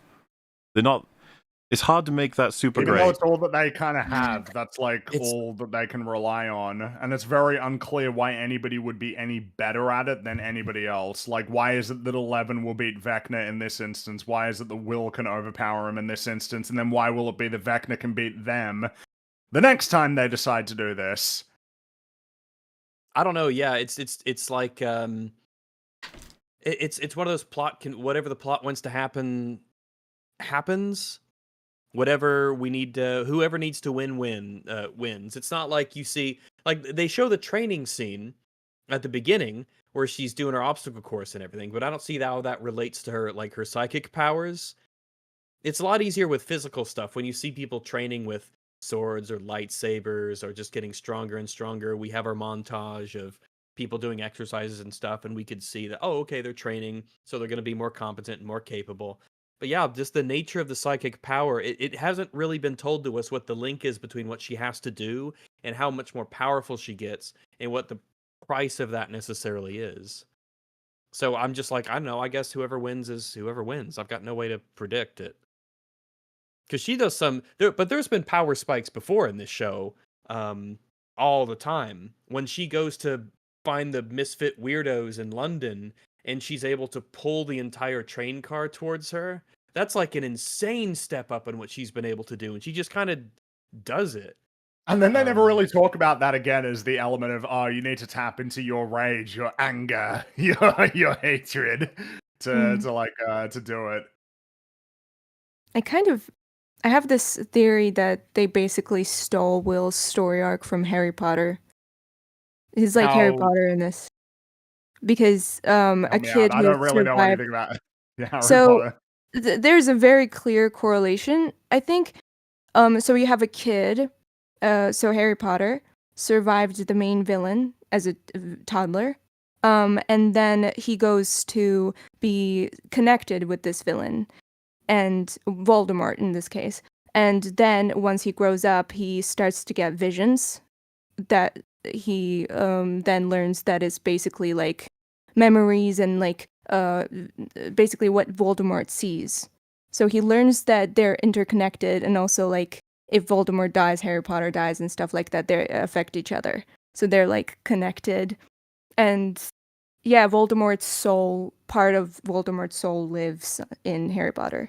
And it's weird that Will has the same exact powers, and also this kind of scene, there's like, I'm not a big Harry Potter fan, but there's like a Patronus sort of spell that they spell, and in order to do that, they kind of, to repel bad guys, and they have to think about their happiest memories, and this scene was basically that. So, it's I can very see that actually, yeah. It's surprisingly, I hadn't considered that. That is surprisingly similar. Yeah, I think so, yeah. I mean, the fact that he can see through Vecna and is very much connected to him, and at some point when Vecna gets hurt, Will gets hurt, I feel like that's pretty weirdly similar. I don't know. Except at least in Harry Potter, Snape kills Dumbledore, whereas in Stranger Things, nobody dies. So I don't think they can. Because it's Conformity Gate. None of this is real, Platoon. How could they die when it's not even real? It's kind of surprising how ballsy Harry Potter. I mean, it's actually a pretty good comparison. Everyone was talking about that. Both of these Oh, yeah. franchises started off as very child, oriented, and then they both grow up. And Harry Potter is like a great sort of comparison to this show, because it successfully managed to go from a children's sort of story to a very adult story arc, and actually, a lot. I'm not gonna give away spoilers, but a bunch of fucking people die, and also like some of the very integral characters too. So it's quite ballsy of that franchise to do that. Well, yeah, more so for Harry Potter than this. This has been the opposite of ballsy, Yeah, not right? this. Not this, not at all. Because yeah, a lot of people say like Harry Potter sort of grew up with its audience somewhat, at least moved up with them. It's not certainly a perfect franchise. I'm not saying that. It's yeah. It was I get you. somewhat good at it, and in terms of, becoming an adult story as opposed to fucking Stranger Things, which gets stuck in this. Yeah. But there was a time where this was all that was out for season 5, and it was. Do you want to say well received or middlingly received, like mixed received? A lot of people said this was good I shit. think mixed received probably, but yeah, people felt more positively about it at this point certainly than they did by the end of the second arc. There's some people like really very enthusiastic, and this episode in particular was the one that got it. It was like, it was slightly not all that interesting all the time through episodes 1, 2, 3, but episode 4, God, peak Stranger Things, guys, definitely. So the people who liked it very, very liked it, very, very much liked it. But maybe more people sort of not so convinced by it, and then a few of us who just didn't like it from the beginning. Yeah. I mean, I think criticism started right off the bat with this season. It's not like it was non-existent, which is quite different from other seasons. I don't think that Stranger Things ever had this kind of thing happen to it. But there were definitely a lot of people. Like, I personally know a lot of people who were all aboard. Like, I kind of, like, had to kind of perform to not, get into arguments and stuff, as if, like, it's fine, whatever, I don't care. I don't want to talk about it because I know that it would get heated, because there were people that very much liked it until the very last episode where they were like, oh, that was bullshit. Yeah, I want to say I did take a look at the like the least popular episodes of the show, and I think is it season 3, episode 1 was quite unpopular. Really? Like it was one of the least rated. What It used happens to be in that season would 2, make that episode happen? 7 was the worst. Just the fact that it's season 3 and everything about it's horrible. Maybe I don't know. Yeah. I might be making that up, but I thought that was true. Because you're definitely about season 2, episode, was it 7, 6? 7, yeah, it's done 7. with Callie. Everyone knows why that one was horrifically rated, but that's so funny that it had major repercussions. Like, it would have just stopped dead, the notion of a spin-off at that point, and it just cancelled out all those characters until literally this episode. But I mean, most of them anyway. Yeah, and then that obviously has changed quite significantly since, because I think now season 5 has like 4 of the worst rated episodes ever. Might even have just knocked out season 2 7. I'm trying to find where the list is, and I'm struggling to. I think it did beat it. I think it did. Yeah, the last dethrone episode it. was the worst rated, definitely. Definitely. How exciting is that? After everything we've covered for season 5, we've not covered the worst stuff. And we really haven't. Like I said, the worst plan has yet to arrive. And you could argue it's not as significant. Like the one I'm referencing is one of the things that Hopper says as to his idea for the final plan. Is one of the most hilariously stupid things ever. But then that whole conversation is, we haven't gotten to the iconic gay scene yet. We've not gotten to, obviously, the final battle, which is very famous. And it'll be really cool to discuss episode 9 as well. Yeah. Yes, when everything is fixed miraculously. However, it's like probably worth mentioning, as chat have probably come to realize, we're nearing 7 hours, and we have yet to even start episode 5 when we started with episode 2. Not even 1. So, you know what's going to happen. It's gone a little longer than we expected, which I feel like I should get a t-shirt with that on at this point. Yeah. It's gone longer than I expected. Yeah. It always ends alien up face that way. on it. It went too far. It's just too long. But I will say there is good results in a set, at least 1 or 2 good results of this. By the time you next see us talk about this, the behind the scenes for season 5 will have released. The one where they said they couldn't even get David Harbour or Winona Ryder to talk in it. So I personally will check it out because I want to see if there's any nuggets of hilariousness in there, which I think there probably will be. And we can, of course, incorporate that into the final set of episodes when we have a chat about it. But it's not so bad. We had the big convo about seasons 1, 2, 3, 4, and now we've done episodes 1, 2, 3, 4 of season 5. We're getting there. Yeah. And we did Conformity Gate too. We did. Right. That was a good detour, I think. Oh yeah, that's right. That was a fun. I think that gave me a little bit of energy. Yeah. And yeah, and that fun. probably means we can re-grab, if they're on board, Nick, Nuts, and Gary, maybe. Assuming the 3 of them want to return to this. It's up to them. Of course. Responsible. You're still doing that?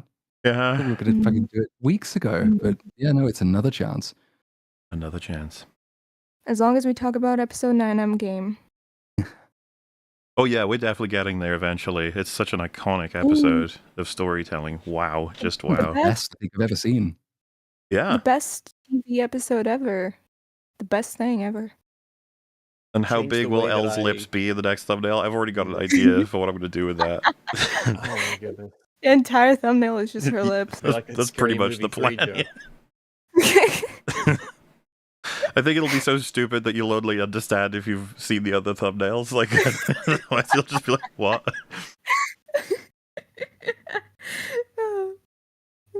Well, yeah, okay. Well, obviously, we're wrapping up there somewhat. So, no, so why don't you tell everybody what you're up to?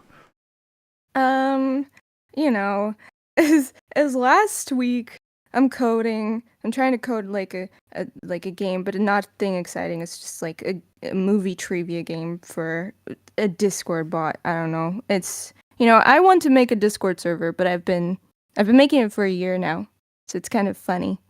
But I wanted to incorporate a bunch of functions that I wanted to make by myself. So maybe one day that is gonna like go online, and maybe people will have fun. Maybe not. I don't know.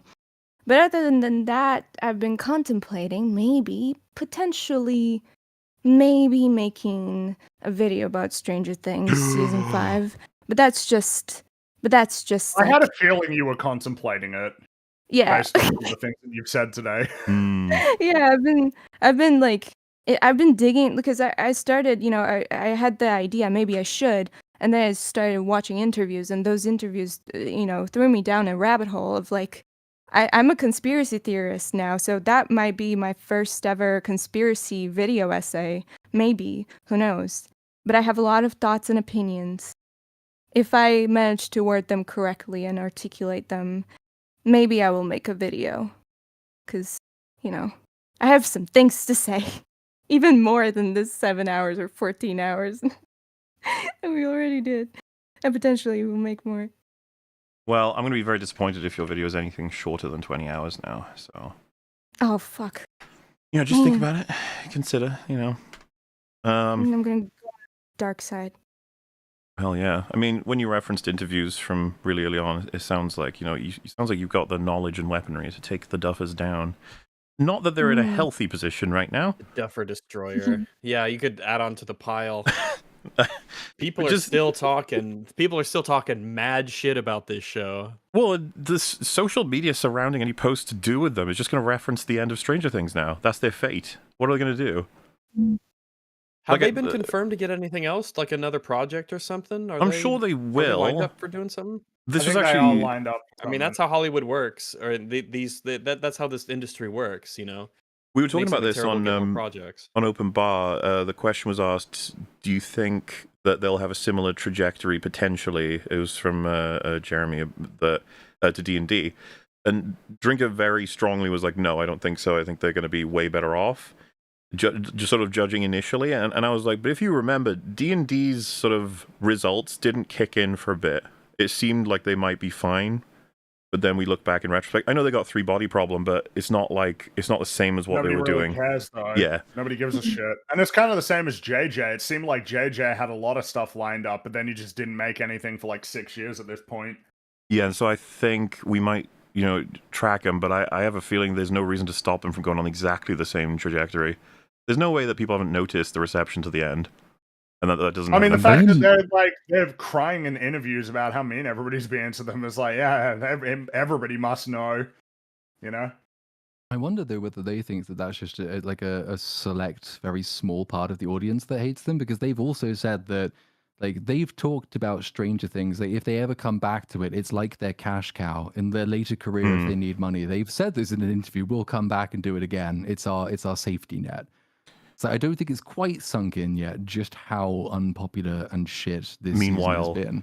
D&D will get us out of here as soon as possible. We never want to talk about Game of Thrones ever again. I was like, oh, interesting. Well, I guess we can maybe the documentary will shed some light on what they're up to. I say documentary, behind the scenes thing, whatever the fuck it's called. I'll be very curious to see that. It's gonna be interesting. I hope for more Duffer Brothers said or confirm or expose quotes. I can't wait. Oh yes. I can't. I'm sure there's going to be some memeable things in it. It just reminds me of the Game of Thrones shit with the behind the scenes. I think it was, what was it called? It was after the show or something. There was a special that came out every episode, and one of the last ones was horrifically awful for quotes and everything. Yeah. So there's not been one for the documentary. The person making the documentary has been giving interviews, and they've already had quotes from the person doing the documentaries, quotes saying, particularly about the absence of Demogorgons in the big final battle. And the person making the documentary said it was really interesting, because I was sitting listening to the writers, and they were they were going to do it. They were all going to do it, but then Ross Duffer, said, maybe I think people are kind of tired of Demogorgons. And then Kate Treffery, the other writer, said, yeah, I think they probably are. So they didn't do it. And it's nice. We haven't even got the documentary yet, and it's still useful. Thank you. Well, Fringy, Rags, Platoon, anything you guys want to mention and talk about? Anything in general? Not at the moment, no. Not at the moment. I'm just working. Yeah. If my computer doesn't completely kill itself, then I'll be having a video out at some point, hopefully this week, on this very show. More Stranger Things. Yay. Ooh. Can never get enough. Well, you've done plenty of prep and experience talking about it, you know? On my end, I'm hoping, I think on Monday, for my little game stream, I'm going to do Iron Lung, so I can get up to date on that. I hear it's a small game, and obviously I'll be interested in seeing Markiplier's film adaptation of Iron Lung then after playing it, and it was announced like yesterday that it's going to be coming to UK cinemas, and I was like, yay! That's neato burrito. Obviously, hopefully it's a neat movie. The fan base seem to be exceedingly excited about it. It'll be fun to check out. But also, it'd be kind of funny if it just like destroys Shelby Oaks. It's a low which bar. I assume I assume it's going to be better. Yes. Judging the little I know, the chances of it about Iron Lung, I can't I think the worst version of Markiplier trying to make a movie adaptation of that game is going to result in something better than Shelby Oaks. It's a pretty controlled sort of storyline, from what I understand. Like, and there's a guide, right? Sure. Versus whatever Shelby Oaks was. So anyway, so that'll be fun, and I don't know when exactly, but me and Fringy are going to try and organize, we're going to just talk about Metroid Prime 4, because he's completed it now, as have I. Yeah. You can find my playthrough in my playlist on my channel, and Fringy, yours is Mine's on... re-uploaded on Cosmoronic. Yeah. So it was an adventure of a sort. Mm-hmm. And yeah, I think that we would both benefit from, even though we vented a lot already, just by virtue of having played it. But there are things to be said about it, and the broader implications for this series, for the video game industry. Yeah, there's stuff that's still going to be fun to talk about, probably. So yeah, we'll do that at some point as well. But as it stands now, it'll be next Saturday. We're going to complete Stranger Things. Complete. It will be completed this time. Even though there was a semi-intention of doing it in one stream, and then definitely in two, and it's now definitely in three.